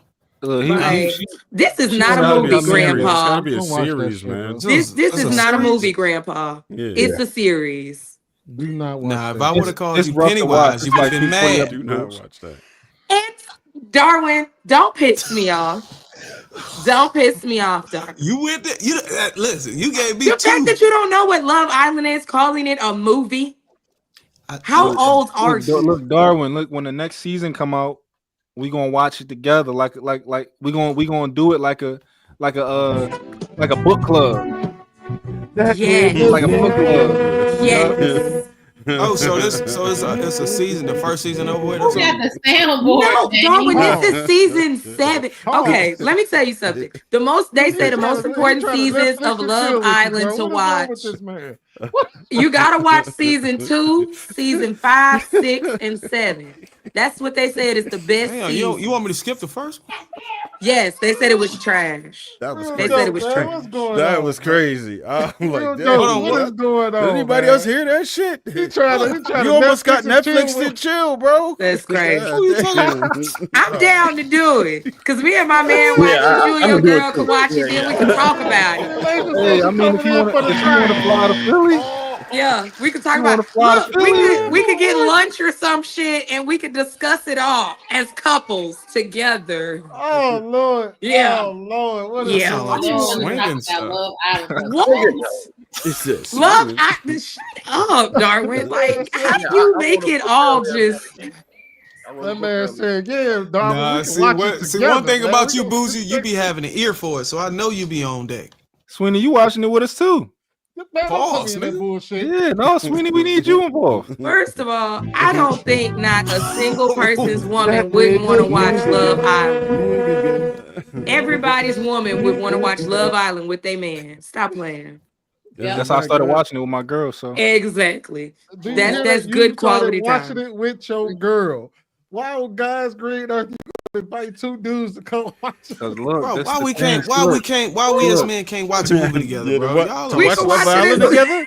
They, Bro, that's let me- Netflix and chill. That's crazy. The titles for the book that I wrote. It's emotional reinforcement: how male behavior shapes female emotional expression, using psychology to decode relationship dynamics. Chapter 1, the emotional loop. Chapter 2, operant conditioning, emotional manipulation. Chapter 3, behavior and reinforcing emotional outbursts. Chapter 3, the illusion of crazy woman, a repeating cycle. Chapter 4, stoicism and the power of predictable boundaries. Chapter 5, emotional safety as a form of leadership.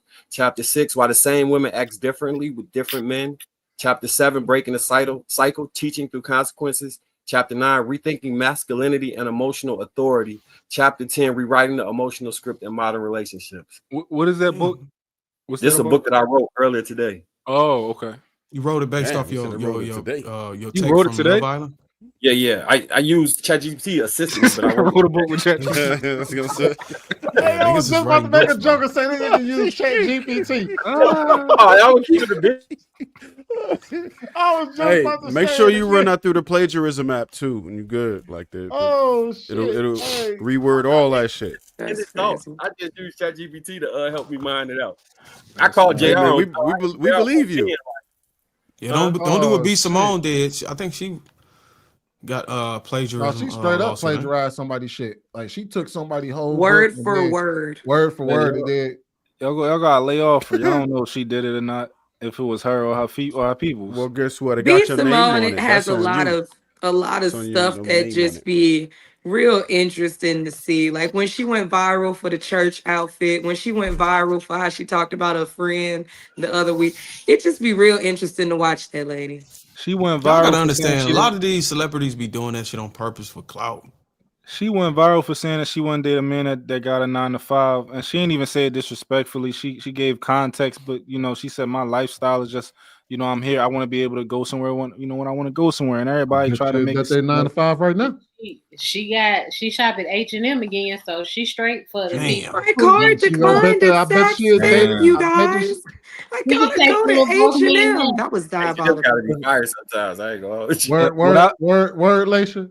You still a Joe from White Chicks now? That's what she said. No, that's what B. Simone said in her interview. She was crying because her card declined at Saks Fifth, and she had to start shopping at H&M. Wait, She she said a she's real. told. Hold on, wait. So she a real live example of that joke from White Chicks. Yeah, she doing that for. Yes. Hey, Lacey and Bo, I got a question for y'all. Can y'all explain to me why 5.5 million people identify and have been defending Huda? 5.5 million women. Okay. because they have no accountability and they Defending identify what? with it. Huda from Love Island. I can tell They've you identified why. with her and they're defending her and fighting the world on her behalf. Why They're is bad people. I know why.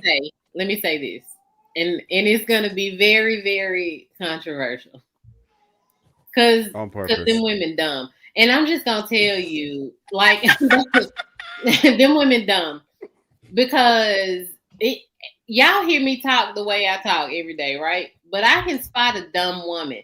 These women are delusional. If you are defending Huda, you're delusional. Period. And those are the women that y'all be talking about. Not me. I can recognize dumb. She's dumb and toxic, and she needs to grow up. And the women who are defending her need to also grow up. I am going to say this. You about to defend her? First, absolutely. I don't even know The whose first woman thing I is. said was she's I toxic. don't Don't trust play any with me. woman whose name just says Huda. I feel like the first thing you have to do is you have to analyze Huda. Huda did not look the way she looked on that show 2-3 years ago. She was an insecure woman. She got a nose job. She got lip fillers. That she got work done to her body and then became a personal trainer. She has a really hard time accepting rejection, and she feels the need to have constant validation. So when a man is not giving her attention, and when she is not and she is also Middle Eastern. So this may be very controversial, but I feel this in my heart. She is not used to having to compete next to a dark-skinned woman and being told she is Oh not the prettiest God. in the room. Ooh. Jesus.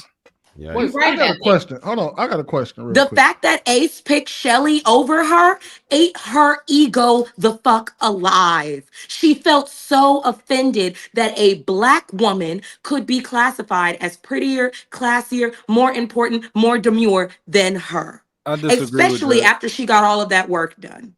I And disagree those with are the that. women that are probably supporting her because they feel just as insecure. I disagree. She got a good point. I think, I can't always. She got. I got a question. I think this is coming from a place of insecurity right here. I got a question. What? I think that when we go to things like that, I think it comes from a place of our insecurity as Black people. No, because that is so culturally that's a big issue that women outside of the You Black just threw some community shade, bro. have. They have a major issue with darker skinned women specifically. When they compare themselves to darker skinned women, you have to understand women outside of our race look at darker skinned women and be like, there is no way y'all's men could want you more than they want us. And that's why they get on these platforms and they love it when they meet men that are like these passport bros or these red pillars, so they can look at us, point at us, and be like, oh, ha ha, all Black women, but especially you dark Black women, because I've been told that I'm adjacent to purity and whiteness. I think this comes from a place of Like, insecurity, like within us, to feel like we know what's on other people's minds to that extent of like, yo, this is Huda's reason, and she just didn't like that she was Black, and because what's her name, Shelly cute. Like, So and how She's like definitely cute. So why would she take Ace and do the absolute most? Like if you that, know that they're paired up, why would you put your whole coochie on that man's face? because we don't Because you know. thought you could take No, him. because she was a black woman, right? She was with Ace the entire season. Well, not the Dang, entire good for season, black. but she was you her only and Ace with had eight. a vibe the whole season, and like So her and Huda. Oh, go, what you trying to say, M. White? man, look, the issue. I agree with part of what Lacey just said, what Bougie just said. I do think that because one, to get all of that work done, there has to be a form of insecurity there. And then she We paid agree. for a body, she paid for a new face, and all this other stuff. And let's So not act like she didn't follow the black woman blueprint. Fuller Oh lips. my god, But what other race that's has not the it? black woman she blueprint. What made other she race made it. has it? You know how many? Okay, so if this is the Well, black okay, woman let me blueprint, just if tell this you is the the part. black woman blueprint, why are all the black women getting their bodies done to look like black women? Real dope. Let me just Yes, hold on. more like black women. Yes, they So they want want to look bigger more like booties. black They're people. getting their bodies done to look like the women who are getting their bodies done to look like black women. No. They're getting their bodies done to look like Hold on. a That subset of trend women who started actually with have Kim nice Kardashian. bodies. No, So the Bougie, this is the point I was Kardashians gonna came make. along and got a black girl body. I'm sorry, Em. This is the point I was gonna disagree with you at. I hear when people make the that's analysis, cap. they saying because she's a dark-skinned woman and men want to get closer to the white women. I would argue that white women are further down the line than exotic women, black women, and then somewhere under that it would be white women. Because if you watch the shows, the white women typically don't get ran up after. It'd be like the exotic women or the darker skinned black women. That's how that shit be. I don't think y'all we think white women are the pinnacle of stuff, but Somebody in the comments just said why they not getting locks. Okay, so I'm gonna answer that one question from the comments. What I want you to do, Mr. David, is I want you to go to TikTok, right? And I want you to see how many YT women's hair is falling out because they're trying to get boho braids. Cut it out. They are copying our hairstyles. We are everybody on this panel is a real human being. We've never seen a white woman outside with boho braids. And if we did, we only seen one. We might have only seen one white woman. What? How many? How many you seen? Their hair is falling out, real dope. Sweeney, how many white women you seen with boho braids? Oh, about 3 or 4 since they became popular. Okay, you saw 3 or 4 of them. How many have y'all seen? I don't be around nobody, but y'all seen a few of them. Well, a few white women with boho braids. It's like saying braids are popular for white women. You don't wait a minute. Let's put it all together now, though, real dope. If we put it together and we put together the lip filler for full lips, like us, the boho braids and the goddess locks and all of that stuff, Fulani braids, like us, and then we put together the way that they started wearing our attire. As in, like, what was supposed to be deemed necessary, like the bamboo earrings, and like then all of a sudden, tooth gems and grills started becoming a part of their diaspora. And then we started seeing these long acrylic nails that were, and even if you want to say that's not culture, it becomes Black culture because our culture was stripped. We came over here, we made something out of nothing. Okay. So now that they're submersing ourselves in what you might call like hip hop culture, they're following our blueprint. Yeah, they're trying to be like us. They are. Who do you, if you had to guess what most men in the world deem to be the most attractive women in the world, who would you guess that? Who are the top 2 or 3 races of women or ethnicities? I'm definitely going all day with Black and Hispanic women, and that's on period. No, but that's your serious answer. Like you're being objective and you're trying to guess what I'm coming from a space of I know that I am attracted to women, and I've never been attracted to women outside of so you're going Black and Hispanic women. But we're talking about like as far as universally, what are most men attractive? Okay, most attractive women. Ethnicity. Who would you think it to be the top 2 or 3? I'm definitely if we change it to 3, I could add in like Middle Eastern women. Middle Eastern women. What else? But I'm still sticking with Black, women? Hispanic, Black, and Middle Eastern women. I would say I think most men probably would agree that it may be Asian women, Really? Middle Eastern women. They're so And pale and like prepubescent. I'm just saying. I think most men would have. And this doesn't mean that. This don't mean that we think so, right? But this means that I think that probably the vast majority of the world would consider, Asian women to be in that top. No, I think statistically that's backed up too, but whatever. They would consider probably Asian women is up. hold on, real quick, and they would probably consider Middle Eastern women and Latino women, right? What do most of these women really have? Let's talk about the Middle Eastern and the Latino women.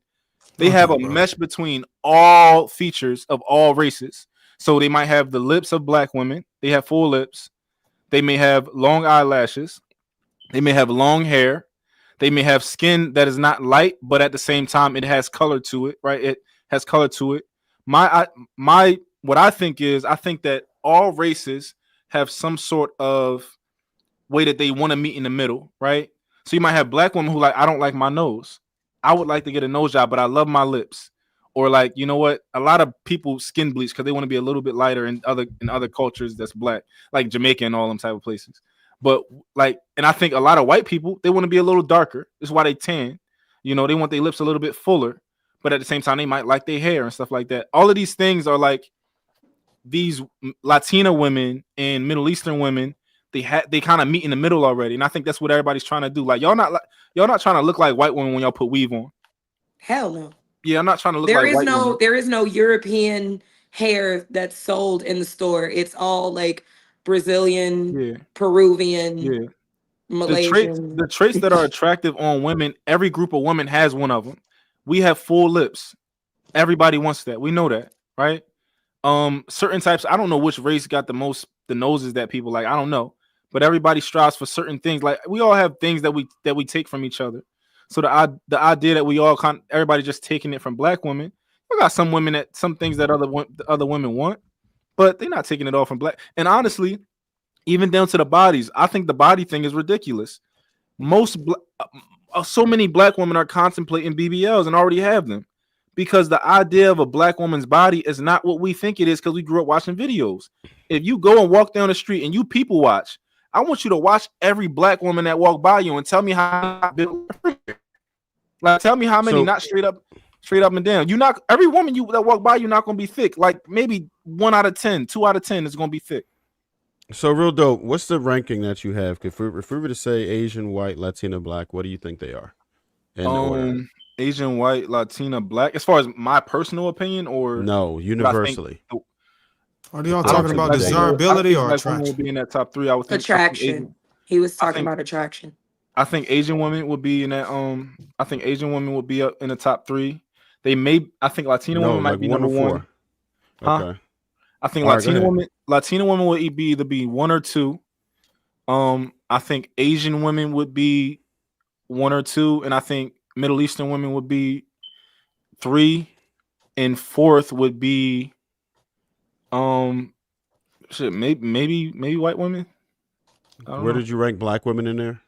I think universally they're probably right behind them. I never dated out so my you're saying last. So you're saying yeah, last. I think yeah.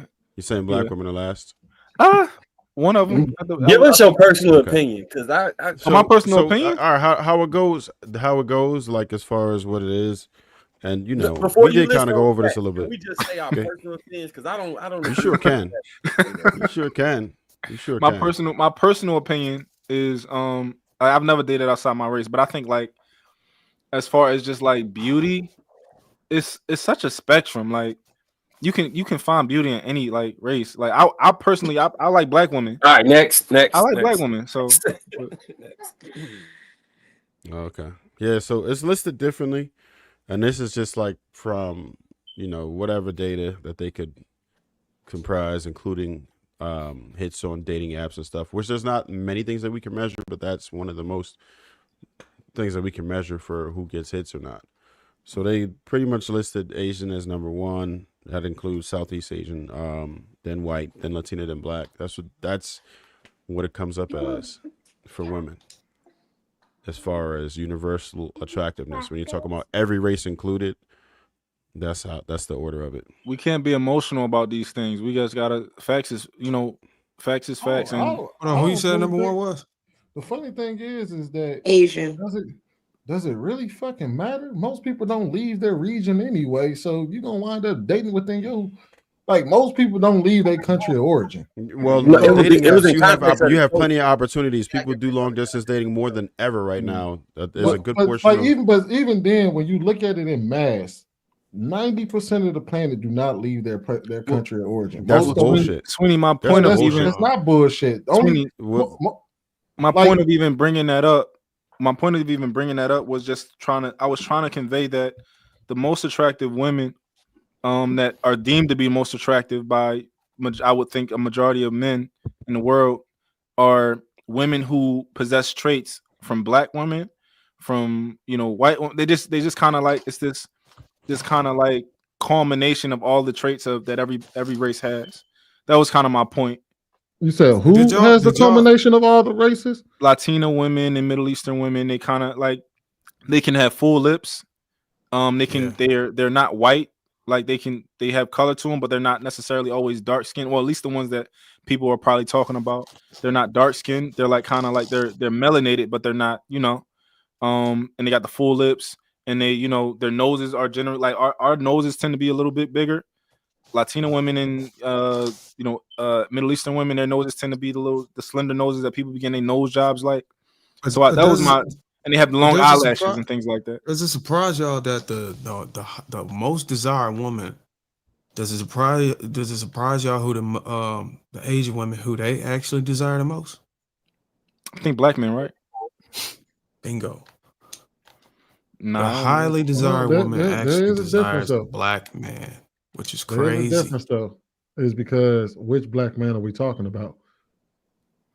Because if we're talking about black American men, we might not fall too high on that spectrum. I think so. Yo, have you Hold ever on, wait. before? Wait, let me explain. I'm gonna explain. Because I don't think people in the Middle East get to actually experience American black men. So our image and what's portrayed to them is not what they experience. So, like, for example, You know, I lived in the Middle East, right? Yeah. Oh, you one black American man. But do you realize? I know a lot of people who went. Do you realize in in Asia? We're talking about Asian women. You realize Asian has military bases that have lots of black men that they can have experience for. Lots. Let me ask a question to y'all. Korea, and Asians are most likely to date outside of their race anyway. Real dope. Huda is supposed to be Middle Eastern, right? Yeah, she looked Latina to me, but I guess it's her nose job. That made it. You ever seen her before picture? Yeah, I just saw him, and she looked Middle Eastern in her. But y'all ain't answer my question. Why is that the most? Why is it that the most desired woman? They don't prefer black men. Why is it that the most sought after or the most desired woman wants the black man, but the most sought after? It's not the vice versa. We want white men too, though. I think white men and black men are really close. Why are black women at the bottom? Do y'all don't want to talk about it? We don't have to talk about it because I know it's probably a sensitive subject. But why does the stats place black women at the bottom? We're not talking about nothing other than attraction level. Like we just was talking about how people. Well, I thought the one Trev read out was it took a consolidation of dating apps, marriage rate, all that other shit into it's attraction. But I You also can't just talk feel about like attraction level without other things involved being relevant with attraction. But if you do factor all that in, I guarantee you, I know for a fact that dating app data supports. I think it aligns with what Trev said. That's a great barometer. Dating apps is a great barometer. As many people date online right now, it shows you habits. It shows you all types of metrics in people's dating habits. So, but the thing is sense. when we're comparing really attractiveness, I think that we also have to talk about the fact that let's say this survey, a prime example would be if this survey was done in like real life where they said, hey, group of 50 men, look at these 4 ethnicities of women and line them up in the order of which you are most attracted to, right? Can we also agree that because the Hispanic woman has similar features of the Black woman, they probably went and got a Black woman that looks Black. Like you didn't go and get a Black woman with, let's say, like how you said, the most desirable nose, because there are Black women that have that. This could have been, we went and got a Black woman with very prominent Black features and a Hispanic woman with very prominent Hispanic features, and so when you're What's a choosing prominent Hispanic feature? like for instance, like when I think of a Hispanic woman, I think of like reddish skin. I think of like very thick but straight kind of hair. Okay. Like it's certain features that or versus like I feel like, me personally, I wouldn't be the representation of the Black woman. Bo wouldn't be the representation of the Black woman Why not? because our skin color would compare to the Hispanic woman. So then that may have thrown off the data sensor versus or No, like she reaching like a motherfucker. Inverse black. no, I feel like that's very important if you think But do about you it. think Because why would y'all you might bring be in women with all very similar features, like a Middle Eastern and a Hispanic and a Black woman, depending on which ones you get, could all look very similar. Do you Bo think looks y'all like a might be Black you think woman. y'all might be closer to the New York statue feature? What's that? No, nigga. What? No. What? No. All right. Times Square one. So yeah, no. Oh, So literally, Oh, like the New shit. York statue? real dope. So I No. concede your point when you're trying to say that where You think I'm where talking people about the Statue of converge Liberty, at, ain't you? where the people What you converge saying, at. White? The one in Times Square, I'll the one concede. where the lady stands up and she's painted all green. Yeah, is it safe to say No, that not that's y'all that. built? No, I'm just So asking. no, you talking about the art piece that they just put up a little while ago. Yeah. Right. I'll That concede your everybody point. had Real a problem with. that when you're talking 'Cause about she was fat. where the races converge at, is probably Yeah. where you're gonna find the most attractability because there's features that are key. When we think of like a typical very attractive Black woman, she gonna have certain traits. I can't see it with Asian unless you just localizing it to like one feature that somebody would say is highly desirable. But that bleeds into the Latino like around the eye region, right? Yeah. So like you would find like that look across races through like let's say Eritrea, Somalia, Yeah, Black those American, women are darker some of the skinned most Indian beautiful on earth women, to me. Yeah. I probably would Persian put them number women, one. Like Dominican women, Ethiopia. yeah, like all like across all of them is that subset, and everybody that falls in there kind of can look within two or three like similar. Yeah. Like they almost can be mistaken for each other as far as the archetype of beauty. And I'm saying white women don't come into that paradigm at all. Neither do Asian women. I think they can to some degree. Not fully into that paradigm, but I think that the most attractive white women, well, at least to me and probably like Hispanic men and stuff like that, are the ones who actually got some color to them. I don't know if anybody on here think pale white women are attractive. Be the ones that got some color to them. Y'all remember Angelina Jolie and her lips and stuff like that? It would be somebody who got some actual, some lips to them, and somebody who like kind of Scarlett Johansson or some shit.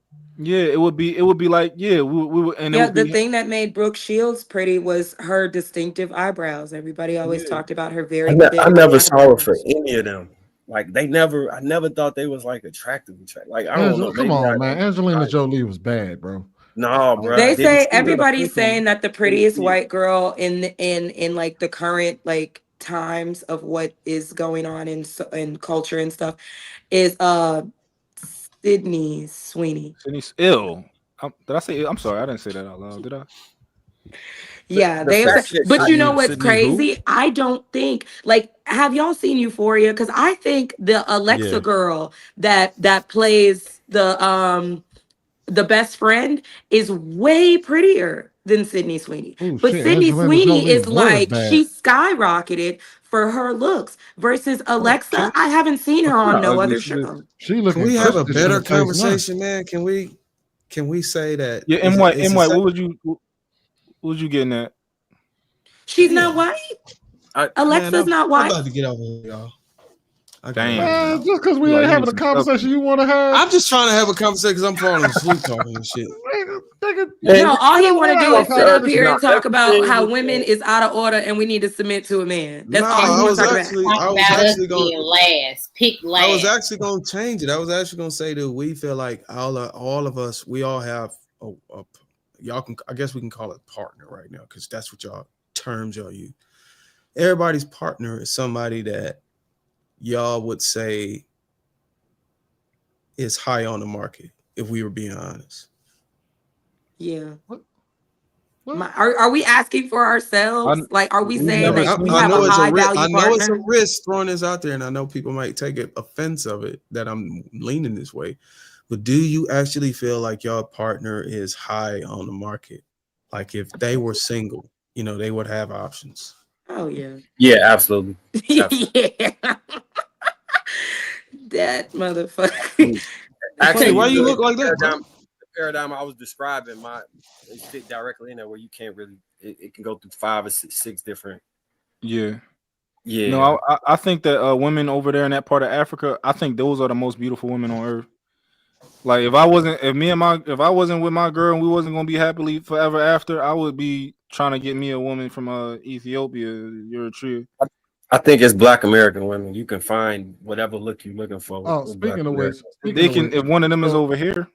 Speaking of which, I did want to put this to bed, right? Because y'all tried to say it was a bunch of people, a bunch of black men in South Korea. That shit's in Asia. That's some bullshit. There's only about 28,000 active members in South Korea specifically at any given time, and we're only about 20% of the military. So, with that being said, out of 51 million people in South Korea, only about 5,700 of them are black American, and that might be pushing it in itself. But that's a reach because that's not only How is that a reach? Well, you gotta let me finish what I was saying. What was a reach? It's a reach because that's not the only group of black men that Asian women have access to or are exposed to. That was my whole point. If you look at America, if you look at the UK and all these other places, we have international travel, and people are coming in all over the world, and they're having experiences with different races. And this is how you've been able to come up with these outcomes based on attraction and desirability. It's because people are seeing like, oh, this is what I want. So it's not contingent upon. What are you arguing? What I'm saying is when we say that black men are highly desired by Asians, it's not based on them. The guys that's just on the continent. I said it's black. Also online and all that others. Go ahead. But that's the thing though. Online, even black men aren't at the top. But if you look at dating apps, we aren't at the top. I didn't say we were at the top. White men are. We were saying that they were highly desired by Asian women. But even amongst Asian women, it's only about roughly like 30% of Asian women that actually prefer black men. Most of them prefer white men. And I think that's an inaccurate stat. I see. How are we gonna just say this? Where y'all pulling y'all data from besides what they're saying? How we just gonna just anecdotal that shit to death? Sweeney, I'm pulling my data from real life. When me and my homies go in places. Hold on, wait. Let me address something real quick. Kelvin Cook, you are fucking retarded. I said out of 28,000 active members, there's only roughly about 5,700 in South Korea. Stop being dumb. So Sweeney, what I'm saying is, like I was clubbing for a long time throughout my. So I in the club, I know which groups of women are going to gravitate to. And a black American man, 9 times out of 10 gonna win as long as they not in there dusty and broke and looking like it's an issue. If they in there like clean and fresh on the same level as everybody, niggas is gonna win, bro. That shit niggas gonna win. But also, I wanted to add though. Wait. You gotta understand the perspective before everybody just fall on that train with M. White. When he was overseas kicking it and clubbing it, this nigga was over there with ball players. These niggas is all 6'7". 205 and can dunk a basketball. He has a very, very, very rose-colored view of how people are viewed over there because he went over there as a ball player. That's 2 totally different experiences. Well, Sweeney, but even without hooping anymore, like I go to a wedding by my bro. Well, you still are 6'7", Marcus. Bro, you 6'7". You automatic. There ain't never been a dude that Oh, was Bo. 6'7", that was 6'7" that I didn't I knew assume was a Marcus hooper. was tall. I knew. How tall is everybody? Yeah, everybody. How tall is everybody? I always Yeah, I'm wondered. 6'7". I'm 6'4".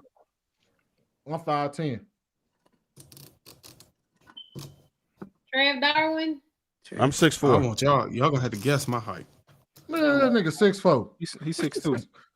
No, I'll give you my height if you tell me your body count. Next subject. 6. Yo. I said 2. Oh, you Goddamn said, lie. oh, you asked her. My fault, 600? man. I'm Pause. just kidding. Hold on. What? My bad. This nigga Now tell me how big. tall you is, Darwin. 6'4". I want to know. That nigga done said it on the show. You 6'4". I'm an athlete. I play ball.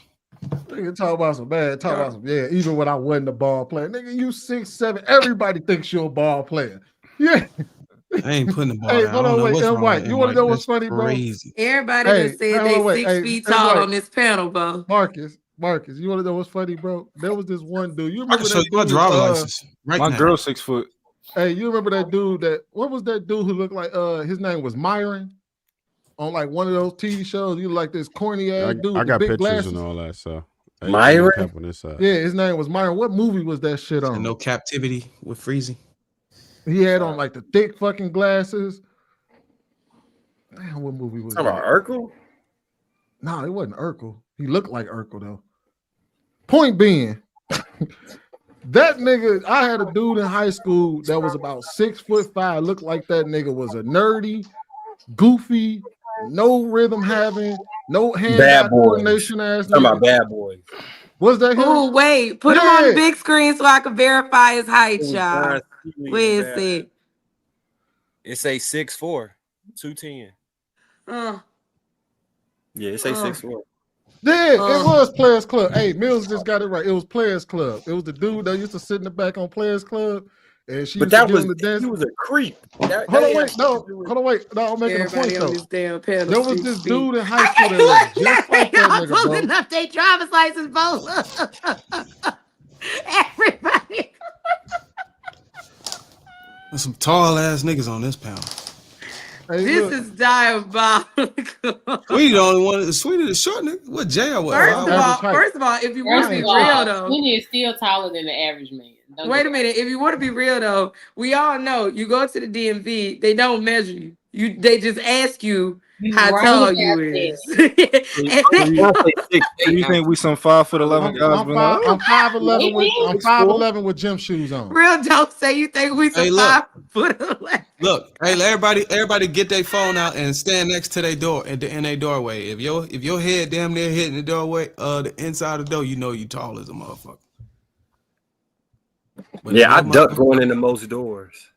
I know you do. I slightly duck. My brother's 6'4" and 6'7". Yeah. These niggas I know sleeping, what their you feet like. hang off the edge of the bed, man. I swear to God, I need people in the comments to like I had to get a bigger put a bed. penis in their mouth and mind their Damn. business. Whoa, what the? No, yeah. No, yeah. No, yeah. Yeah, we getting like that. When they come for you in the comments, don't be mad when they come They for you in the always comments. come for me in the comments, Darwin. It doesn't matter. And matter of fact, since people want to come for me in the comments, let's put a name on it. I'm talking to you, D-Rob. Hold on. Sir Greystroke in the comments would like for all of the men to know that I just got turned on by you. I'm like, oh. Hold on, what? Yeah. Got turned on by who? Y'all, I guess. Who is Sir Grace? Don't see that. There y'all go. Sweeney tried to tell y'all. I be wanting to smoke with people. What I would love to do I ain't talking about shit is now. It's okay. They can address the comments. what I would love to do is to be able to have like you want to go there, then let's battle about it. Let's battle about it. Let's talk about it for real. Like, what? Because they be down there saying the most diabolical stuff. What's your favorite? What is your favorite name that they call you in the comments? We're not doing this again, Bo. Hey, I ain't gonna lie. Bo, we're not doing it again because you the and Papaya funniest one I are so heard. mean to me. The funniest one I heard, I ain't gonna hold you, Bo. The funniest one I heard was when they said Bohemian. I died. Wait, my favorite is Big Back Bo. That's my favorite. Tic-tac-toe, Big Bad Bo. Dog, when you laughing, you go next, Darwin. What they call you? What's your favorite one you see the most? I don't even know, man. Them motherfuckers be tearing my ass up. Oh, shit. Oh, that's goddamn it. Oh, JC said I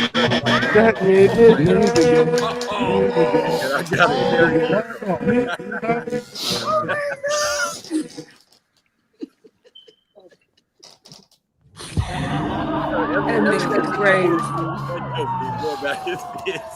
Why is somebody down here calling you Bo Jackson?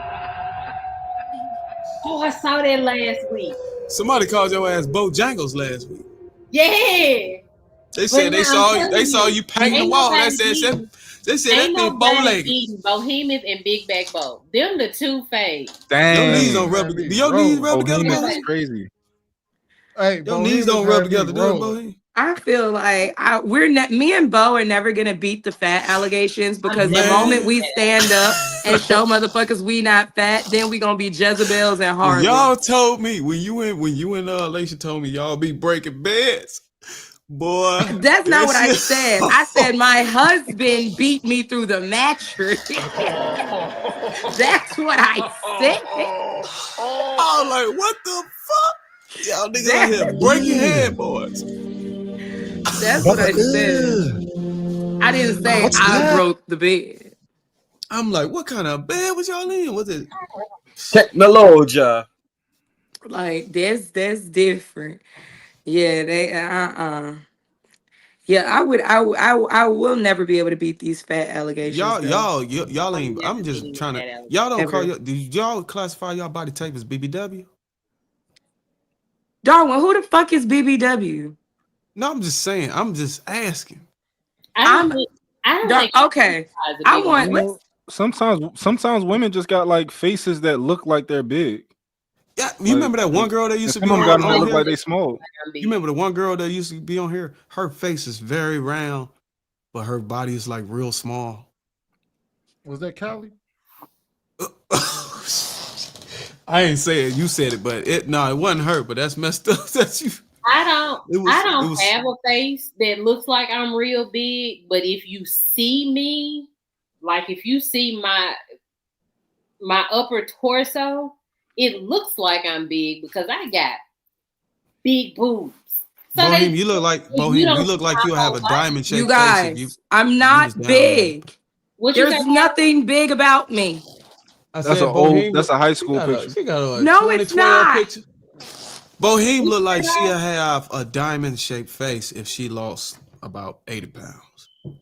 Who? Those are all my current tattoos. I'm not big.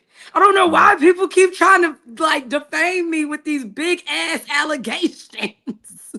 I would do what if I lost 50 pounds? He's saying you would be bad if you lost 50 pounds. Man, Trev went and pulled up. Trev pulled up ChatGPT. If I lost 50 pounds? You said looking like a crackhead. They don't gotta lose 50 pounds, but if you and I'm pretty sure you happy where you at in life, you don't care about that type of stuff. But you gotta look to you. If you lost whatever you need to lose, you got a nice look to you. I gotta get my weight down. You got a lot of Why would I need 225 now? Y'all don't even know what my body is. Your grandpa getting fat. That's what you say? 225. I'm at 225. My goal weight is 190. I like when I'm 190. I got a chiseled jawline and all that kind of shit. I'm trying to get down to 210. I'm trying. You ain't got no abs though. You ain't got no For abs me? though. I got abs now. Okay, let's start a chat. Oh no, I can't do it with men because men lose weight faster no than chat women. with you. No, you know sir, sometimes. No, not a chat. I said challenge. I was finna say we could She finna update say, every week. let's start a T app. I'm just trying Hell no. to figure out why people Listen, think I need to Lapeef lose weight. T. I don't listen, know what my body look look, like. Bo, sometimes that's what people need to hear. Like if somebody told you, right, like that the difference between you and everything that you want out of life is you losing 30 pounds, it's gonna make you be like, you know, you're right. Or 20 pounds, whatever it might be. Like a lot of women's goal weight be like, they be like 20, 30 pounds away from their goal weight. And it's like, yo, the difference between you and who you really want to be and the happiness that you like and you being healthy and all these type of things is 20, 30 pounds. Like a lot of women. You don't even know what my body looks like. Okay. You know nothing. Okay. I saw. I'm just saying, you don't know what my I body. saw you Okay. painting the I'm not wall. gonna ask you. I'm not gonna ask you. I need to lose. I'm not gonna ask you how tall are you. I saw you painting the walls in your house, Bohane. How much do you weigh? But not tall. But you don't gotta tell me how much You you weigh. just said you wasn't gonna ask, and then you asked. I was going to say I'm not gonna ask, but I was gonna ask anyway. I'm 220. I'm 226 now. Okay, 226, 5'9". I think if you lost 30, maybe because my girl's 6 foot, right? I And don't. I'm sorry. Can I just finish? I'm sorry. I'm not trying. She can I'm reach not going. everything. Your girl 6 foot. She's 6 foot. And my foot is I got two baby moms at 6 foot too. Oh my god. Yeah, my kid's big. But what I'm saying is like my girls got up to 190 before, and I love the way she look at 190, but she hated it. She want to get back down to 155. Right now she at 165. So like that's kind of like where she. But I kind of know at 5'9", it depends on how thick you are too. That it could all be in a perfect place. I also feel like hold on. In high school, I wasn't even 150 pounds. In high school, in 12th grade, I was 170 pounds. That's because I carry muscle. I carry a lot of muscle. You had a everybody is build, hearing you the had that numbers. softball body build. Everybody is hearing the numbers, and nobody's analyzing how it looks. Because when people see me, they would never think that I'm like 180, 185. That's not true. We just go by BMI. We go by BMI. Body That's body 180 mass though. index. You look about and 180. I don't need to lose weight. Like if I lost weight, oh my god, you look we better. gotta cut it out. We gotta cut it out. If you was at 140, 135. Bougie, if you lost weight, you would look substantially better. Bo, no, if you lost I wouldn't. Weight, if we all lost weight, we would look better. Your market value will go up if you did. I will show you a picture. You want to see a picture of me at 150? Bo, you are in perfect shape right now. I didn't. Y'all don't. No, tone. Yes. You really don't think y'all. Tone Y'all and, really and don't gain think muscle, y'all. but lose weight? Hell no. Bougie. Y'all really don't think y'all look better at a healthier weight? I will show you exactly what I look like at That's 150. wow. The waist is capped. It's really about where. Like men, we had these conversations with each other, and like we tell each other things to make us better, and we accept it. Like these things that we're telling you is like it would make y'all like. This is locker room talk right here. Hold on. Here's my thing. Sweeney. The only reason why I went to sleep, you don't want no parts of this kind of thing like that. I've not really been concerned with losing weight because I like being thick. I was skinny for a long time until I got to high school. I like being thick, but as I get older, I'm losing a lot of muscle mass, and it's being replaced with fat. So that's what I'm trying to combat, because automatically when a woman turns 40, she automatically starts losing muscle mass. That's just what happens. So I have to work harder in order to gain my muscle mass back. That's the only thing I'm concerned with. Now, will that make me look smaller? Yes, I'll be leaner like I used to be. But that's the only thing I'm concerned with. I'm probably not going to lose many pounds at all, but I'm going to gain muscle and I'm going to look leaner. That's the only thing I'm going after. I couldn't care less about losing pounds. So, okay. Yeah, that's what I'm saying. Losing weight, I'm telling y'all, like 150 is like, I look sick. We're not telling you to get down to 150. How tall are you? I'm 5'3". Oh yeah, I would tell you to get down to 140, 135.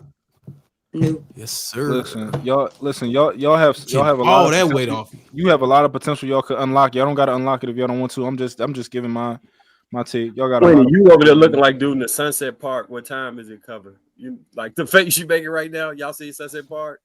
So I do. Hold on. Real dope. I can't see your name no more. But so say the whole name.